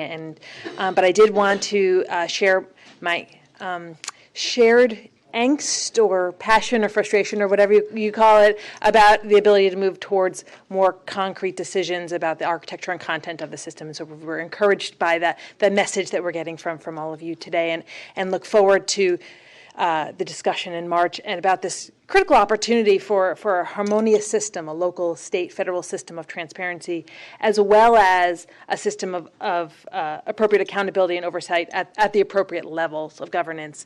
And just as you move towards those more concrete decisions, I did want to just underscore that ESSA does require identification of the lowest 5%, not just 5% of schools that are low performing. And so I just want that to be clear as you're moving towards making some of these decisions about the content and the architecture. Thank you. Good afternoon, Colin Miller with the California Charter Schools Association. We'll try to keep this short. I'll start by just associating my comments with those of Sarah before me and many of the issues they raised and that Ed Voice raised in their letter of concern. We are very pleased to hear the commitment to creating one system of accountability that aligns both the federal and the state priorities and rules. It has been very difficult to be dealing with API and AYP systems separately. We do like several of the components in the new ESSA, particularly related to the requirements for differentiating schools annually, for identifying the bottom 5% of schools. And whether you do that through a dashboard or through some kind of aggregated metric, I think is going to be a very interesting conversation. We've expressed to you, previously that for charter schools, having very clear consensus on a key number of metrics at the state level are very important because of our need to be renewed every 5 years. And you, as a charter authorizer, know how challenging those conversations can be when there is a lack of very clear data or consensus on those metrics. But beyond charter schools, we think that's important for everybody, for teachers, for parents, for policymakers and budget builders at the state level also, to have consensus on what is most important and how we know when schools are succeeding and which schools are not. A system that focuses only on LEAs or focuses primarily on LEAs can easily mask issues that are going on at an individual school level. We think that an LEA cannot be successful unless every school is being successful, and schools cannot be successful unless all groups of students are being successful. We appreciate your leadership continued on this issue. We think today has been some very encouraging conversation. Many questions are being raised. We're looking forward to those answers. Thank you. Good afternoon, Terry Burns on behalf of the California School Boards Association. And we would concur with you. We're very excited about the opportunity to look at an integrated local, state, and federal approach with multiple indicators, not just one number. Chief Deputy Price, you brought up the need for communications. We think that communications about what this process is, what it's likely to become, are very important. We think it's important we start laying the groundwork with the public early, that this initial rubric is going to be just that, the beta version, and that given state and federal regulations coming into place, there are likely to be changes, just like there were with the LCAP template, and preparing for the folks for that we think is important. We're very encouraged by the work of the user acceptance group. We do believe that it's very valuable that you look at the implementation rather than design a system that sounds good on paper, but in real life is not effective or useful for school districts. We think it's important that you start to move. We understand why you started with graduation rates, but now the hard work begins of dealing with those more messy indicators where the data isn't readily available or collected that will tell us more about opportunity to learn and school climate. Among those things, we think you need to be starting now to think about what you're going to do with transiency. In my district alone, fewer than 25% of the students will have gone to our district from kindergarten through high school. Only 40% of the fully 40% of the students who came in kindergarten are not there when we get to third grade. That's a huge change. And so how you're counting schools in that regard will be very important. And finally, we'd like to continue to acknowledge the work of West Ed and the board and CDE in engaging stakeholders. We think you're really doing a great effort in trying to reach out to folks. Thank you. Good afternoon, President Kirsten, members, Chief Deputy Price. LeAngela Reed on behalf of the Association of California School Administrators. I'd like to echo the comments of Terry Burns. Her comments were much more eloquent than mine on our appreciation for the board's movements to create a coherent and comprehensive system that integrates the federal requirements with our developing system. I think that will allow for LEAs to maintain their priorities on state and local indicators and priorities rather than on duplicative reporting requirements. It also will give parents a clear understanding of social conditions and performance. Parents are less concerned with, is this a federal requirement or a state requirement, as they are with, where is my school in meeting those requirements? And we think that's an important focus that you've taken. I also want to thank you for using the UAT. It has been invaluable as part of the stakeholder group to see what's coming back, to hear the reflections, see the fine-tuning. It's really been valuable, and folks feel engaged and a part of the system. And when you're part of something, you own it, and you want to make it work, which I think is very important. We also thank you for the timeline revision. Building an outcome-based model with multiple indicators, incorporating state and federal requirements, and emphasizing equity and transparency has to be a deliberate and thoughtful process. And the key is going to be a fair and quality rubric. The conversations that you had today were so thoughtful and are so appreciated by practitioners, stressing the importance of the local measures, not losing track of the key issues when it's tempting to, and you can look at all the possibilities under the rubrics of the data that can be collected, and to maintain that focus. And answering key questions. Thank you, Member Burf, regarding the lowest 5% and can we do it with a multiple measure. We believe so, and we appreciate the reassurance from the board. And finally, the focus on next steps. We do, starting with the graduation rate was key. Time. But moving forward is with other indicators is as important, if not more. Thank you. Good afternoon, and thank you to the board for the opportunity to provide a few brief remarks. My name is Jake Ferreira, and I work for Mission Readiness, Military Leaders for Kids. Today, more than 70% of young Californians between the ages of 17 and 24 cannot qualify to serve because, in part, they are too poorly educated. In other words, graduating from high school has a direct correlation to national security. It is critical that we focus on early warning signs that a robust accountability system can offer in order to act before it's too late. From our perspective, this accountability system must include key indicators such as chronic absence and suspensions, as research clearly links these indicators to graduation rates. Thank you for your time and consideration.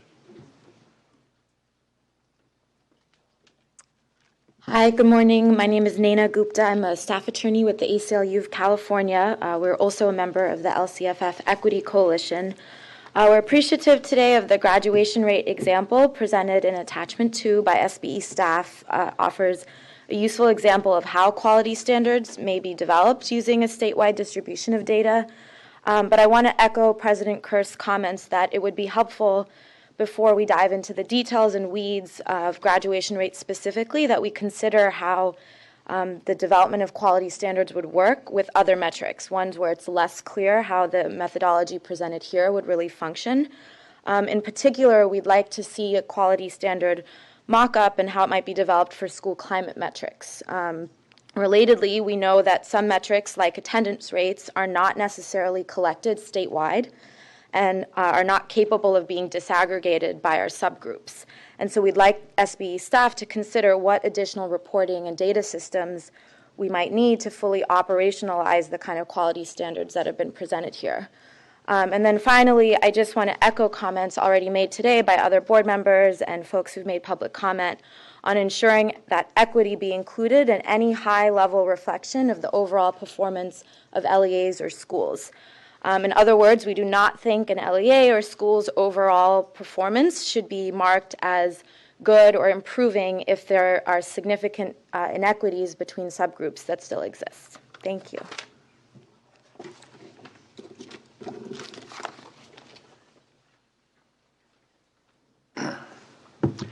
Good afternoon, John Affeld from Public Advocates, also on behalf of the LCFF Equity Coalition. You have our letter and also a December 17th letter with some, even more specific suggestions on how to integrate ESSA and LCFF that I won't go into a ton of details. We do think that it's important to get beyond, as President Kearse recommends, into other indicators beyond graduation and see how that would work. And in particular, we want to have a system that isn't just about graduation, it's about graduating college and career ready. So we think we'd like to see at the next iteration examples of how we can establish that indicator of college and career readiness as a graduation requirement. Also want to thank Member Ortiz-Licon for calling out the equity. It is important to see equity broken out by subgroup and see what the performance is, but as the top level indicator of performance, good, excellent, intermediate, it's important for the public to know it, either as part of that score or as a separate flag that there's an issue going on with English learners in the school, or there's an issue going on with the African American subgroup, and it's not enough to be buried in a second or third level display. So we would like the staff and the board to think about how to incorporate that equity reflection in the overall score or assessment of the district's performance. And finally, we want to suggest that there be additional opportunities for stakeholder input into the development process as ESSA requires. Thanks. Well, now it's good afternoon. I'm Shelley Spiegel-Coleman, the Executive Director of Californians Together, and here on behalf of California Association for Bilingual Education, in addition to Californians Together. We, too, appreciated the conversation about equity that took place here. We feel that in addition to outcome and growth, equity needs to be the third lens that we use for coming up with how we look at how schools and districts are doing. And we're part of the LCFF Equity Coalition also. And when we talk about equity, we talk about looking at closing the gaps, closing the disparity gaps. So there is a definition for us when we're looking at equity.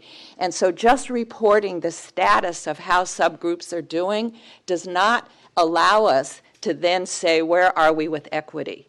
And so as in ESSA has asked that the reporting is low-income students versus all students who are not low income, and then looking at the disparity of those two data points. We think that's the same framework that we need to, and we would love for you to consider and have that be a part of the overall accountability picture that you're looking at for the LCFF rubrics, as well as for the lenses looking at where we are with the work. And so we're hoping that equity becomes the third lens, and it does have this definition about closing the gaps, because just reporting the status does not move us any farther.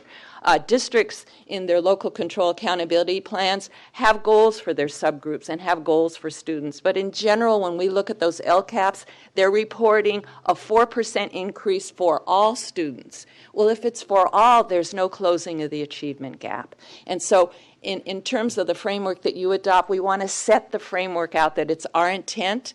LCFF had an equity intent to it, and that the rubrics and the work that we do on the accountability system has to forward that intent in terms of closing the disparities and the gaps. And we hope that you'll consider that, and that we also are very appreciative to be a part of that conversation. Thank you very much.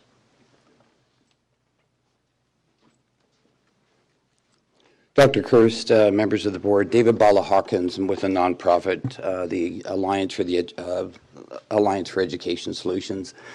We are strong proponents of school climate assessments. In fact, if you look at the past 20 years of research, there are no examples that we have found of a turnaround school, one that has evolved from one that's very high poverty, low performing, to one that's high performing.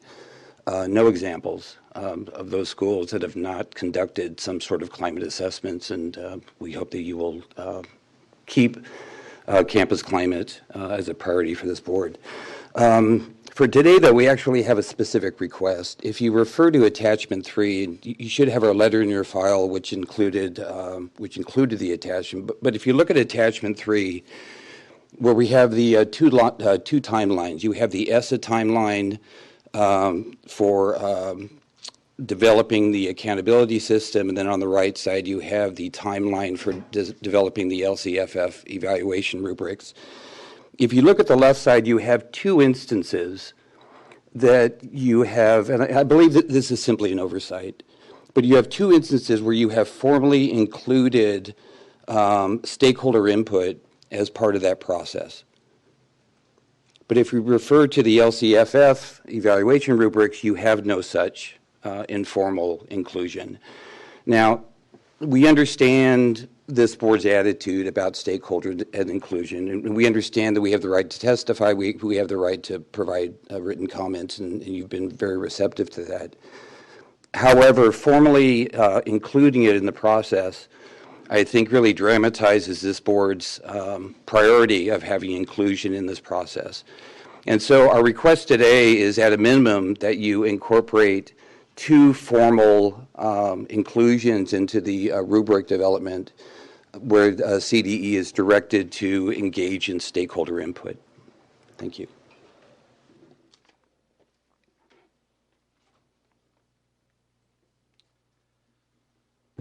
President Kirst, members of the board, and Chief Deputy Price. My name is Ken Young, and I'm the Riverside County Superintendent of Schools. And first of all, I'd like to close this public comment session, I think, by thanking you. Thanking you on behalf of the 430,000 students in Riverside County who are getting a better education now than they were before. And for my grandchildren who some of them reside in that county and will be getting a better education than their parents did there. Moving from a single number to a local state and accountability system that is multiple measures and has multiple elements provides a lot more transparency. And we're beginning to see this with the LCAP. We're beginning to see a lot more about what is happening with a lot of different groups of students in a lot of different areas than we've ever seen before. And it's a great move. Transparency engenders scrutiny from all stakeholders. A multiple element system coming with multiple layers of support is better for students. Students are getting more support at the local level in their schools and in their districts. They're getting more support at the county level. And they're going to be getting more support for success from the California Collaborative for Educational Excellence. That's a tongue twister. That is just now getting off the ground. And if necessary, they're going to be getting support at the SPI and the SPE level, if that's ever needed. So what is being put into place is really more advanced and more supportive for the success of all students than we've ever had before in this state. And I commend you for that. and I would encourage you to keep moving the work forward. Thank you very much on behalf of the students in our county. Okay, that concludes the comments, and the board will adjourn for lunch. Before that, Sue has a summary. God, I hate to get in between you and lunch, but I just wanted to summarize a couple things, expand on some things that Eileen said at the very end, and building on some of the things that we heard today. Make sure that we're looking at, as we go forward and we're preparing memos, the college and career indicator memo we got several months ago that looks at what other states are doing around that. I think that does go to this issue about students graduating college and career ready, and that may be our fifth indicator of something we might want to consider.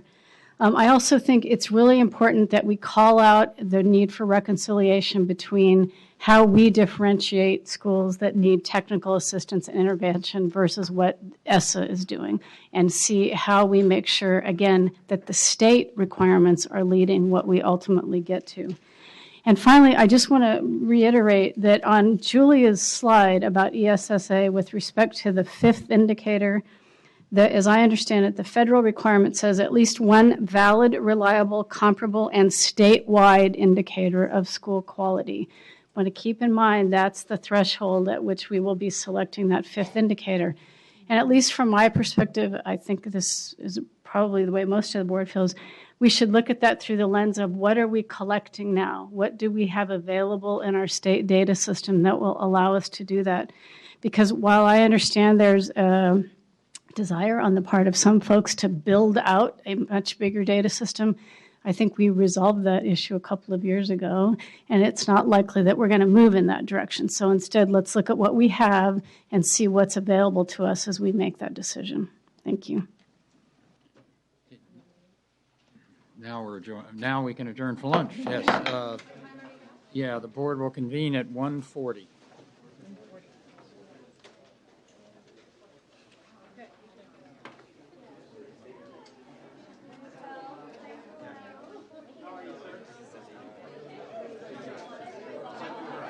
Well, yes.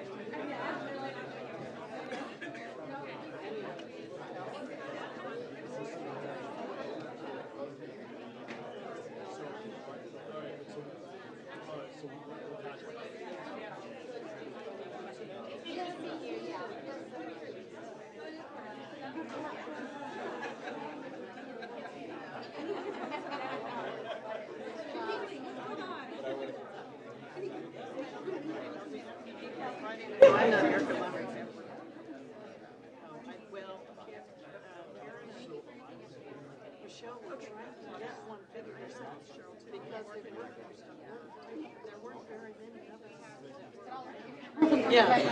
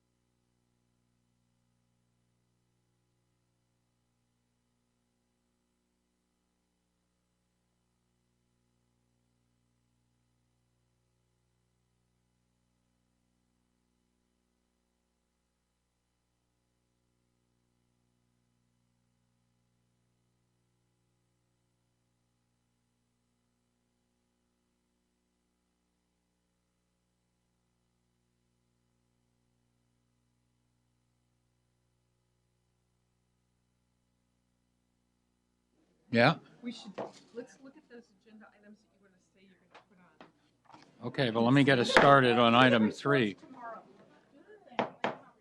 Okay, the board will reconvene, and we're ready for item 3 and the presentation by Michelle Center and on item 3. Good afternoon. Hi. I'm looking up there. There's a lot of empty seats still. Yeah, but we got 6, so go. Okay. Okay, Michelle Center, Division Director over our Assessment Division, here to present item 3, which is our CASP update item. So I have some information on the summative, the interim, and the digital library for Smarter Balanced, as well as some of our other CASP assessments to share with you on this item.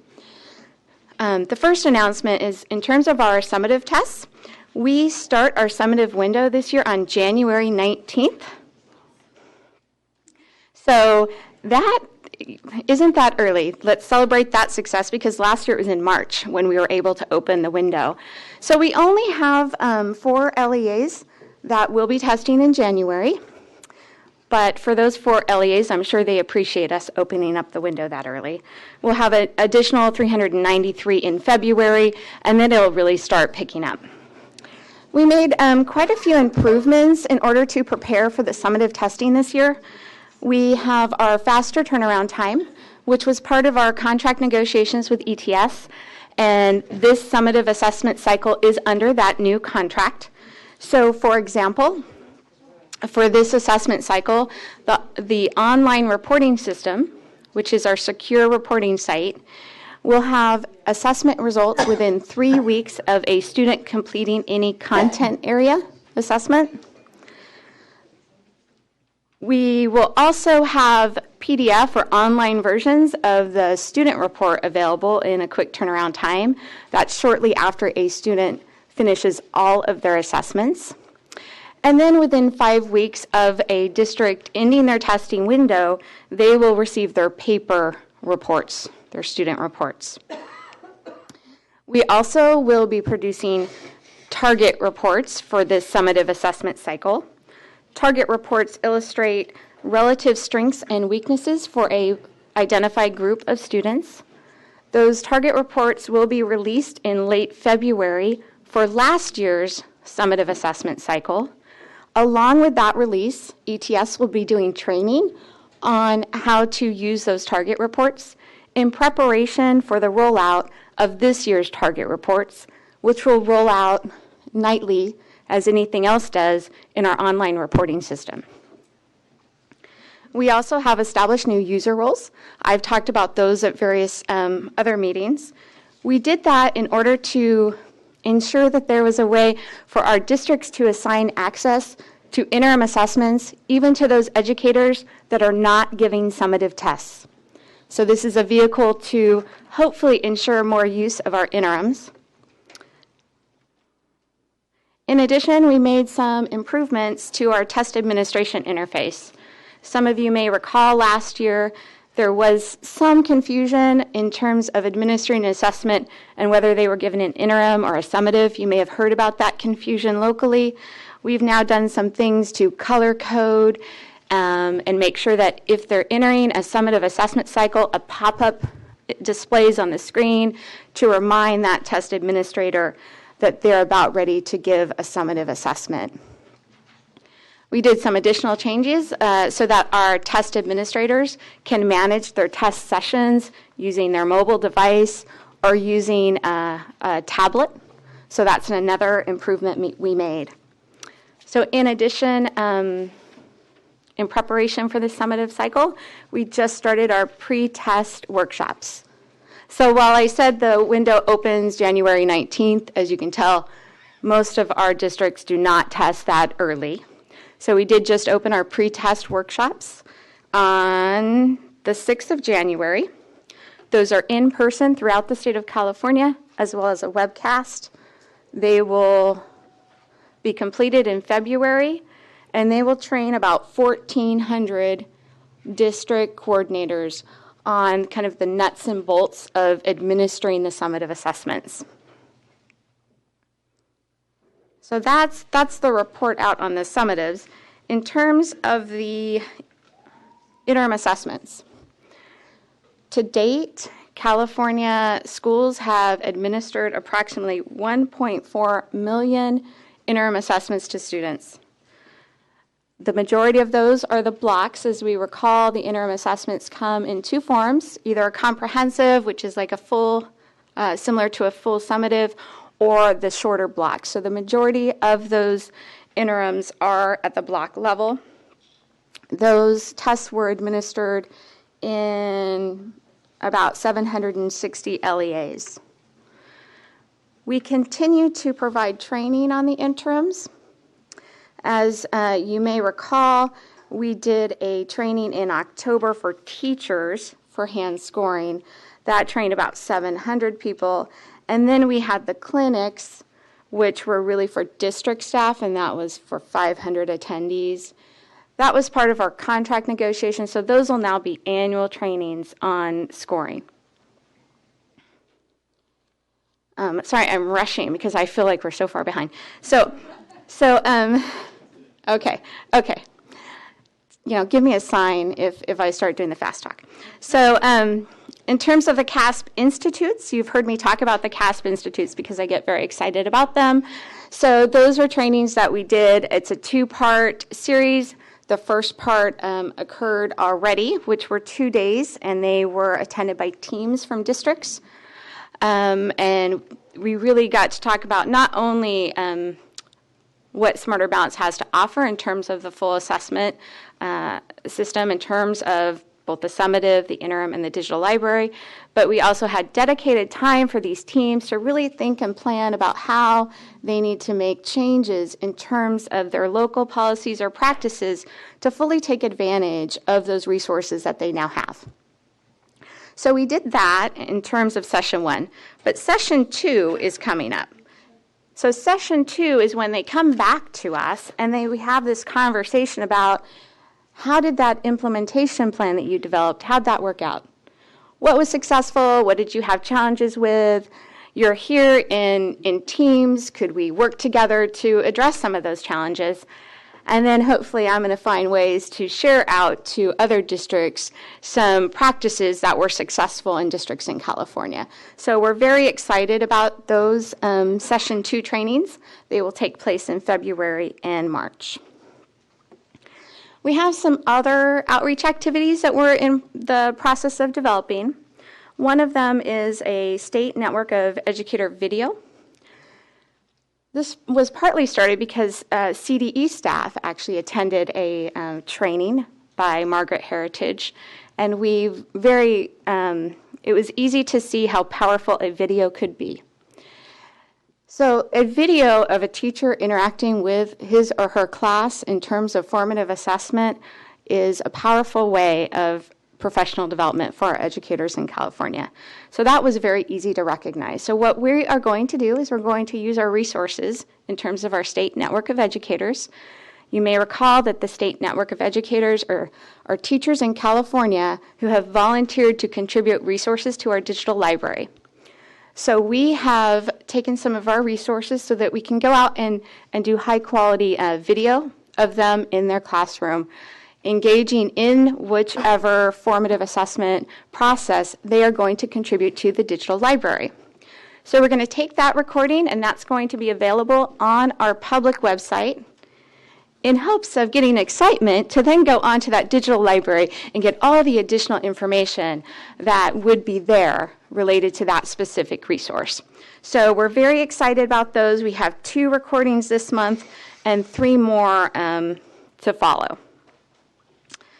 We also are we want to make sure that people in California know that the state network of educators are their peers. They are teachers in California. So we are going to start the Meet an SNE.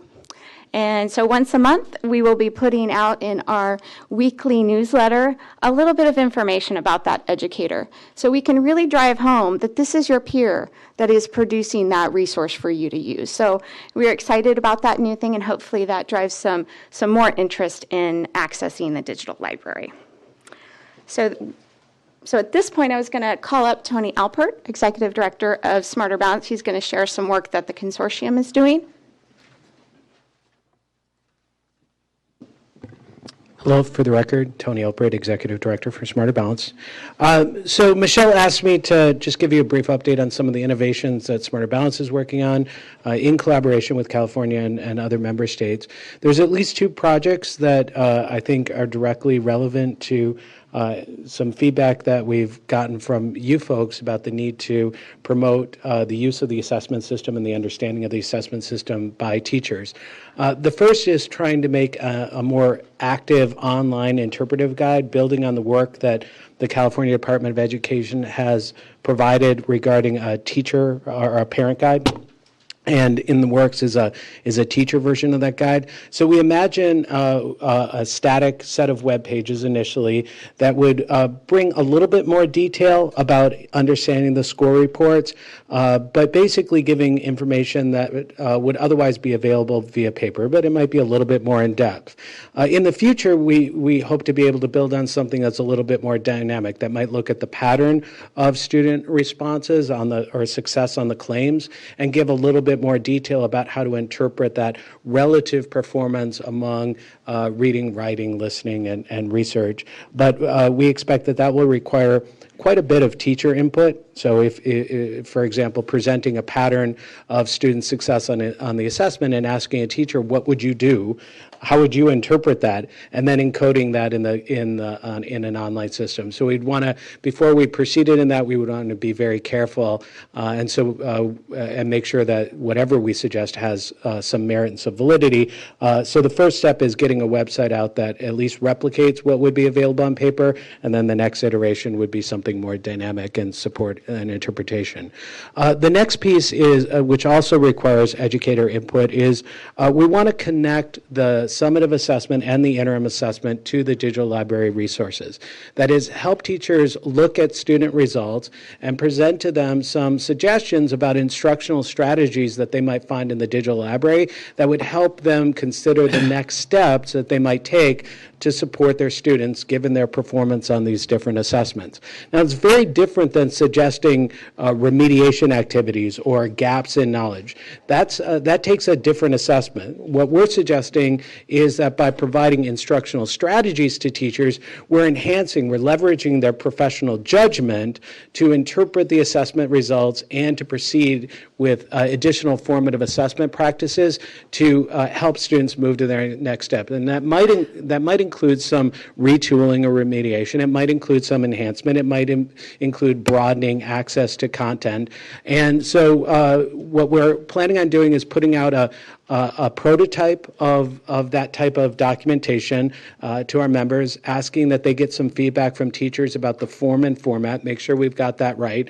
And then what we'll do is we'll bring a group of teachers together, undoubtedly some of them will be California teachers, and ask them to look at the pattern of student responses and then look at the digital library to find suggested resources that would then be appear to teachers under the circumstances of students' achievement levels or scores to help direct teachers directly into the digital library and give them some scaffolding as they consider the next steps.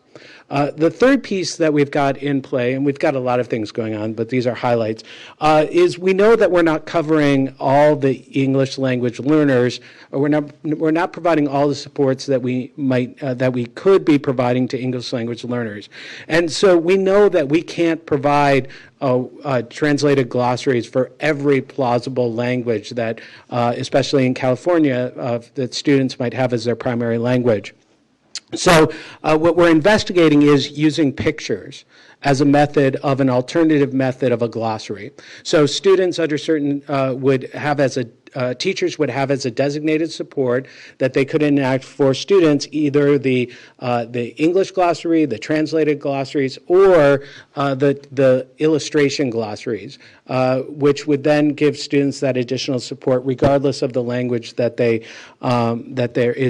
regardless of their primary language. And We're currently engaged in cognitive labs, asking students to try out different forms and formats, asking whether or not the technology is helpful or whether or not it's a hindrance, asking them whether or not the illustrations are helping them understand the terms in a manner similar to what a language glossary might provide, and we're getting some very positive feedback. So we anticipate that this is a resource that would be available not only to English language learners, but to any student that an adult determines would benefit from this, but we anticipate students who are dyslexic might also potentially benefit. So, but we need to do some more investigation on those different dimensions. So Michelle, did I cover all the areas? All right.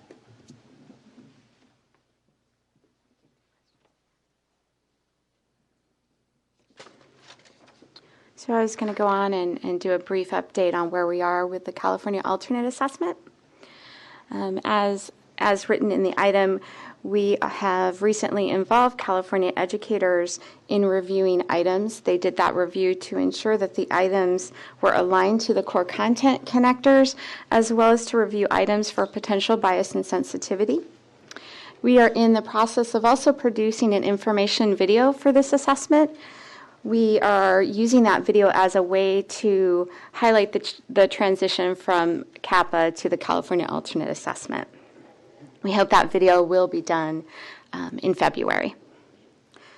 We are also in the process of doing our Train the Trainers for the California Alternate Assessment. The purpose of those trainers is to prepare the staff that go out and train those that administer the California Alternate Assessment in those one-on-one student administrations. That training is being done statewide. It will also have a webcast. Recently, as an update, NCSIC also released their licensing agreement for use of NCSIC items. The department is currently reviewing the MOU that was released by NCSIC. We will, after review, if that is something that we can legally enter into, we will be bringing that forward for your approval. What that would do is that would provide us additional items for potential use in future administrations, not for this current year. Also, a brief update on where we are with our NGSS-aligned assessments. As a reminder, our current contract with ETS has in it the development of 3 summative assessments. We are currently working with our contractor to develop a high-level test design and having conversations with experts in the development of that design. We have met with, for example, SNAP at Stanford, Helen Quinn.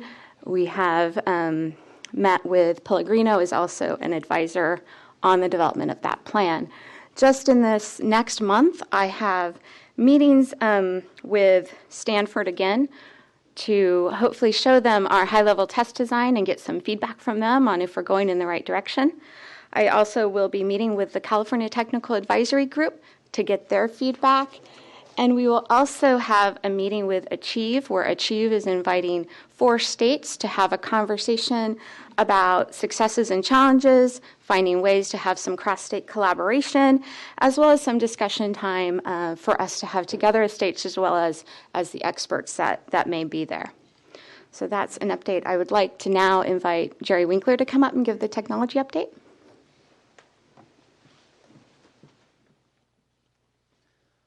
Good afternoon. Jerry Winkler, Director of Educational Data Management Division here at the CDE. Just want to give you a brief technology update on the Big 1.0 and Big 2.0 grants. First of all, with Big 1.0, we've got 22 sites with circuits installed and passing data currently from schools to the internet. That's a significant number. It's actually 11 more than we had 6 weeks ago. So 22 is an impressive number.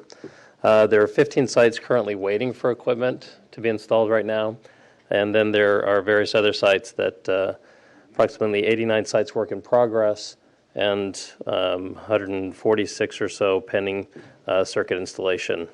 With Big 2.0, September 30th was the application deadline, as you may remember. There's roughly 890 sites that were reviewed. 14 were listed as priority 1. Basically meaning unable to administer CASP assessments So 200 plus sites made the priority 2 list, and 400 plus were priority 3. Priority 2 being limited bandwidth for administering CASP, and priority 3 being underconnected schools, ranked by their connection capacity. The RFP deadline for bidders was December 14th. 28 service providers provided bids. All of the no-bid sites from Big 1.0 actually had proposals submitted in Big 2.0, so that's a very good sign. Proposals for the sites are currently under review. K-12 HSN expects to have the list of recommended sites by the end of January, and then moving forward with funding hopefully shortly thereafter. That's our technology update.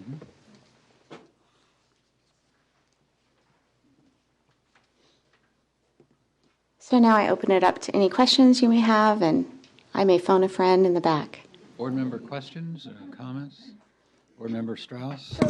Michelle, I only want to thank you for all your hard work and the whole team in the transition, and really for your really quality update today. I wanted to expand a little bit on the digital library. I know we keep talking about it. I think we have 260,000 registered, but I'm wondering about the use of it, how we're getting it out. Do we have a sense that it's making a difference? And just kind of a more expansion on that comment. So I think we have approximately 266,000 accounts. In terms of usage, it is not that high in terms of the logins. I want to, do you have an actual number? I know why. Oh, you know why? Well, then I think you should share the why. We would like to know why.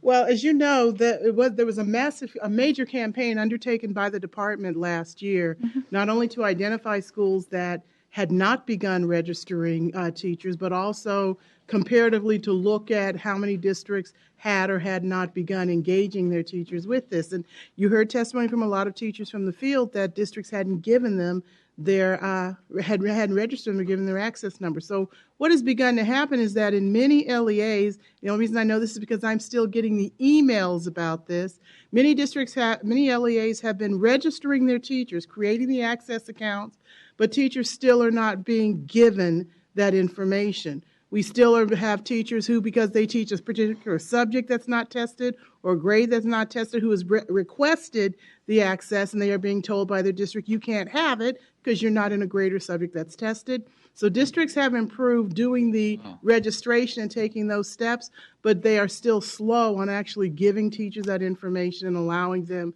to go and go forward and get into the library. The only reason I know this is because I still get all those emails for not just from individual teachers, but now I'm getting group emails from entire districts of teachers where this problem is continuing.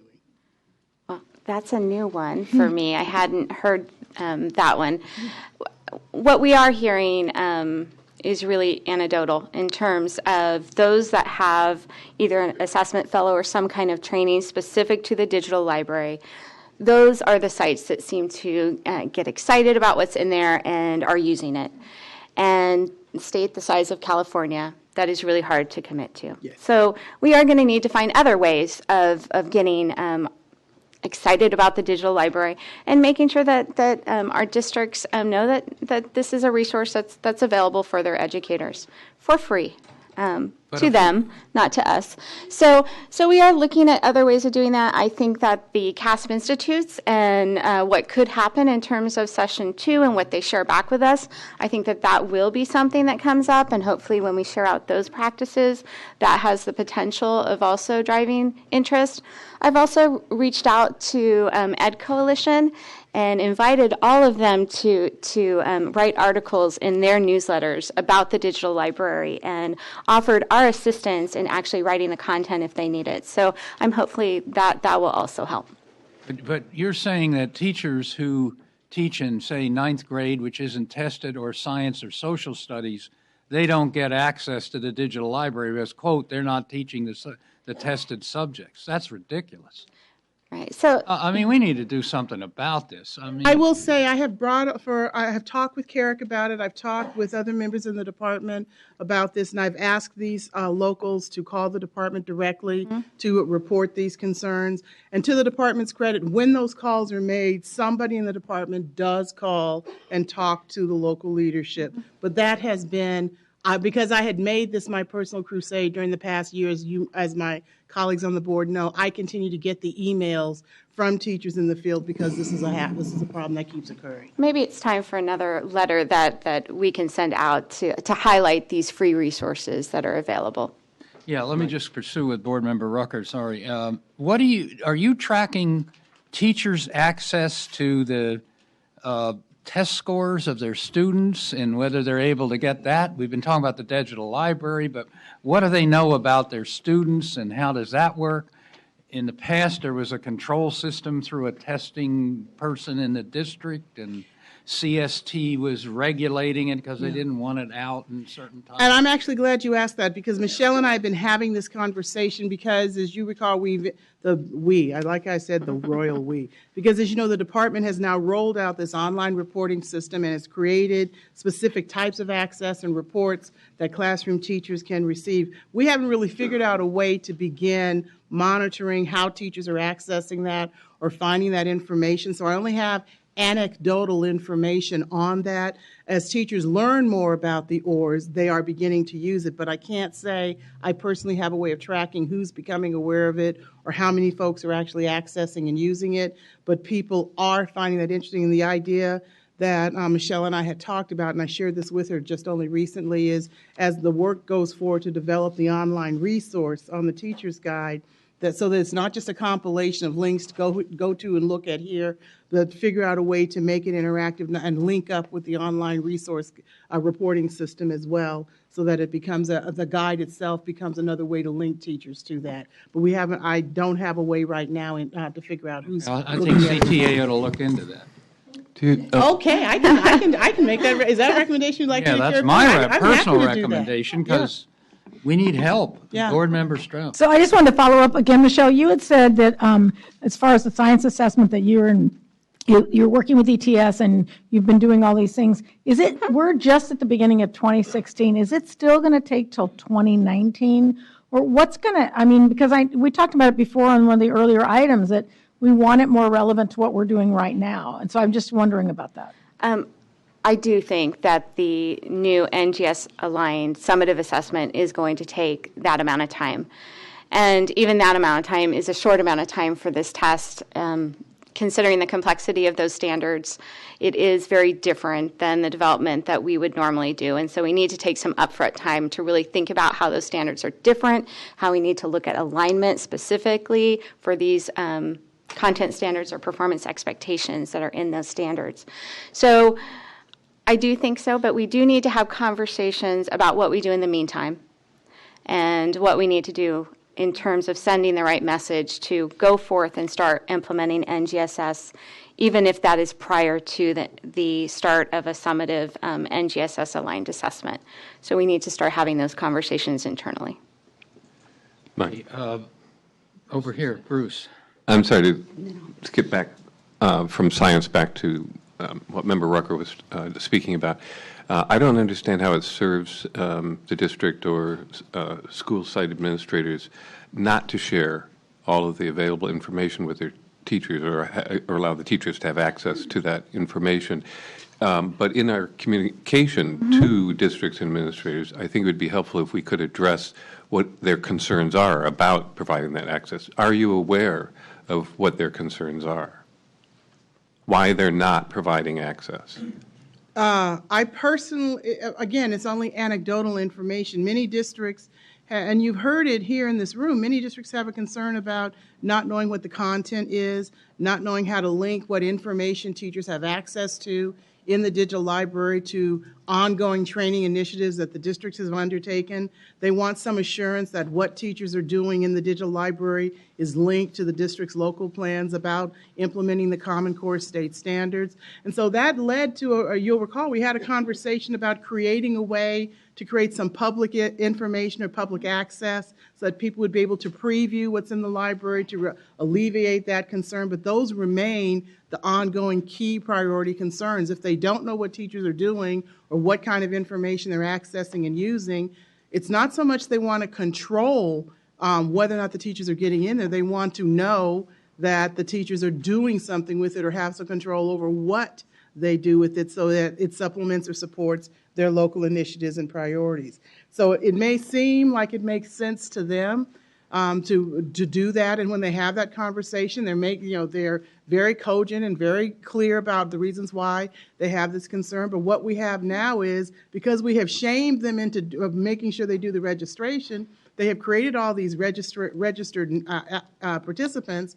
But if there's a difference, if you have 100 people employed and 100 of them are registered, but only 2 of them have accessed it, that should let you know they still haven't passed those numbers out to all those teachers. Member Sun. Yeah, I just wanted to add to that. So there's also a logistical piece to this as well. So if I tested students, if I were with a group of students last year, that group of students also went to other teachers, perhaps this school year.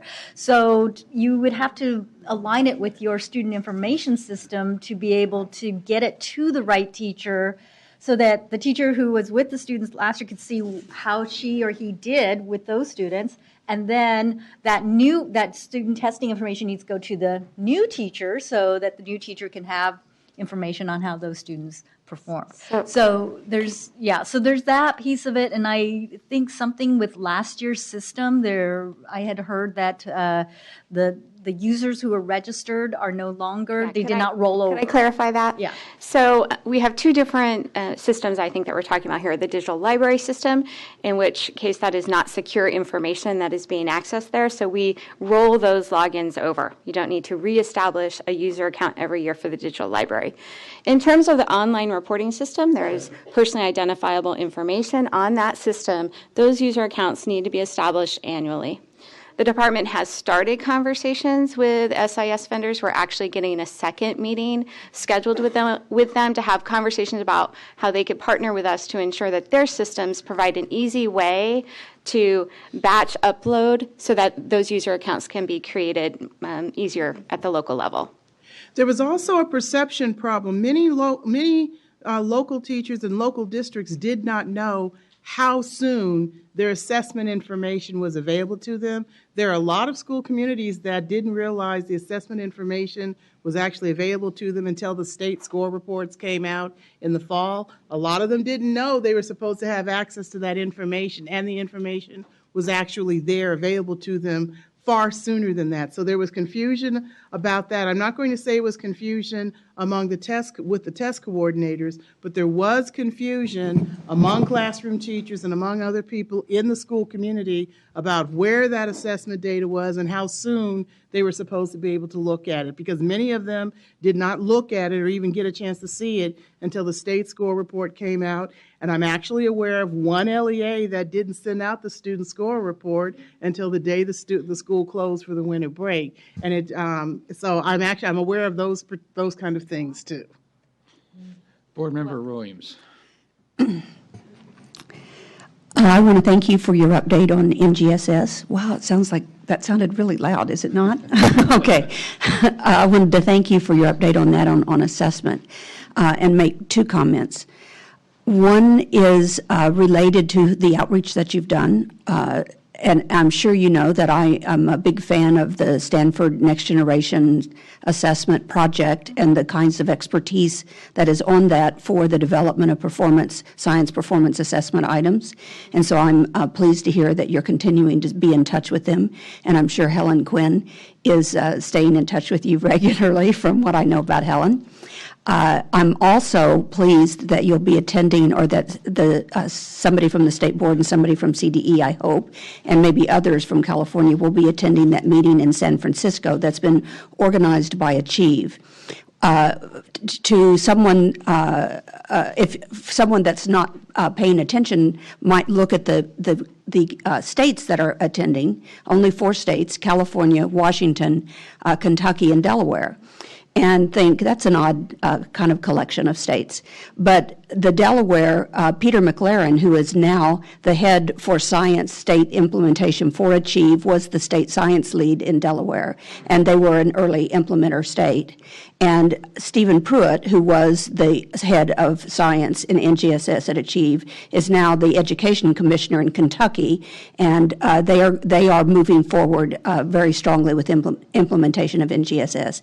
And Washington State is also moving forward strongly with implementation, and I've met the state science lead there at various other meetings, and I think it's an excellent group there's no commitments in this group, from what I understand by the invitation I saw. This is an opportunity to hear from experts at the National Research Council that put together the guidelines for developing assessments for NGSS, and for those 4 states, the leadership in those 4 states, to share where they are now, where they're thinking about going, what kind of challenges they face, and maybe even potential to see if they want to do more collaboration. But it's not a consortium or anything like that. So I'm pleased that California will be attending that. I think it's really important. And did you say something? You said something, and I don't have the sentence structure down, but you said something about that we need to be thinking about how we're going and talking internally about implementation while we're waiting to get the test off the ground. Could you say that part again? Yes. So, as was mentioned, we have 2019 for when we think we can have a NGSS aligned assessment developed. So we have some time period between now and then, and so we need to have those conversations about what our next steps are. Okay. I don't have answers right now to what those steps are, whether they're a waiver, whether they're looking at our CSTs. We have not yet completed the alignment study that I briefed you on at the last board meeting. That is not yet complete. Whether that will influence the decision about what to do in the meantime. And will there be an item on this coming to the board in March? In terms of the high-level test design for the NGSS aligned assessment? Right, or is that being pushed back a little bit? I think it depends on how those 3 meetings go that I mentioned. Okay. If we have those meetings and we seem to be on track with what the experts think, then California would be ready to come forth with a high-level test design in March. But we also want to take the time, if we hear from the experts and need to make some tweaks, then we want to take the time and do that. And would it be possible that you might come to the board in March, not with a test design, but with a discussion of the issues that you're considering? Of course. Sure. No problem. Okay. Thank you very much. Board Member Rucker. And Michelle, I have 2 questions I want to ask, and it's more just to put this on the radar for your division and for you and Carrick to talk a little bit more about this. The first question is, I brought this up during the ESSA briefing that we heard, and looking at having the state applying for funds to conduct an assessment audit, to take a look at what our assessment practices are and how much time we're spending with doing assessments. That's funding that's available through a federal application for ESSA funds. And then my second question is, ESSA also created an opportunity for 7 states to apply for an innovative assessment pilot. It could be, and you'd have to look more at the details on what's provided in ESSA. I heard the concern both from Board Member McFarland and Board Member Williams about the fact that we have this massive gap in time on implementing the science assessment. Is there a way to take a look at the assessment pilot to create some alternatives for doing the assessment and bridging an assessment activity for the NGSS, and looking at the assessment pilot or applying to be a state that does that assessment, applies for that assessment pilot as an opportunity to do that? And I had understood that's one of the options that is now can be under consideration. So we are still analyzing ESSA, so I don't have responses. No, I just asked the question to put it on your radar. Thank you. Okay. Glenn. Thank you, President Kirsten. Thank you, Michelle and team, for an excellent report. I just wanted to go back to one data point, which when you said it kind of jumped out at me because it differs a little bit from what's in the item.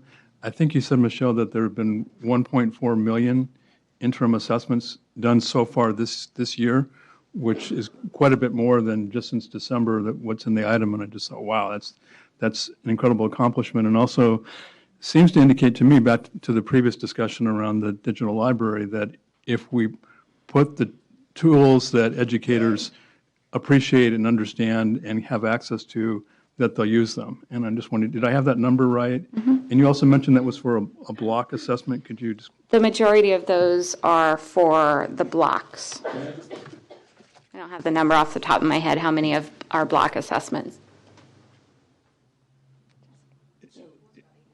About 80% of those. And what does that mean exactly? So it's likely that the comprehensive assessment is the full body of standards, and there are some legitimate use cases for that we would anticipate. There are many legitimate use cases, but we expect that sometimes in early fall they might administer that to kids that are new to the district to do a check-in based on last year's standards, or just to get a sense of where they're on this year's standards. But probably around February or March, you might see more of the comprehensive assessments being administered. But the block assessments are more granular. They're more easily aligned to scope and sequence, and so they're probably using those as progress checks during the year. Do we have a sense, and just ballpark, how many educators that might be? How many teachers did those 1.4 million? Just to get a sense. How many? I don't know that the individual teacher data associated with assessments are collected. I think they're not, and so there's information potentially about the school and the district to which those kids are enrolled, but not the teachers that administered it. Okay. Well, I just wanted to highlight it because it just felt like it was a really big number, and just indicated that if we provide the tools that people want to use, they'll use them. Absolutely. Well, and I think to add. Nancy, the December is the end of the first semester for those on a quarter semester system too, so there'd be a need and an interest in doing that in December to prepare for the beginning of the second semester. Yeah, as evidenced by 1.4 million actually being done,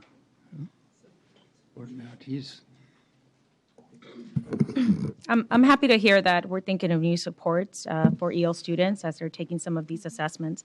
And I know that several months ago I inquired about the number of EL students that requested supports, how many of them actually use the supports and what types of supports.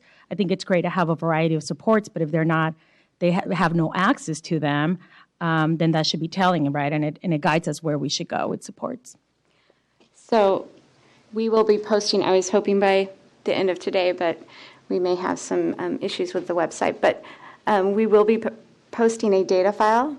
The data file will indicate whether the counts for the different support and accommodation categories, and it is the count of the number of students who would have access, not necessarily who used the support.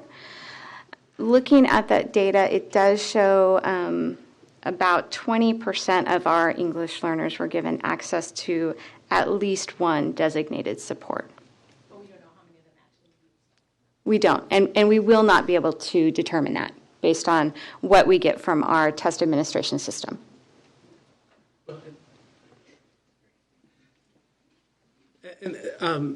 And so often, this is Tony Alpert, Executive Director of Smart Balance, we often get that question about what students are actually using it. There's some privacy concerns, and to the extent that people have concerns about data that are being collected about students, we're very cognizant about suggesting to states that they limit that collection, and so that wasn't preeminent in any design to collect that data. In addition, there's a lot of bandwidth that might be used for, so for instance, if you track every click that a student makes on a window to track what they're activating and infer that they're using it, just because they activate something doesn't mean that they're using it, so there's a little bit of guesswork there. That's going to send data back and forth to the server, and so as we're thinking about being very careful about using school bandwidth and having as many students take the test as possible without increasing costs, that's a consideration as well. So you said that maybe approximately 20% of EL students. That sounds a little low, but yeah, right? And so what can we do to increase that and make sure that students actually do have access to the supports they need? So we had an inkling that the number was going to be somewhat low. So what we did is we made a focused effort for our CASP Institute to specifically talk about this as one of the areas that they may want to work on and develop a plan on. So I have already started requesting that we highlight that as something that may come back in session 2. So I do know of at least 2 districts that identified that as their plan to work on between Institute session 1 and session 2. I know of at least 2 districts. So we'll be looking at their plans and hopefully providing that out. I really think it's more of a logistical type of problem that districts are dealing with right now. They haven't yet developed the process to determine which supports to assign to an individual student and then actually identify those in the system. That kind of process is already established for our students with disabilities, but it doesn't yet exist for those students. So I really think it's more of a logistical thing. It's not, I think this is easily solvable, you know, as we go in the future and provide them some support and ideas about how they may want to do that. Okay, no further board comment on this. It's an information item, so we have public comment. We have 3 speakers, Doug McRae, Patty Scripter, and Shelley Spiegel-Coleman, if you want to line up.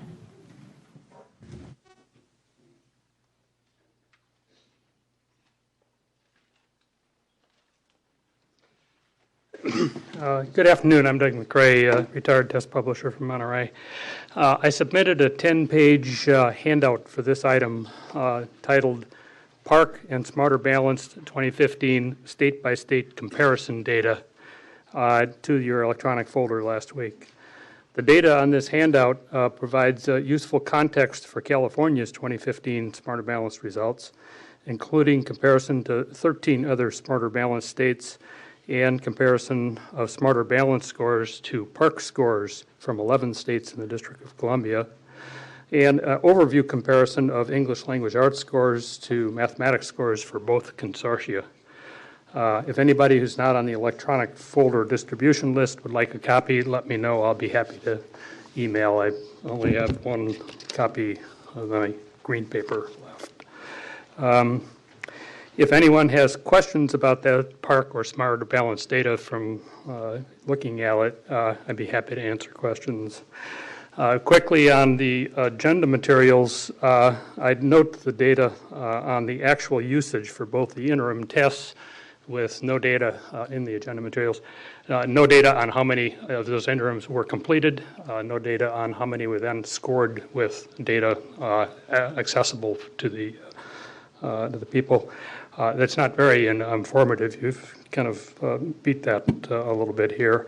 I'd note real quickly my calculations with 1.1 million IABs. A student can take multiple IABs and typically do once they begin using them. So that's perhaps someplace in the 300 to 600,000 range of students, or roughly 10 to 20% of the students taking those tests. Finally, prospects for a valid, reliable, fair California alternate assessment for spring 2016 are now virtually nil based upon the minimal information released so far from the pilot test last spring. Thank you, or the field test last spring. Oh, I forget how to start. Good afternoon, Patty Scripter, California State PTA. Last month I gave you an update on the outreach that we're doing in addition to the outreach that the department is doing and that we just heard partly about. And based on the positive progress that we made, we received an extension of the grant, and so in addition to continuing to work on materials, we're working to develop local parent leaders as knowledgeable spokespeople for the assessments and time for the next round of assessments, because we know that local trusted messengers are really important to building parent trust and support in the assessment system. And also, as a thank you for the department, as all the outreach that we did in the last round where we had a lot of training with parents. We got a lot of frequently asked questions. We've compiled those and we've created an FAQ sheet, and we thank the department for vetting our answers. And it will be posted shortly on our website at www.capta/assessments, where our other materials are and where we have multiple languages for many of the things that we're trying to communicate parents about the CASP and the new assessment system. Thank you. Good afternoon, Shelley Spiegel-Coleman with Californians Together and California Association for Bilingual Education. I want to follow up on the conversation that just took place in terms of the designated supports and the accommodations. And I understand why maybe SBAC cannot release the issue about how many students took the exam, with which designated supports or accommodations. But I'm wondering if there's a way that the department or the state board would do some kind of a sampling or a survey with some school districts to try and find out that information. Because I think for us to be able to say that the students have access and that the assessments are accessible, we really need that kind of information. Because let's say 3/4 of those designated supports nobody's using, well, then we need to know something about that, and what does that mean for accessibility and being able to have access to taking our exams. So I hope that we don't just stop with the limitation that SBAC has, and we think about a possibility of doing some kind of sampling with our school districts so we can get that information and increase the amount of accessibility and access that English learners can have on our state exams. Thank you.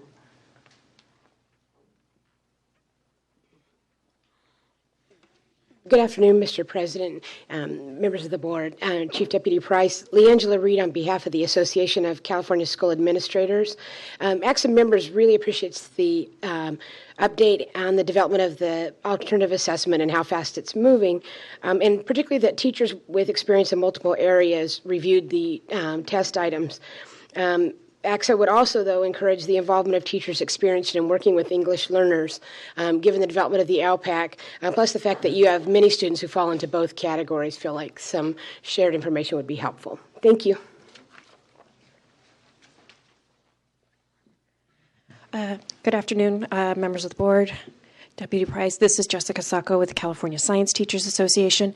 I wanted to comment on two items. One was the first around the discussion around which teachers have access to the digital library and which teachers don't have access.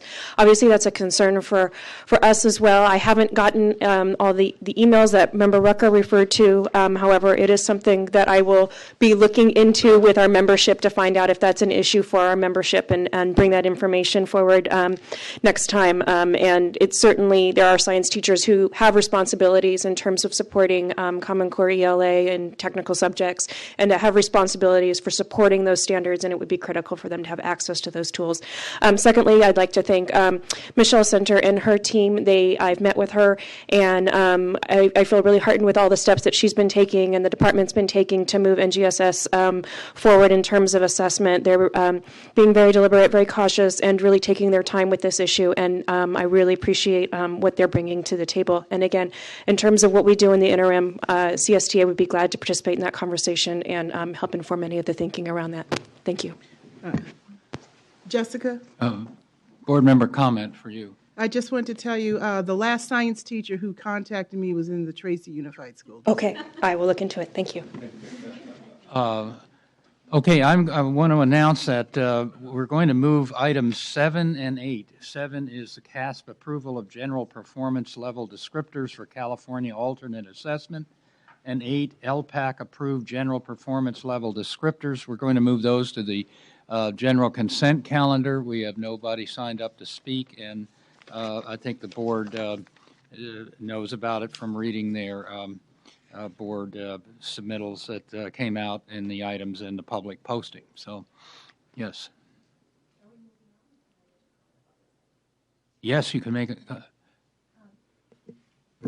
I would like for us to explore that possibility of a sampling at a smaller scale. We know where the highest concentration of ELs are, and we know the density, the districts with those densities. So is that a possibility for us to explore? As part of our independent evaluation of the CASP system, we actually are looking at use of supports both on the assessment as well as in the classroom. So I think you will get that information via that independent evaluation. And that's done by HUMRO, right? That's the contract the board approved. All right. Yes. Okay, that completes item 3, and now we're ready for item 4 on the comprehensive assessment plan. And you're going to present on this, Michelle, first, or? Yeah. It's a marathon Michelle session. So for the record, Michelle Center, Division Director for the Assessment Division.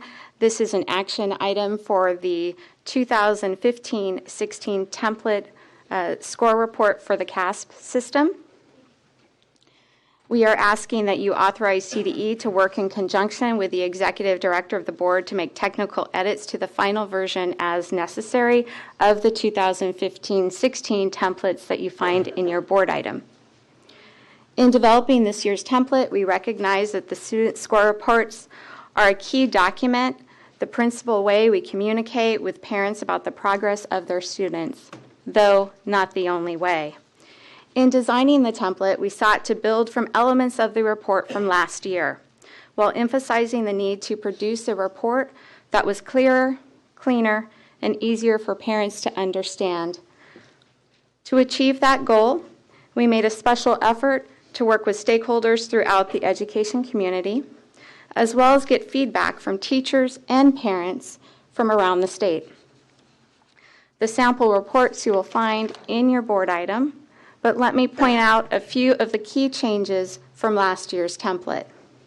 First, you'll notice that the student's overall score appears alongside their claim score. A parent no longer has to flip from the front to the back of the report. Second, we've enlarged and simplified the graphic that displays each overall score and made the achievement levels associated with each score easier to read. We've simplified the language associated with the overall score and claim results. We also show both last year's score as well as the current score for those grades where that is appropriate. This will give parents an opportunity to gauge the progress their students are making. As for the 11th grade template, you'll see that this year we actually include the status for the early assessment program. Last year we had a table, and a parent had to use the table and the score to ascertain the student's EAP status. We are continuing to receive feedback on the template from important stakeholders, and we ask that your approval today allow us to incorporate minor wording and technical changes before the final reports are produced. Any questions? Questions by board members on this? I know we have some public comment, so we could also deliberate after that. Okay, let's move to the public comment then. Public comment, we have 4 speakers: Doug McCrae, Patty Scripter, Terry Burns, Deborah Brown.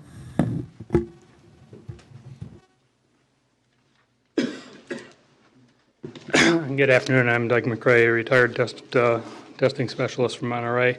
I want to focus briefly on the terminology used for the 2 graphic areas on the mock-ups, the area for the overall scores and the area for the claim scores, which are now on the same page. The word standard is used in both areas, but the 2 sets of scores address differing constructs, have differing processes for derivation, have 2 distinctly different meanings for interpretation. Using the same word for 2 different meanings is terribly confusing for the reader, for teachers and administrators, as well as for students and parents. I'd strongly suggest that 2 different terms be used for these 2 different types of scores. The word standard is appropriate for the overall scores, but the word target might be far better for the claim scores, with column headers below target, near target, and above target. This simple change would remove a major source of confusion for teachers and administrators, as well as students and parents, in interpreting the scores. Thank you.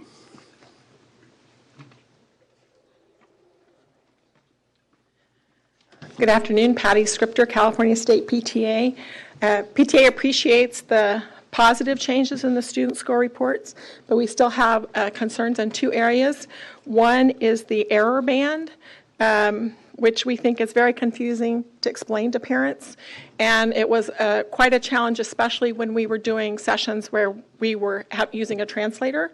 And so we question the need for that, and at least there should be different wording.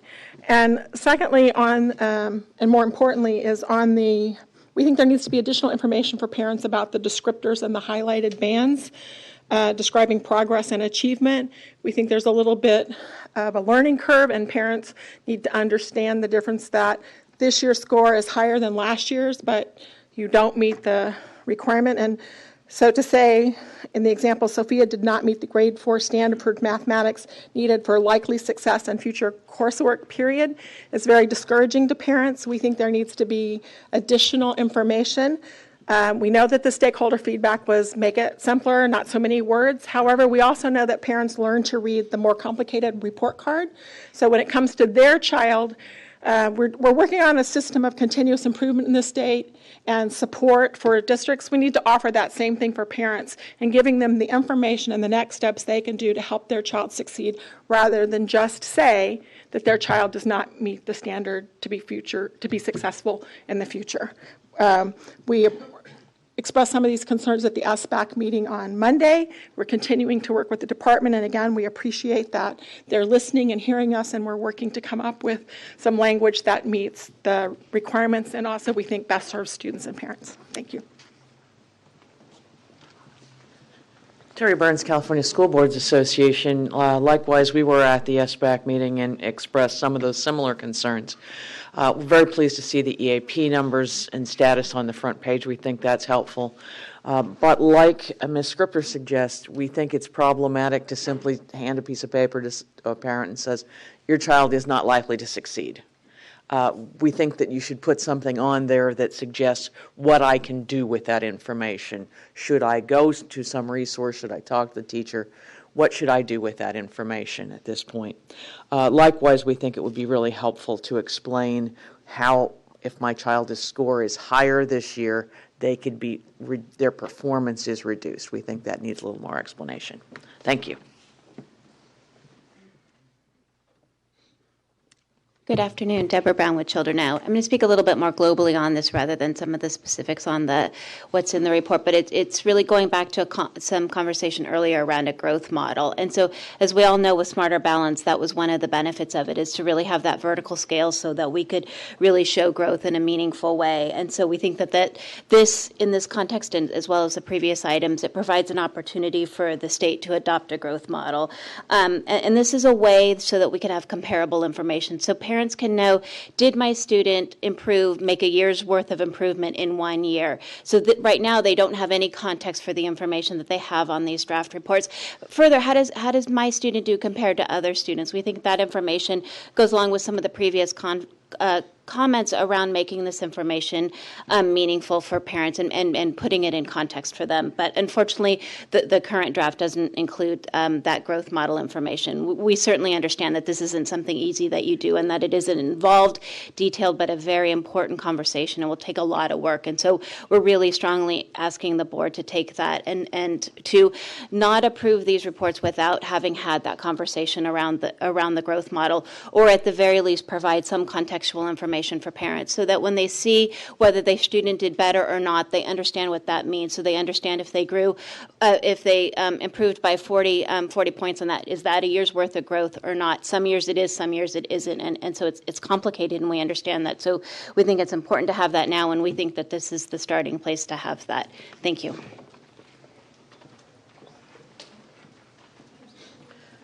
Good afternoon, President Kirst, members of the board, Chief Deputy Price, Leangela Reed on behalf of the Association of California School Administrators.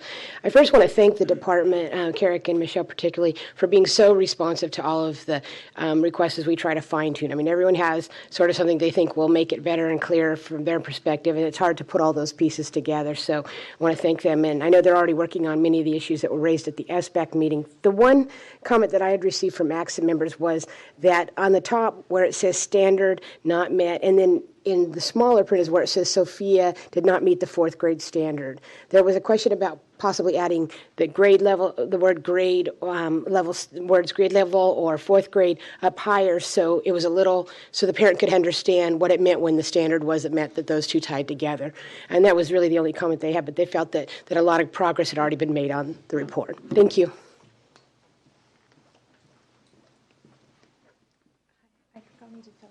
That's right.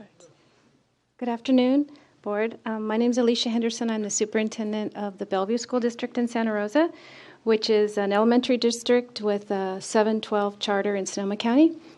And I'm here just to speak on behalf of this new school report. My district has a 93% unduplicated population, including 74% English learners. So I bring that perspective when I share with you that I'm very impressed with the new design and format of how to share this information with parents. In particular, I think a couple things. One is the graphic display, having a real easy access to reference what's in there with the claims rather than having to dig around for it. And I think the multi-year data points is going to be very appreciated.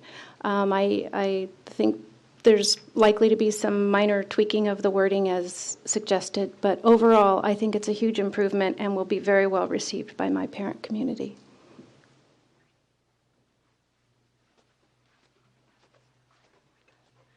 Good afternoon. My name is Susan Green. I'm the Director of Assessment for San Juan Unified School District here in Sacramento. And I wanted to come and share our support for the new parent report. I actually did have an opportunity to be on one of the focus groups and looking at the report, and I think the department did a great job in taking in a lot of the concerns and issues that have been brought up. I would say that I've been actually sharing the sample report with our parent liaisons who do most of our outreach work in our district, and they were actually very excited about a lot of the same things said here today, but the fact that language arts is all together, you don't have to flip the side, the math is all together, and their one comment was they found the most valuable resource they had in working with parents this year was the parent guide. They said the report by itself is fine, it's a standalone report, but it's really the outreach that school districts do in helping parents understand it, and that parent guide that was produced this year was very well received both by our parents and our sites that we're working with them. So thank you very much. Hi, good afternoon. Shelley Spiegel-Coleman, Californians Together in Cave. And I too want to thank Carrick and Michelle for a lot of first of all, their availability and their access. We have been able to have many, many conversations with them about the issues that we do raise here. And we do know this is a long journey and that we know things are in development. And so we appreciate the work that we've done with them. On this issue of the parent report form, we did raise this a couple of board meetings ago. The parent guides, my understanding, which was on the board agenda a couple of meetings ago, are in several different languages, but the student report form is only in English and Spanish. And so the conversation that you all are having about this part not being well understood, or maybe if we said this, it would be better understood, you can imagine if none of it is understandable, whether it's here or whether it's there. And so I know it wasn't in the contract that we translate the student report form in the similar languages that we had the parent guides for, but I do think it's something that the department and the board ought to explore in terms of funding, in terms of maybe some districts have gone ahead and actually translated for their student populations, maybe collecting those and seeing what we can do to share them across the state. But to have a report form going home to parents in a language that they don't understand is really something we should try and do something about, and we would want to work with you on that. Thank you very much. Okay, board member comments. Board member Sun. So some of the issues that were brought about, the confusion of the scores for parents, when you asked for approval with some technical changes, is that something that you are looking to address before finalizing? Yes. Okay, other board member, Sue Burke. So that was one of my questions, whether, given the way the motion is crafted, would allow for some of the changes. There are two comments I want to make. One is that, and I really appreciated the comment about the parent guide from the district representatives, because I don't think it's anybody's intention that you just drop this on a parent and go, okay, figure it out. That there has to be some additional guidance, that there's a conversation almost always with the teacher.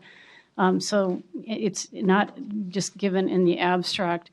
The second thing I wanted to clarify is this notion about the growth model, because I'm worried that that's getting confounded. That's a system activity having to do with accountability, not having to do with individual student score reports, or am I? I think that once California does adopt a growth model and we go through the work that is involved in doing so, there is the potential of a change to this student report. Depending on what that policy decision is, we could establish, for example, what is the goal for growth for individual students. And if that is established via this growth model, then there is different information that could be displayed here. It's really a conversation that I think we need to hold off on until we have a growth model. And we would have to establish a baseline and all of that before we, right? So I think we're a long ways from that, given our conversation this morning. So I certainly would not want to delay the adoption of a student score report for this next round of assessments. And it sounds like generally the folks that you consulted with are okay, have some technical things they'd like to have changed. So with that, I would move the department's recommendation. Any further discussion on the motion? Board Member Holliday. Sorry. What grade is Austin in?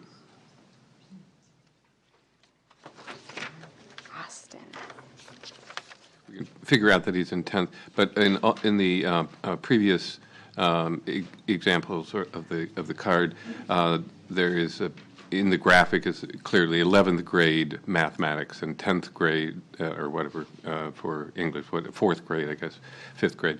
But in the science graphic, there's no grade block there, and I just think that right. It's at the top. We could do something else to put it.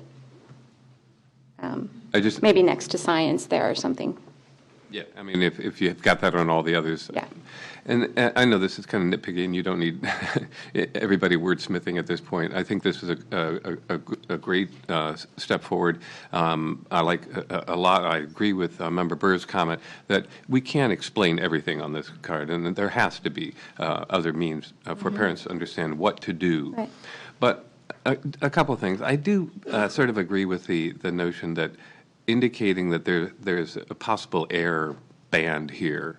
I'm sure you all debated that 1,000 different ways. I would come down on the side of it probably is a little more confusing to parents than helpful. But that's just so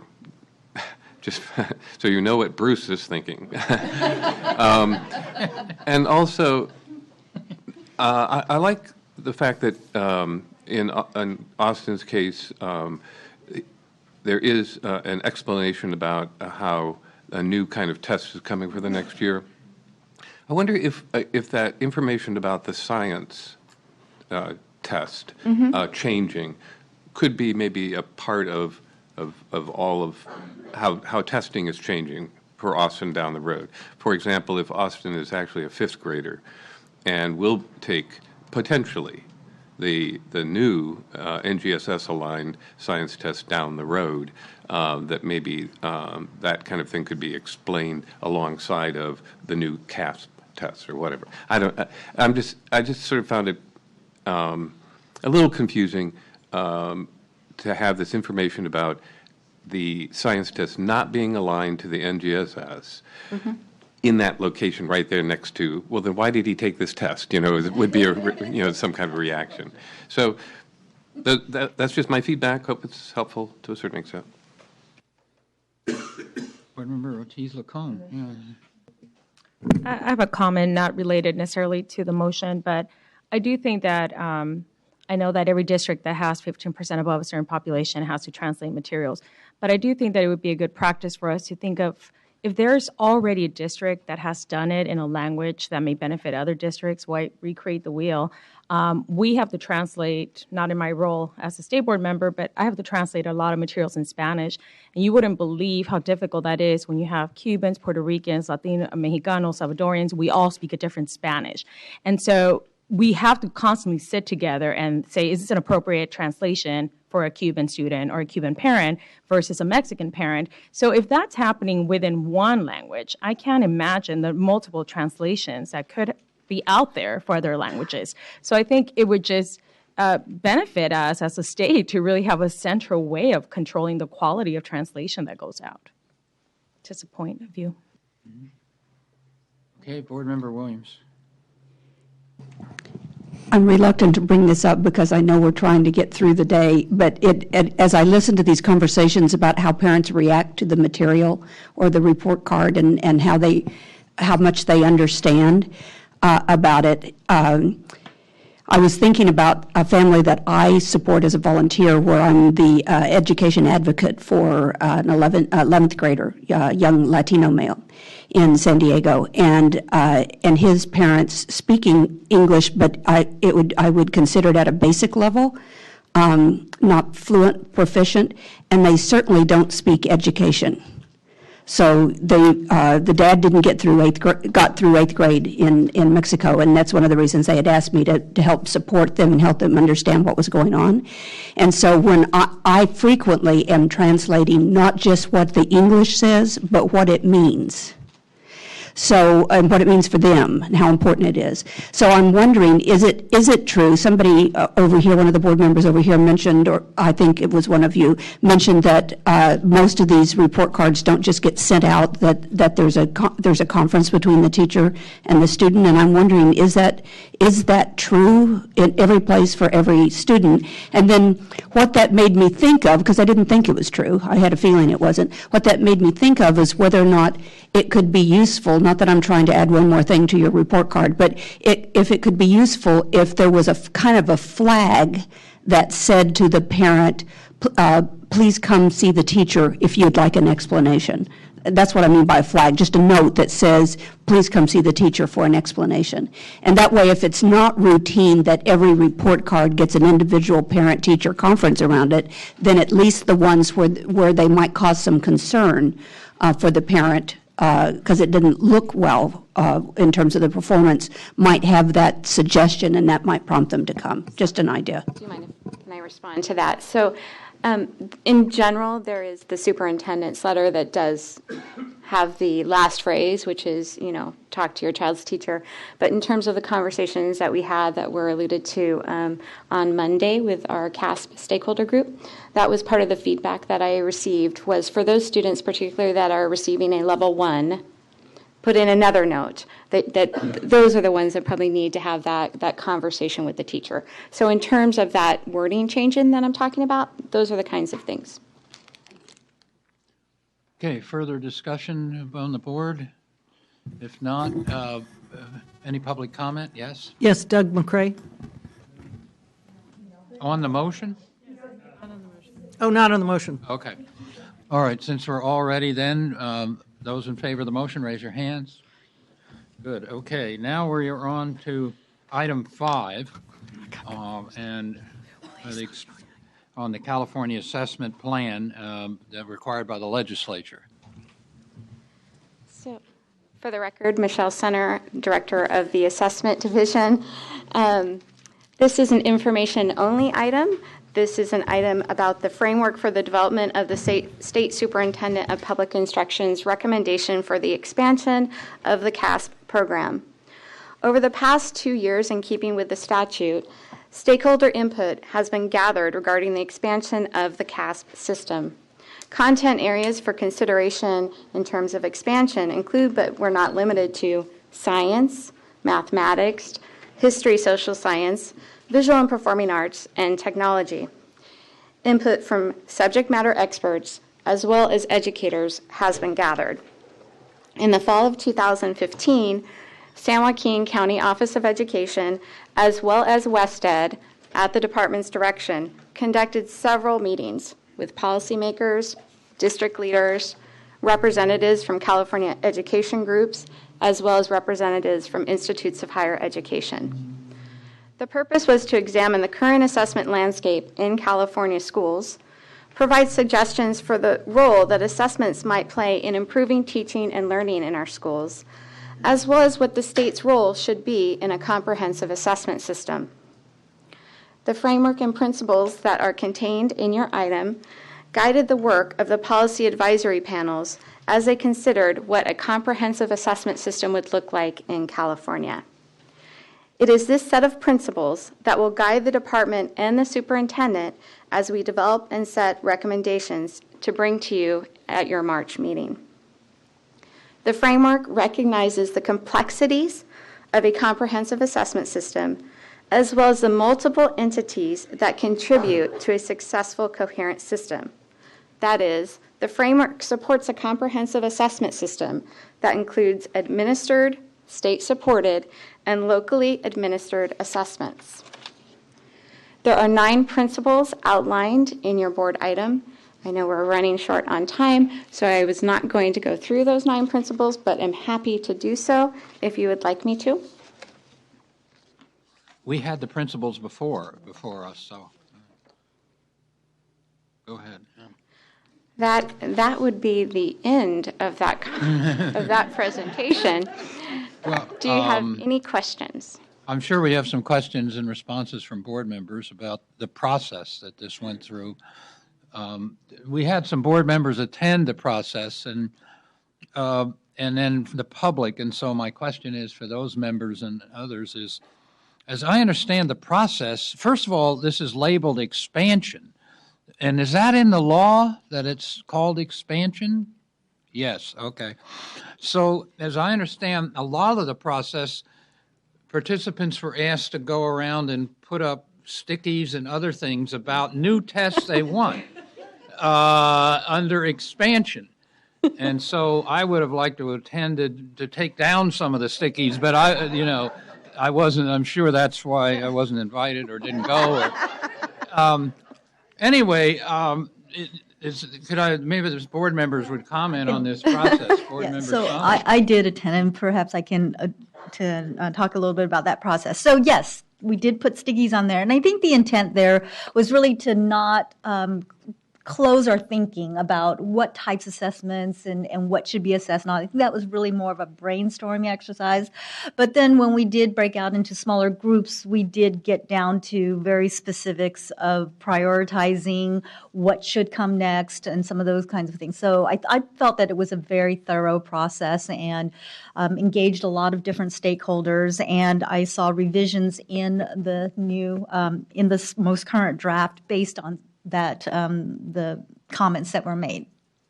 Okay, Board Member Burr, and then Eileen went too. Yeah, I was at the session that Board Member Sun attended, and I would commend the department and also WestEd that is contracting to do this work in terms of setting out a framework and guiding principles, et cetera. But I do think it's fair to say that most of the participants never met a test they didn't like. And I feel like the conversation is a little bit divorced or a lot divorced from the conversation we had this morning around accountability. And it's kind of rooted in the last years that we've had a test-driven accountability system. So people then approach a conversation about what should the testing system look like with the headline, oh, I'm going to be judged on this. So therefore, if I'm going to be judged, and we heard some of these comments this morning, if it's not measured, it's not valued, et cetera, where we're kind of in the middle of this transition to no multiple measures, not just tests, lots of other things we're going to be looking at. We're in this discongruous circumstance right now. And so I think you still have lots of people, especially at the local level, and people who feel very passionate about their discipline or the social, emotional well-being of children, who think the only way we're going to know about those things is if we have a state test to do that. And I just think that sort of runs, again, kind of in a collision course with what we're trying to do around accountability and also with the national conversation now that's going on. We didn't talk about this morning, but with the reauthorization of ESSA, we actually had the president saying there's too much testing. We need to limit the amount of testing time. So I just worry a little bit that we're going to get this report, which in all good faith, the department and the contractor went out and said, we did what you asked us to do. And your hair might be on fire when you see how much testing there might be, coming forward. And so I think both President Kirsten and I share that. I didn't add one single sticky note. I just want the record to show about what the testing system should look like, but to also sort of help frame the conversation that I do think it has to be linked to what's the accountability system going to be, because otherwise people believe they're going to be judged only on what we test at the state level. Board Member Strauss. So I participated in Southern California at Los Angeles County Office of Education, and when it was a small group, less than 20, I think, of those who actually participated in the dialogue. And after the sticky note process, we went into 3 groups, which you probably did in Northern California. I think they followed the same model, and had people brainstorm, what they liked and what would they add and what do they need. And I think the dance was between what's helpful, what should be state, what should be a tool, what is a local decision. So, but they never brought us back and got any agreement on it. They just really got it all on the table. But I would say, for example, there was a discussion about early school readiness that maybe would be in my group done after K before 1, or but is that a local tool, but it might not be reported on a state accountability? Same thing as without Casey. Do we need an indicator? Can we use end of 8th grade? Should there be something at high school? Should it be that was the conversation. Should it be a statewide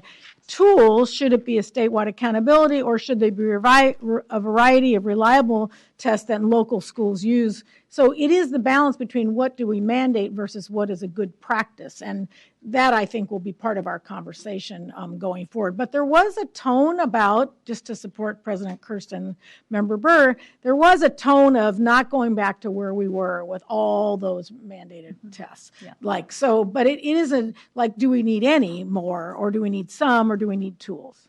And I would agree with that in the small groups. I think the overall people were very tempered in how they approached it, and there was a lot of discussion of that should be a locally assessed item. Except if you're a history person, you still want some history. If you're a science person, you got to have more. And so you definitely, and if you're early on, what do we do for VAPA? So I guess in the groups there still was, depending on what focus you had, and so that's an the other guy's test. Right. But we need, because if it's important, they'll pay attention to history or to whatever, as an example. So I do think that we will continue to hear that conversation. I think the only other thing I would add, in addition to sort of the shift to try to limit testing times, we do have a tool in the LCAP that talks about districts addressing a comprehensive curriculum and offering the broad range of curriculum, which we didn't have before. And again, I don't think that hasn't kind of permeated yet, that there are other mechanisms by which the various disciplines will be valued. Board Member Rucker. I won't repeat some of the comments I made this morning in response to item 1 and ESSA, but I also, like President Kirst, was not invited to any of these meetings, probably for the same reason that I also would have been taking down the stickies, or else I would have said, no, you need to ask this question this way. I think that between the time these activities happen and when we first had the conversation about what it means to look at how to expand the assessment system, the first person who I actually heard have that conversation with the board was Deb Sigmund. She's in the room right now. And what Deb talked about was there's a couple of dimensions to this issue. It's not just about what are the subject matters that would be tested, but where in the assessment system does reporting or accountability for those assessments become important? Is it important to have all of those subject matter assessments in a state level accountability system, or at a local accountability system, or even for the school site, especially looking at that time at the advent of the LCAP? But the other thing that Deb also talked about is, so when you start talking about assessments, you can also talk about delivery. Is it important to test every student every year? Can you do matrix sampling? Do we have options not only for how we do the assessment in the state system, but also how we give options to school sites and districts to do that type of subject matter testing? So I bring that point up not to say I think we may have had a little bit of mission drift, but to suggest that, again, maybe this is an opportunity. You can tell where what I'm interested in. Maybe this is an opportunity, again, to explore the build-out of our assessment system by applying for the Innovative Pilot Grant. So I just think that if we make, again, if you take time and look at the history of the development of our previous assessment system, it happened because every conversation began the way these conversations happen at this event. So it's fine for us sitting here on this dais at the 5,000-foot level to say, well, we want to limit not only the amount of time we spend with assessments, but we want to consider how important it is to add other subject matter.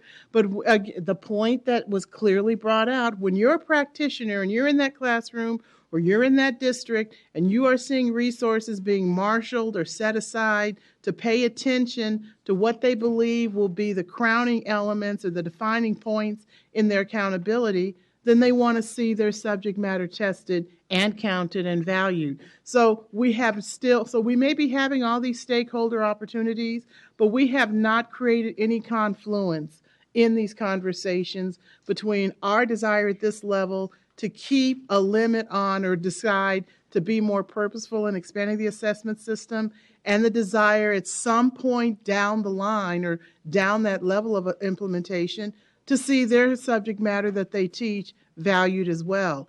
So we may have an accountability system being developed, but in some way people still feel if it's not tested, it's not going to be reflected in the accountability system. So there's still some bridging conversations about assessment, testing, and accountability that still have not occurred that should inform how we build the system. Right. To add on to that, what is the state role in this? You mentioned matrix sampling. There are other alternatives. We could act.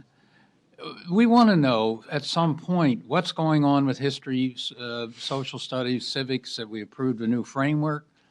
We could do what NAEP does. We could do an assessment, which is a statewide sample. NAEP does a statewide sample. It leaves a very low footprint, but it gives a score. We could do something, and then we could look at what we have and where we are. So that would accomplish state level, some state level objectives. So I think we have to keep in mind state level objectives versus local objectives, and what can be done with a minimum of test burden. So I think thinking about statewide things and matrix sampling makes some sense, and so I hope when we see that we get some options of that type. So that's another thing. So the concern about where are we going and are we getting any priority for a particular subject matter and what parts are being emphasized, that can be answered a lot of different ways other than testing every student every year, which has become the mode of the gold standard of testing in America at this point. So I think it's pretty safe to assure you all that the superintendent's recommendation is not going to come back assessing all of these every year as a summative assessment. There is no desire to build back up an assessment system exactly like the one we had before. I think we had a very deliberate conversation at these meetings about what the state role should be. Included in that was the state providing a support role, which we've started doing with the delivery of Smarter Balance. We started providing locals with the digital library of resources, with interim assessments. We started doing that with grade 2 ELA and math in terms of providing a list on our website of assessments that we have vetted. So there are other ways for the state to play a role and support districts in terms of assessments. We specifically talked about that, and while I can't remember which board member said it. While we did have that conversation, there was quite a bit of support for the state playing that role. There is still a little bit of it, except for my content area. So I think maybe I'm a little more optimistic that when we take all those sticky notes and we actually filter them through these 9 priorities, we're going to come out with a set of recommendations that I think is more in alignment with where the board is and where the department is in terms of an assessment system. Okay, so maybe we ought to have some public comment at this point. Doug McCray.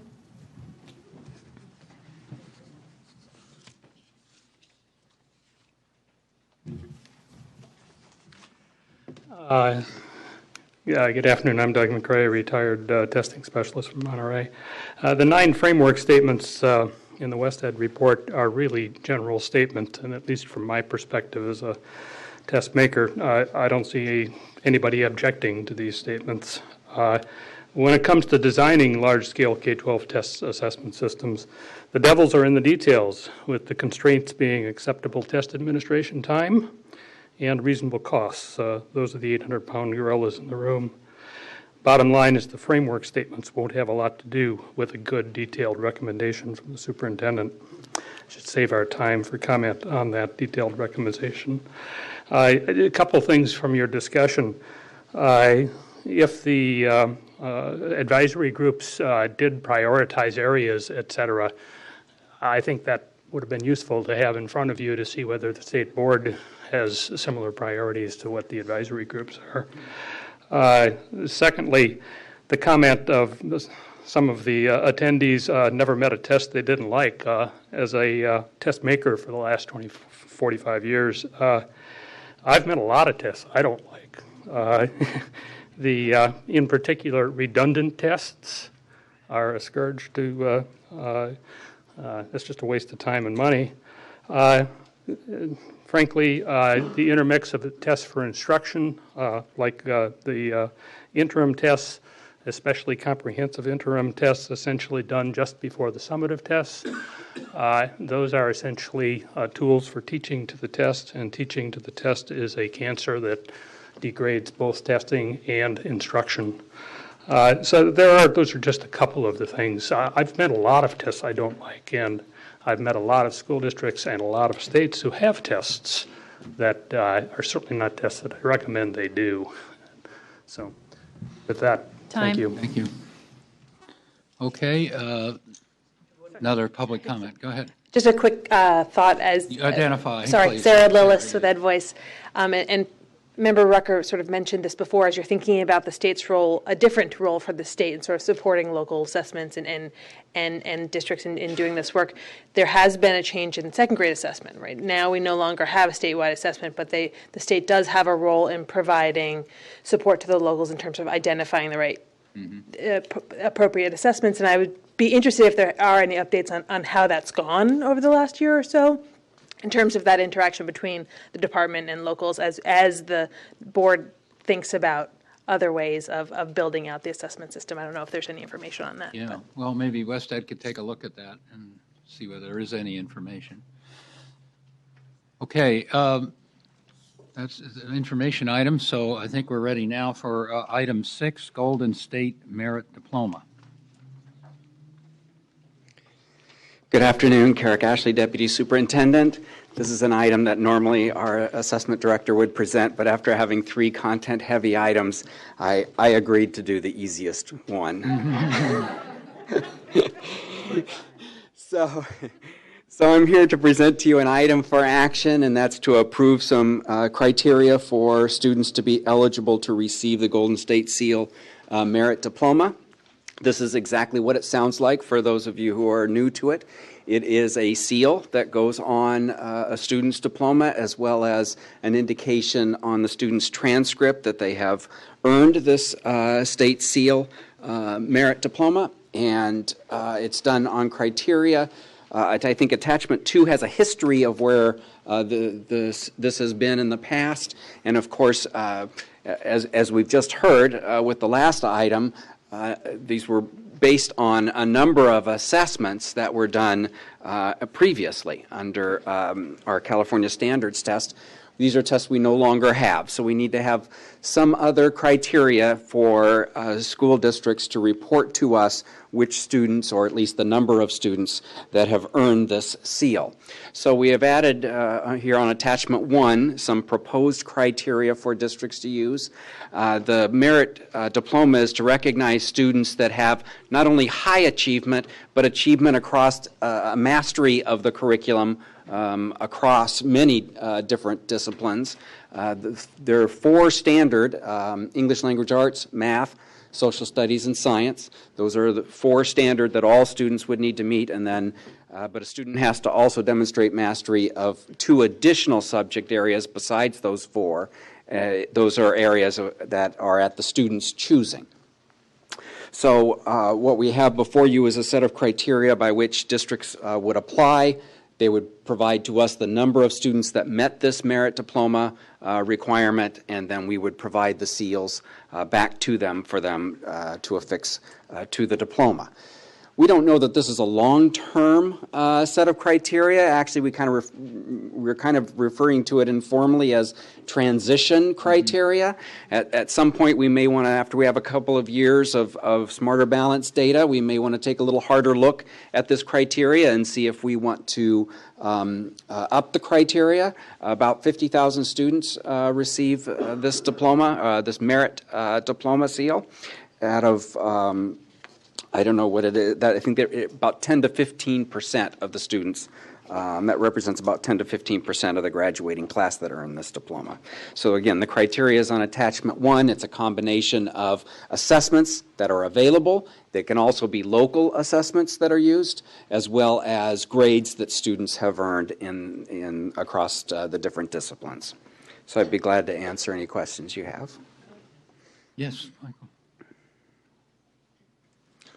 So when I first look at the criteria, it at first looks a little low to me, but I understand that the Smarter Balance tests are new and now we're still adjusting to them.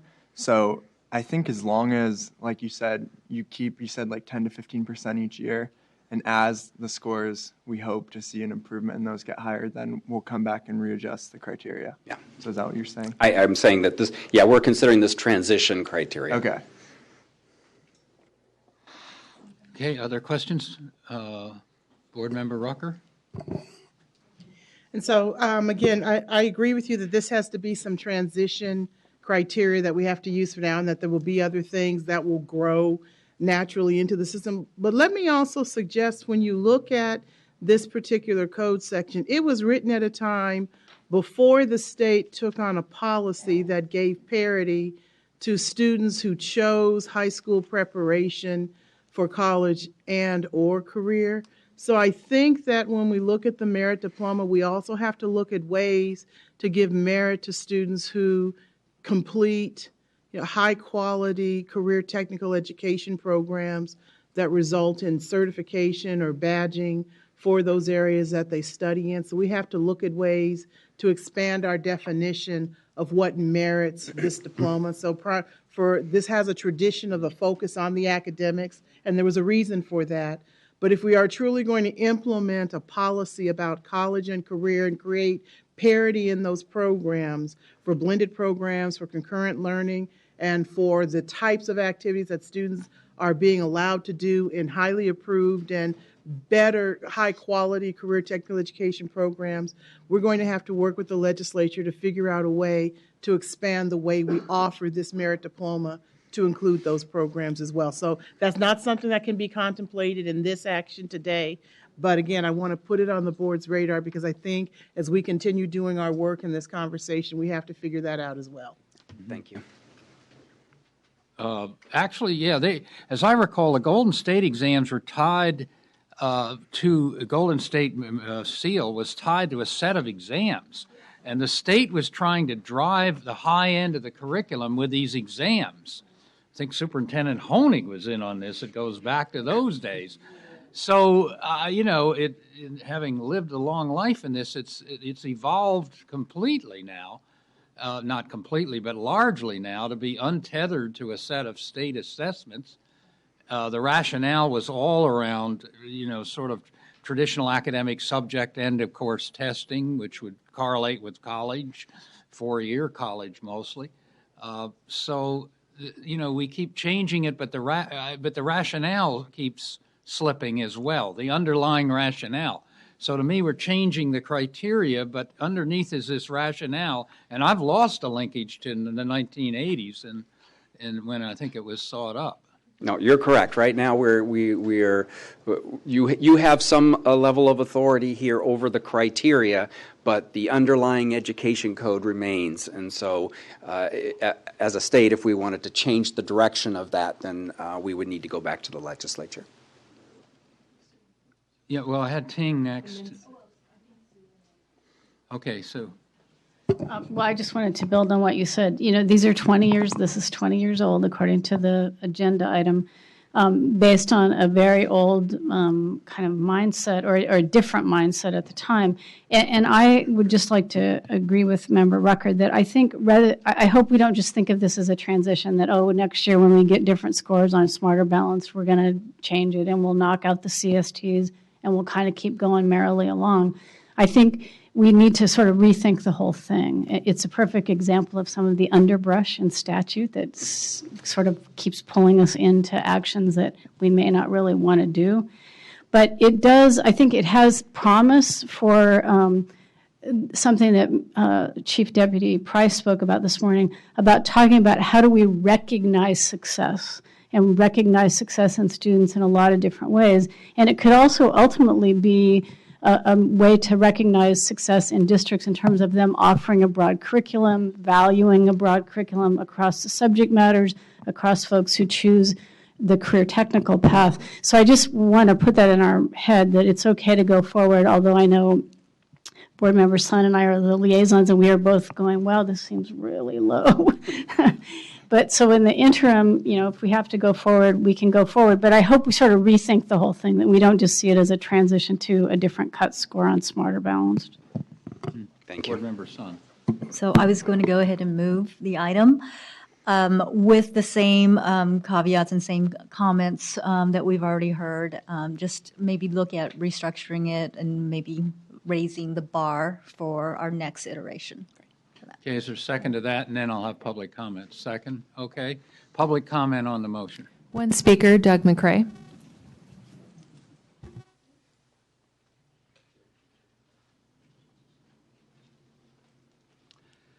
Good afternoon, Doug McCrae, retired test specialist from Monterey. I'd like to agree with Member McFarland. I think the CDE recommendation represents a substantial lowering of the Golden State Seal requirements from previous years. Recommended requirements for Smarter Balance tests are arguably lower than the requirements in the past for the STAR CSCs. Also, grade requirement of B+ or better for only one course in math, science, and language arts, and a B or better for U.S. history seems like a very low bar for the Golden State robbing this merit diploma of any credibility. I looked back, the November 14 State Board agenda materials addressed the anticipated lack of statewide assessment information for this purpose. For the class of 2016, suggested advanced placement tests as a possible something could be used. I wonder what happened to that suggestion. Also, the board does not have data on numbers or percentages of graduating students who received Golden State from last year's. I heard a little bit of that from Carrick, but I wasn't quite sure what it was. Nor does the board have estimated numbers for this set of criteria. Data would be helpful. I didn't make notes on the rationale. Yeah, it's out of place with respect to the Smarter Balanced designs of tests. I might note the PARC designs of tests have end-of-course tests at the primarily at the secondary grades, and it would not be out of line with the PARC kinds of things. And I guess that's what I had to say. Just for the last 10 seconds here, one comment on the last item I didn't make is that for decades I've been recommending a statewide assessment system of no more than 1% of instruction time, roughly 9 hours at grade level. Time. Beyond that, you get pushback. Thank you. Okay, we have a board motion and is seconded and public comment. Any further board discussion? If not, all those in favor, raise your hands. Okay, so we'll do synergy and then we'll take a break. I want to point out that items 7 and 8 are moved to consent. Item 9 is withdrawn, and so we are on item 10, synergy, and we are at the appropriate time of 3:30. So, yeah, okay, you rather break now? Okay, let's take a break now. Okay, before synergy. Okay, be back at 3:45.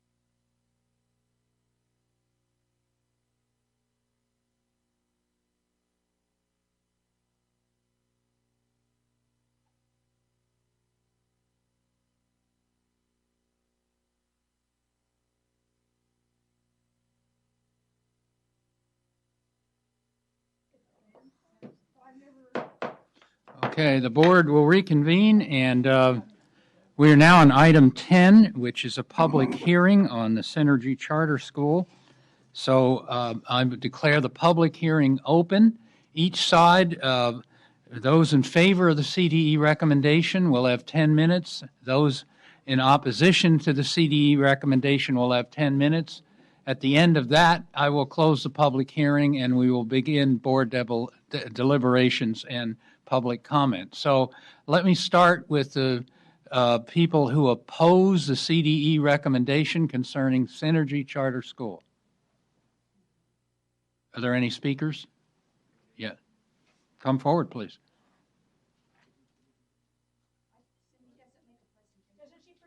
Okay, maybe we ought to, well, yeah, okay, set the context. All right, let me, sorry, you get a little bit more time. Okay.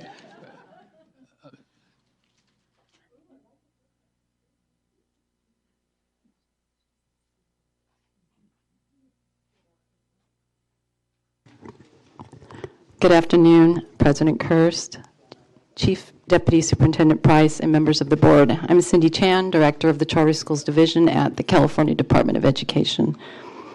Item 10 is a recommendation by the CDE that the State Board of Education consider, based on substantial evidence, that the Synergy Education Project Charter School, or Synergy, engaged in fiscal mismanagement, committed material violations of the Synergy Charter, and has not demonstrated increases in pupil academic achievement for all groups of pupils served by Synergy, which was described in the notice of violation issued by the SBE to Synergy on November 5th, 2015.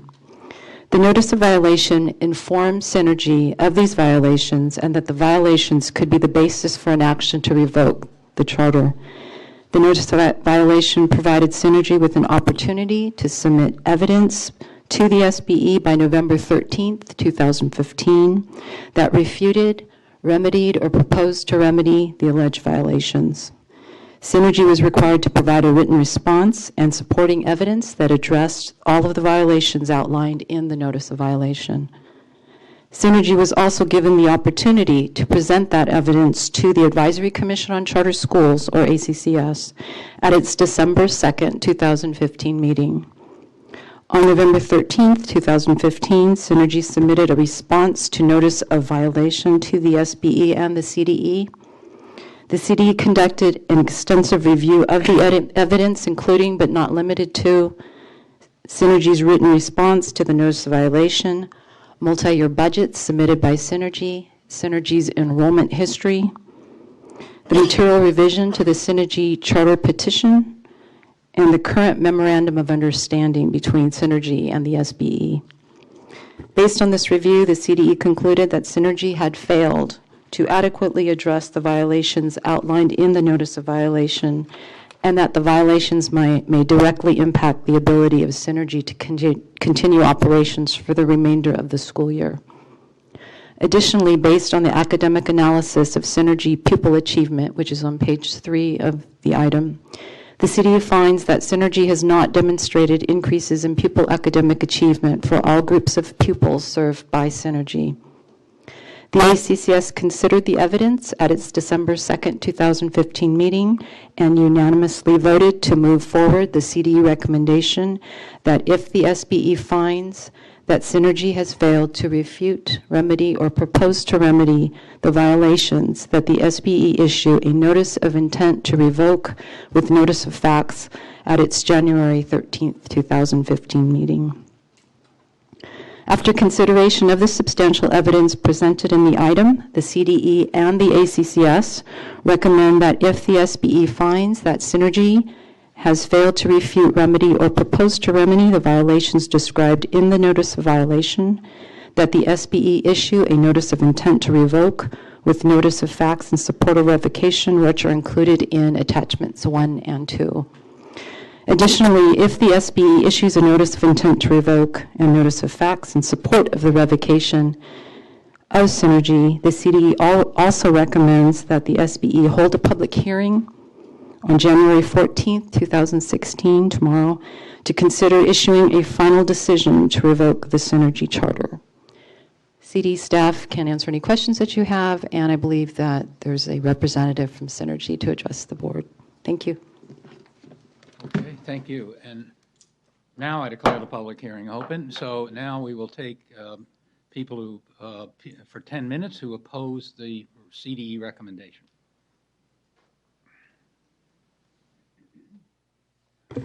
Good evening. Good evening, President Hurst, trustees. My name is Lawrence Rashid. I'm the interim director of SEP Synergy. Not going to have too much of a retort, more of a narrative. I was here when the conversation was approached about the notice of revocation and how earnest and serious you were about the time that was allotted for Synergy in the past, and that the deadline of the 13th, I believe, was hard and firm. And as a leader and a member of the leadership, we tried to do the best we can to ameliorate the situation. There are former, well, I wasn't there at the time, but the former CMO you guys were clearly aware of was going to close the school on November the 18th.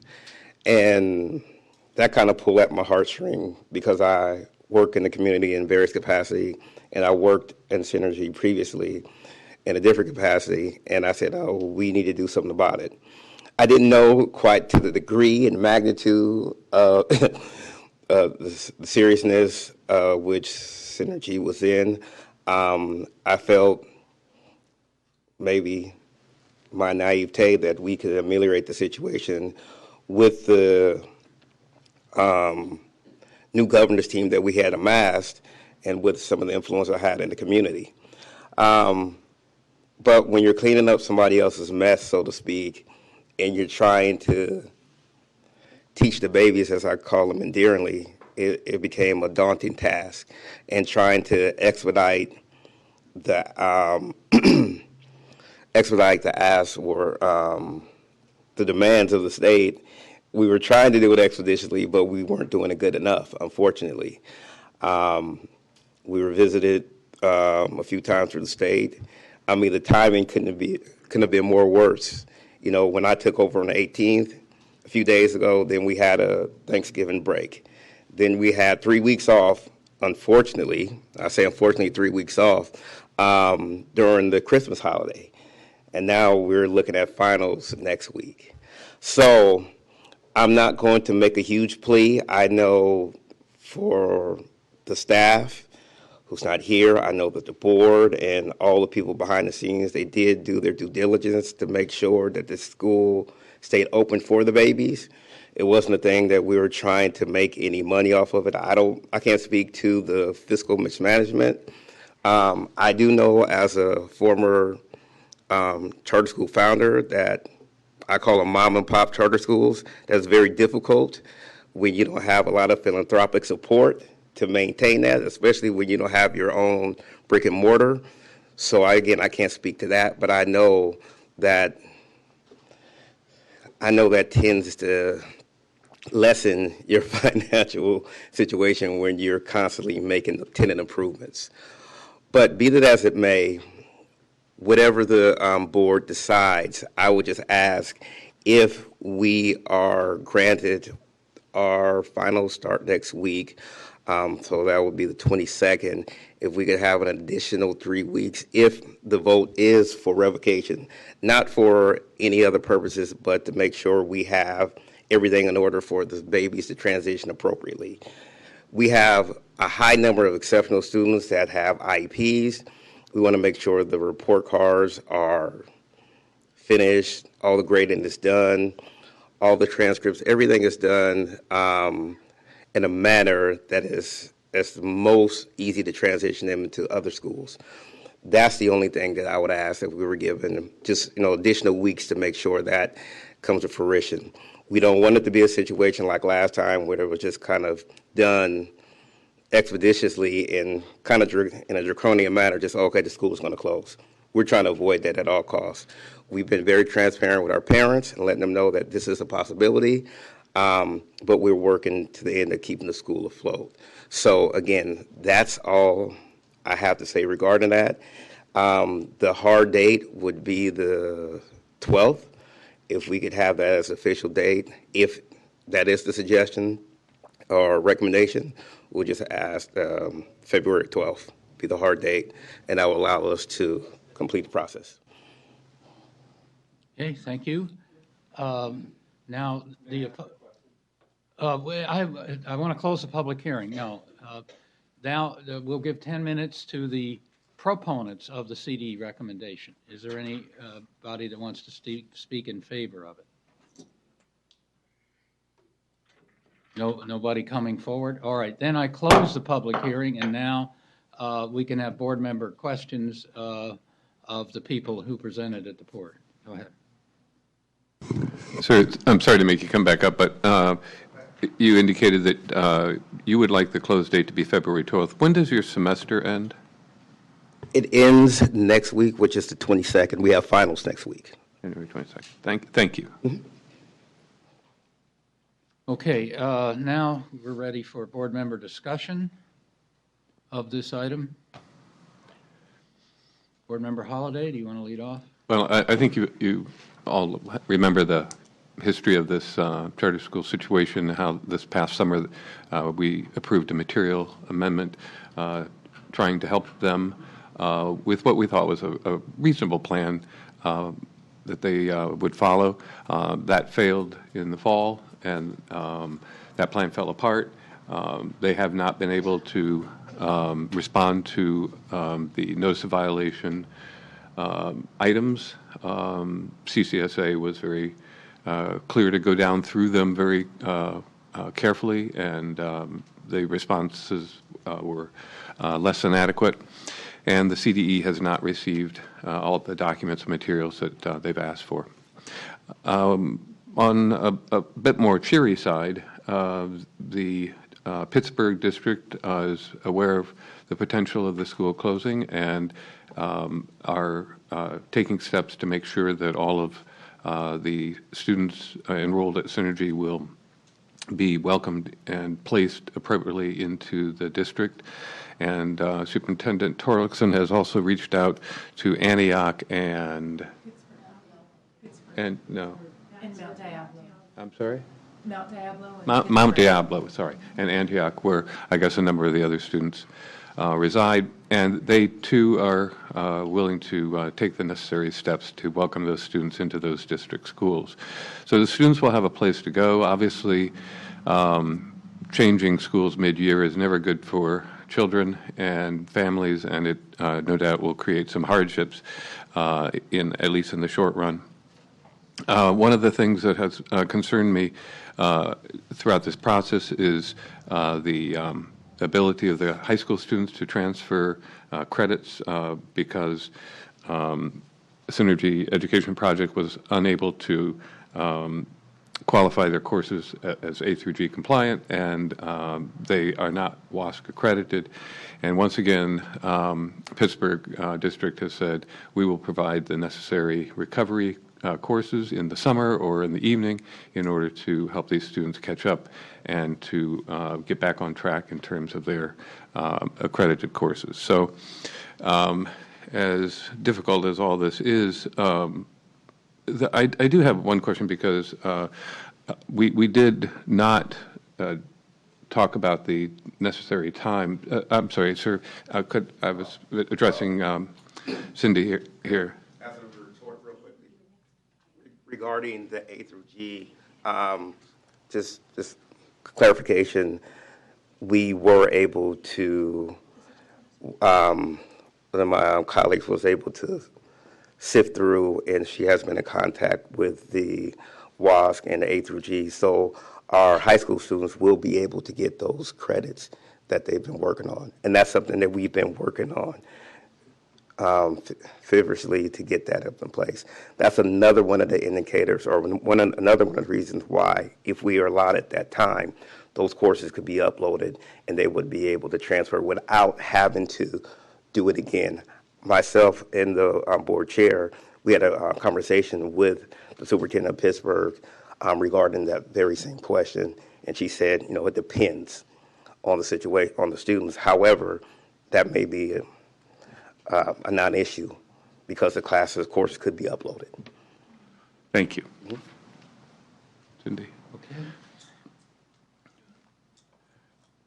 I guess I'm asking not only you, but also the president. I don't see any reason why we should not move the department's recommendation, and I will make that motion in a minute. But at the same time, timing of this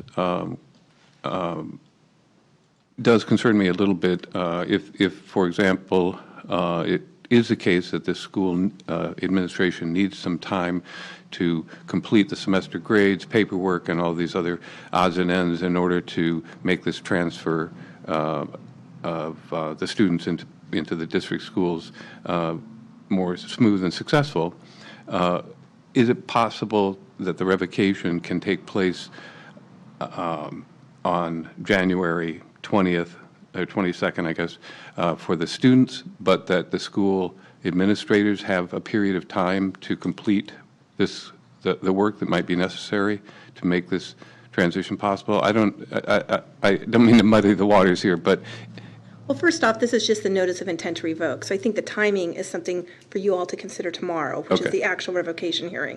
And that will give us a little bit of time, I think, to do some research about if a split is good. Excellent. I mean, we picked January 22nd, as you know, because it's the end of the semester, and that would allow, it seemed like a clean time. Understood. And go ahead and take it first. Yeah, so if I could, I would not want to delay this too much longer. I don't think that there needs to be a really long period for transition. In fact, it would actually delay the students starting in a new school and a new course, and you don't want them to be behind in that area too.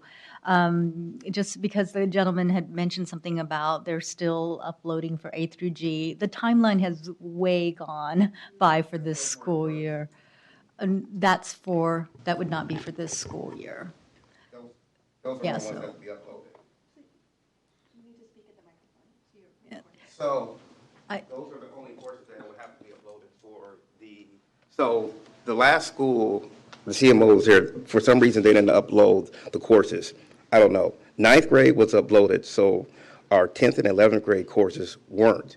So it will be hard pressed to let those babies go, and we have the availability to upload those courses by February the 1st. So even like Trustee Holliday said, even if the day is the 22nd, but we have a time to do the administration and to get that paperwork done so that the babies can, especially the ones that are on the A through G track, can have those courses go. I think that would be advantageous. Yeah, I'd like to see, this is the revocation hearing. Don't we have some time to work on this tomorrow? And we're going to have to hear this all over again tomorrow, so, right? We have, 18 hours, 12 hours or something before the actual stamp happens. Yeah. Well, I have to run another public hearing tomorrow. Regardless. So, we can keep going, or we can do this tomorrow again, but. I would just suggest that with staff, we talk about this possibility of when the students versus when the administration. That's all. Thank you. And if there's no other discussion, I move the staff recommendation. I second. Okay, any further discussion on the board? I have a comment on it. Yes, public comment by board member Williams. So the state board currently authorizes 26 charters. Not all of those were authorized under this state board, which has been in place for 5 years. This will be, if a vote is taken tomorrow that moves forward the revocation of Synergy, it will be the first charter that we have revoked in our 5 years. That's what Carolyn.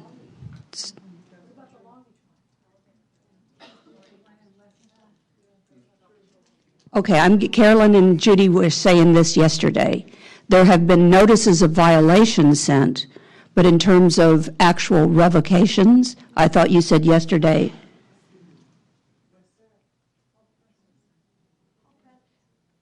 Yeah, we need to clarify that statement. Yeah. Synergy, he surrendered the charter right before the revocation hearing was held, the CTEC. So it was agendized, but he walked up the day of the hearing and said, I surrender. That's the first time I started. So whether there was some prior to this board in 2011, I think that's what we had talked about.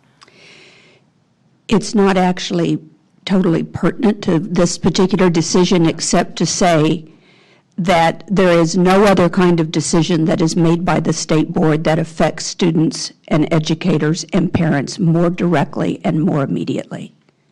It is not the kind of thing, we take our oversight of the charters that we authorize very seriously, which is why we issue notices of violation when we feel like they are in violation and we expect them to get back in order.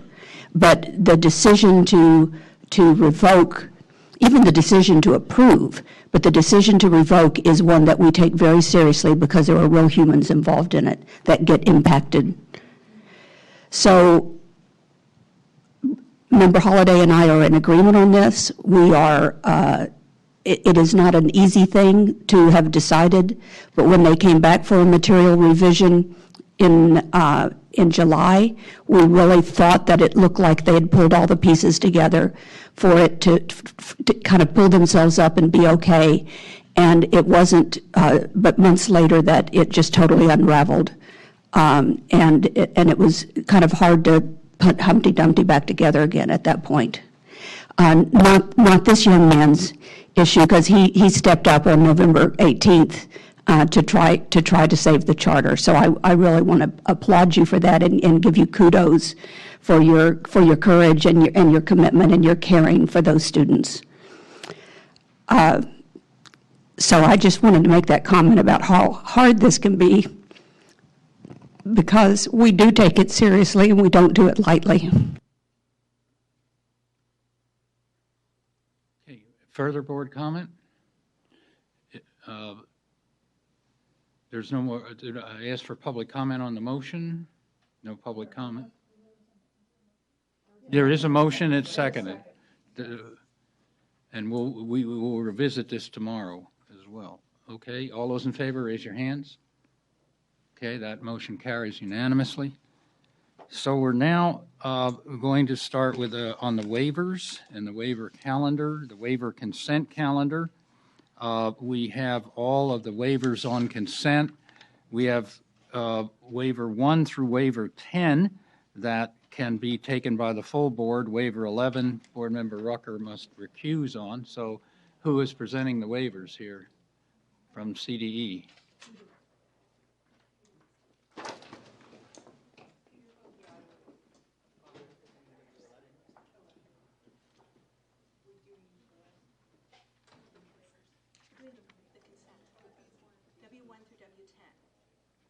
Yes. It's on consent. Okay, so we need a motion on consent, right? Yes. Okay, so W1 through W10. Okay. Second by Board Member Sandoval. Are there any public comment on this motion? No? If not, then raise your hands. Okay, the waivers are approved. Pardon? Yeah, unanimous. So now we're on to waiver 11. That's the one we'll wait for Board Member Rucker to recuse, and then we'll have that. Good afternoon.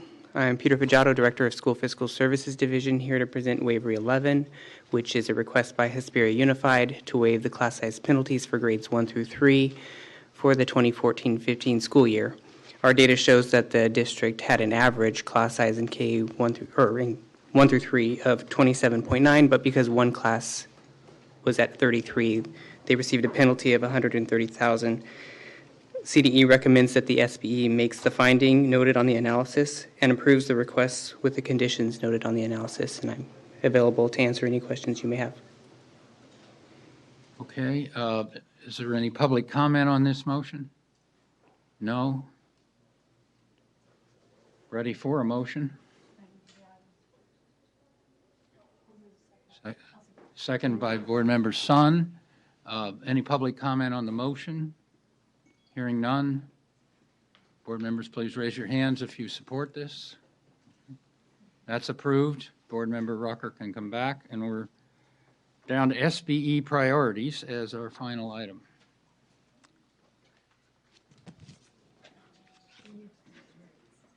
Yeah, okay, we gotta get over.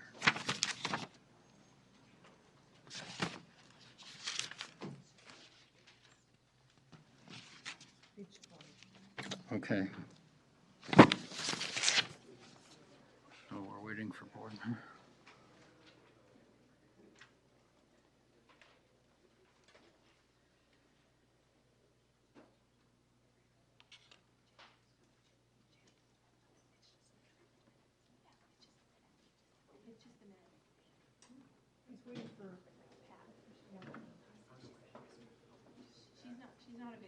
Okay, if she's not available, then let me just repeat on SBE, we're on item 11, State Board Projects and Priorities, that will take up with the officer elections on President and Vice President tomorrow, first thing, and now we need an action on the minutes.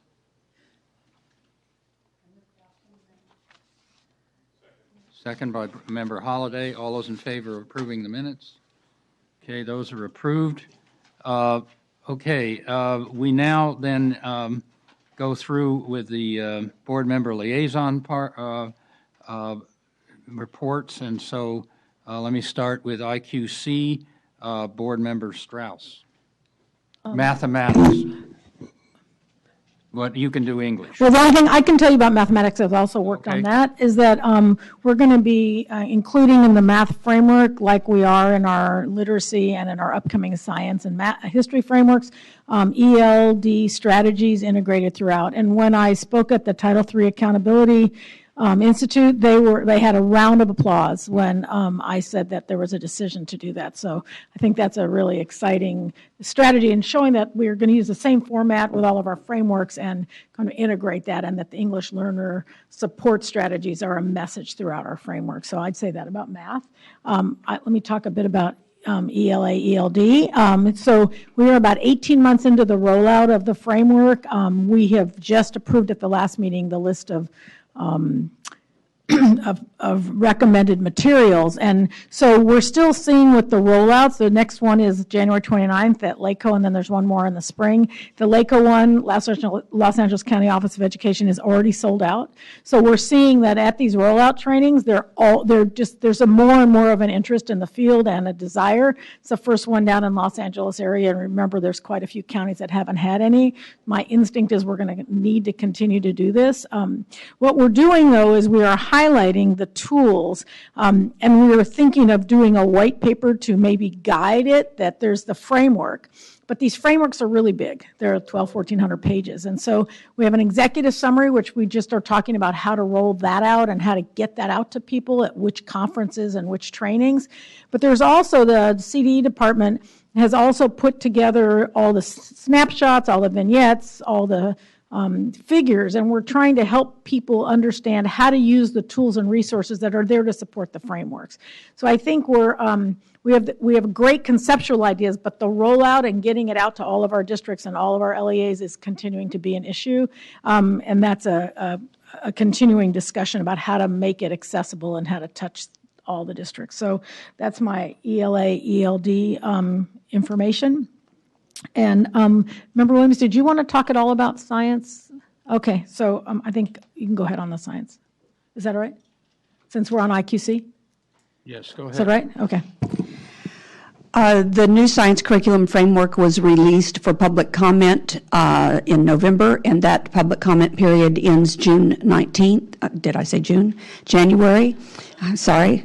Wishing for summer, January 19th, and I understand there's been a great deal of public comment. I'm delighted about that. I want to give special shout out to the California Science Teachers Association, the California Science Subject Matter group, the K-12 Alliance, and all of those people that are involved in the science ed leadership in California, because they organized an extensive number of regional meetings all over the state for the last 2 months to gather input from science teachers. to make sure that their voice is heard and what they value and what they'd like to see changed on this. Both Member Strauss and I will be at the IQC Science Subject Matter Committee meeting on February 19th to hear their first review and discussion of those public comments and to go through them. In addition, on NGSS, I'm excited to be invited and presenting opening remarks on February 1st at a National Science Foundation conference, one-day conference called STEM Smart, that expects, and it's targeted not toward classroom teachers, but more toward administrators and principals and researchers and policy leaders and advocates, and that will be in San Francisco. And it is open registration, and the one-day event is free. So if you're interested, anyone out there, if you go to the website, go to the internet and put in STEM Smart San Francisco, February 1st, you should be able to find it to register. I forgot to add one more thing on IQC. Next week on Thursday afternoon, we are going to do training for all of our new IQC members to the commission, and we have quite a few. And then on Friday, we have a full IQC meeting here in the same room. So I just thought I'd share that. And Member Rucker, I had talked quickly about ELA, ELD, but since you're IQC, I just wanted to be respectful if you want to make any comments about. No, okay. Okay, I just want to be sure. Thanks. I do have one additional liaison activity I wanted to report. Well, we would want you to do IQC with Board Member Sandoval on History Social Science. That's what I was about to cover. The History Social Science framework is currently out for public comment and review. The public comment period will close in mid-February. As the process goes forward, we're looking forward to being able to be successful with not only collecting the public comments, but we think we will have resolved some of the glaring controversies of not only about the content, but the development and representation of a long narrative in our history social science framework that really has not been corrected. So we still have an existing gap between the subject matter content standards from late 1990s to trying to update and create a history social science framework that encompasses our intent for literacy and civic education, supporting all these new values. But we think we have crafted a framework that can address those ideals. What's been wonderful in working with the writers, they have accepted and considered a lot of input from a lot of folks. They have also been very willing to listen to the very painful critique and concerns that have been raised from a number of stakeholders, not just parents and community stakeholder groups, but we also heard from a number of legislators with their own personal narratives about issues that the stories that and the issues that are covered in the framework have been raised. So we think the framework committee has done a great deal of work trying to address those issues. We will I will not be able to be at this month's IQC meeting. I'm going to be out of state for another issue and another activity, but they will be able to at least review that information. And when we convene again in February, we should be able to review those public comments and bring that drafting process to a close, we believe. Okay. Board Member Sandoval, do you want to comment on that? Yeah, it's been a really interesting process to be a part of, for sure. And it's right now the curriculum frameworks for history, social science are in the second review period, which ends February 29th. And what will happen next is the subject matter committee will convene again March 24th and 25th and go through more than 1,000 comments, both in writing and then public testimony. So it's been a very powerful process to be a part of. So I do want to echo what you said, Member Rucker, about the responsiveness of the committee members, the individuals on the CDE team who have been working on this, a lot of listening and a lot of willingness to revise and address some of the omissions that have been there. So it's moving forward. And I think we could expect later this spring some type of report or update on that. Okay, good. Next, computer science, Board Member Williams. So 2 things. One is that really fun thing, President Kirst and I participated in the Oakland Unified School District Hour of Code on December 9th. And of course, the superintendent was there, Superintendent Wilson, and most of the top leadership, and with some of the board members and some of the council members in the area, and all the high school students were in the assembly. They did it in a 1-hour assembly, and they not only did they did the actual hour of coding in classrooms with teachers, but the 1-hour assembly was to celebrate not only that week for computer science education, but also to announce a new partnership between Oakland Unified and Code.org, which is a national nonprofit organization for Oakland Unified to get free professional development in computer science K-12 for all of their schools from Code.org. So it was a very big deal. And it's the biggest kind of partnership that Code.org has been able to get in California, and everybody was quite excited about it, and it was a lot of fun. The second thing is that at the national level, Code.org plus the Association of Computing Machinery, this is all so new to me, the Association of Computing Machinery and the Computer Science Teachers Association, the national group, they have come together to convene a series of meetings and inquiry in order to, with over, I think it's 150 different individuals, maybe 125 from across the nation, to develop a consensus around what's now in this day and age, what students should know and be able to do about computer science in certain benchmark grades. I think it's 2nd, 5th, 9th, and 12th. So they call it the CS12 framework, and it's not standards, as in they're not trying to do grade by grade standards, but more grade span or grade span kinds of things that would be a guideline for either districts or states who are considering adopting their own guidelines or their own curriculum in computer science education. I am the state board's liaison to that, and I attended the first meeting. I'm on the stakeholder group. I assure you I'm not on the expert and thought leaders group, and I attended the first stakeholder meeting on November 19th in Chicago, and I asked for a list of everyone that was participating in this process. It's really pretty rigorous. It's not quite NRC, but they're trying to emulate the rigor of a National Research Council in their process.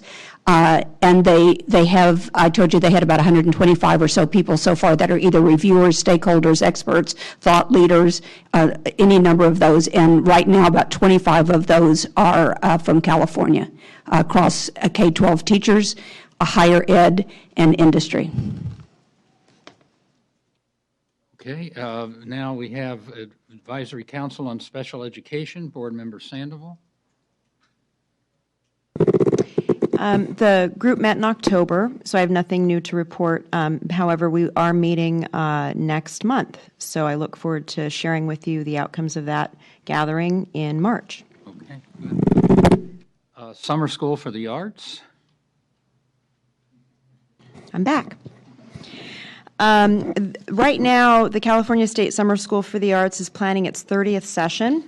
And every year, David Harrington has conducted a survey of students. So for 29 years, he's conducted this survey. And I'm just going to share with you an excerpt from his 2015 findings. Student reactions to, I'll call it CISESA, it makes it a little shorter.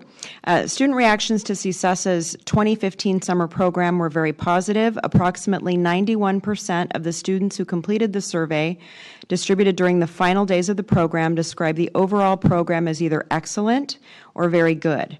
Almost all, and that's 99.6% of the students, reported that they would definitely or probably recommend CISESA to a qualified friend next year, and 97% reported that CISESA had helped them think about their career and their educational plans. And they also, 80% reported that their experiences had increased their awareness of new artistic perspectives, their confidence that they could improve their own art, their technical artistic skills, their willingness to work hard at their art, and their ability to think of new and creative artistic ideas, their ability to judge their own work, and their knowledge of themselves as people. So it's the response is overwhelmingly positive. This makes an impact on student lives, not just now, but in the future, and I think serves so many students and emerging scholars and artists and professionals in ways that that we can't even measure right now. But they do come out, and the alumni corps is really powerful too, and stays engaged with the institution through the years. So it's very exciting. Okay. Child Nutrition Council? I believe there was a meeting. I was traveling for work, couldn't make that meeting, although yes, I'm trying to be very healthy this New Year's resolution. But can I provide updates on ELs, my role as an EL liaison? You can. Okay. So sorry, I'm operating with 5% energy and passion right now. So we were looking to place on this agenda the rulemaking process for the LPAC assessment. Given the new provisions from ESSA, we thought it would be best to not put it on this agenda, but I know that there was a couple of folks, I wonder if they missed the boat, and no, it will be coming. We may have it for the March agenda. Tomorrow on consent, we do have the integrating English language development standards into K-12 math and science. So the 45 days for public comment came to a close. They incorporated some of the public comment, and I believe that they may still walk us through what aspects of the public comment were integrated. That will be coming up. And just to point out the memo on the, here I have it here. There was a memo in December for the primary language assessment that gives an update on the timeline for when we could expect to see it. Thanks. Okay. CTC, board So, members. yeah, I'll also say I liaison to Concurrence Commission, which meets twice a year just to deal with the budget and guidelines and direction for the subject matter projects. And they're actually changed their meeting from Oakland to Sacramento next week because of the Educator Excellence Summit. And so the summit is at the Convention Center at 4:10 till 6.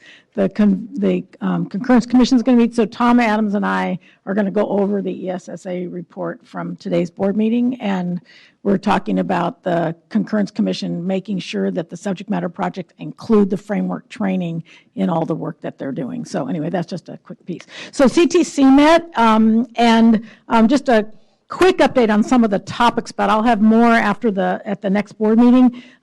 Clearly, the teacher shortage is a conversation that everyone's talking about, and trying to get ahead of the situation. So you're going to hear a lot. The deans of the College of Education met, and all the talk of the members of commission about what to do about this. So I think that's going to underlie, even though we're trying to upgrade all the expectations. So they looked at the teaching performance expectations and updated them, which is what teachers new to the profession are going to know and be able to do, and that was approved. Now they're going to move to a validity study. So there's a lot of updating to performance expectations for both teachers. We talked about that a lot for the administrators as well. And now there was a huge discussion about special education. So we know about the Special Education Task Force report. So we spent a lot of time talking about it at CTC, but no alignment or agreement on direction.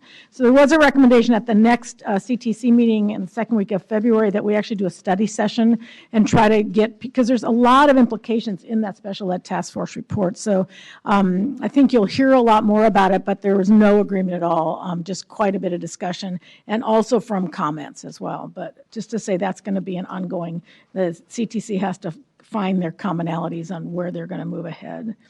And let me just see the rest of the notes here. Hold on, it was a long meeting.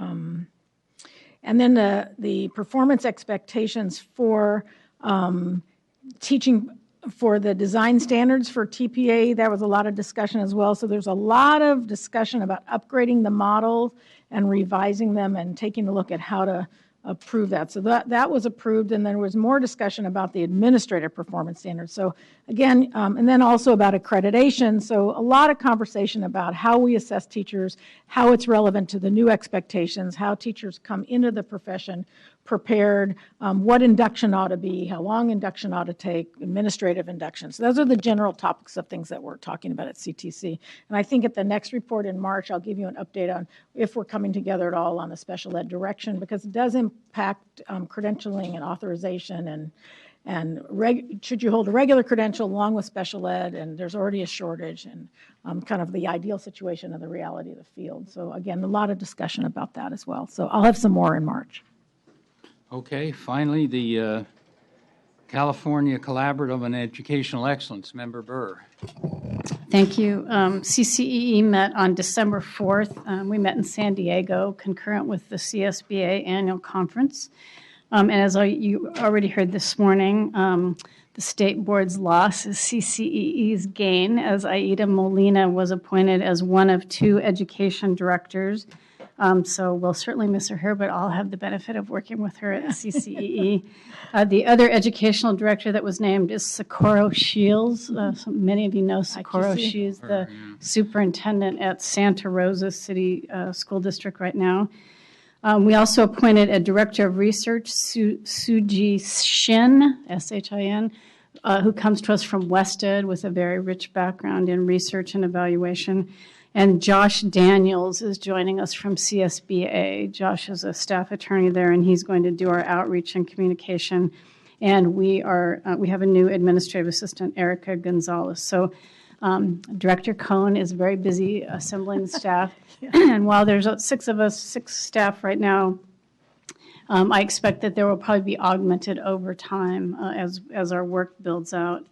We also had presentations at that meeting from the San Diego County Superintendent and one of their district superintendents on the San Diego County Achievement Gap Task Force, which was very illuminating and really, I think, reinforced a lot of what we heard this morning about looking at data very carefully, understanding where the gaps are, identifying instructional strategies that need to be employed in order to make sure all students are learning in San Diego County.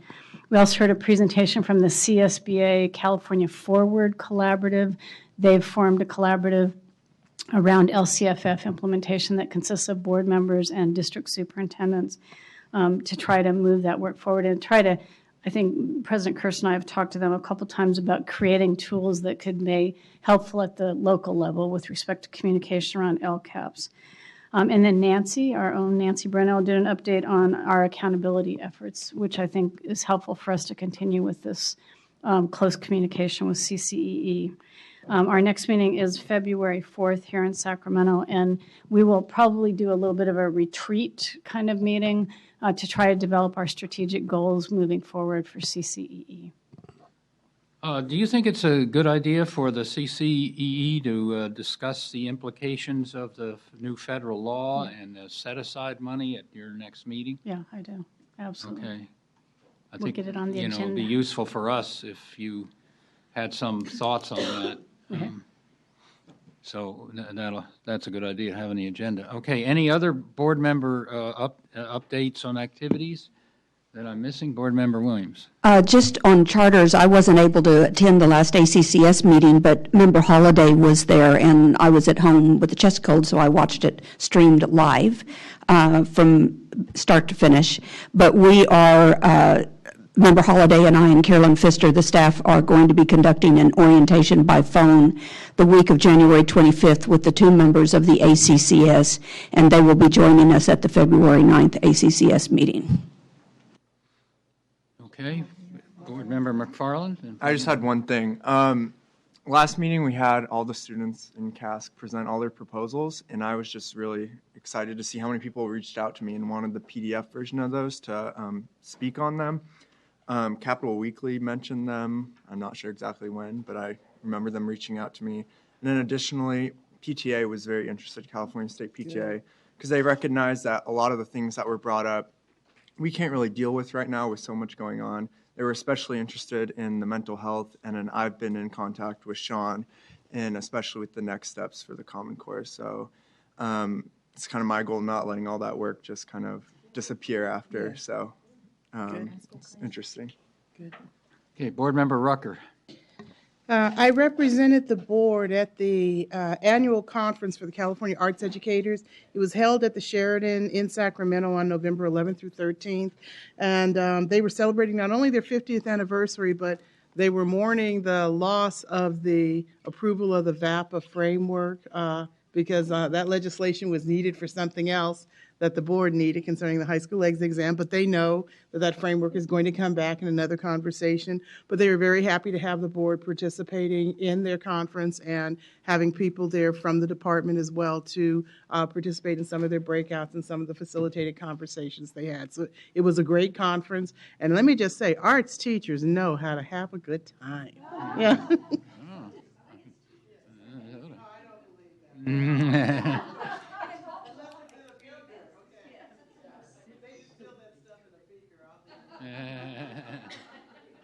Okay, I think we're getting close to closure then. All right, so the board is adjourned for today. I want to remind you, no executive session, but we will start at 8:30, and so we'll see you then. Karen,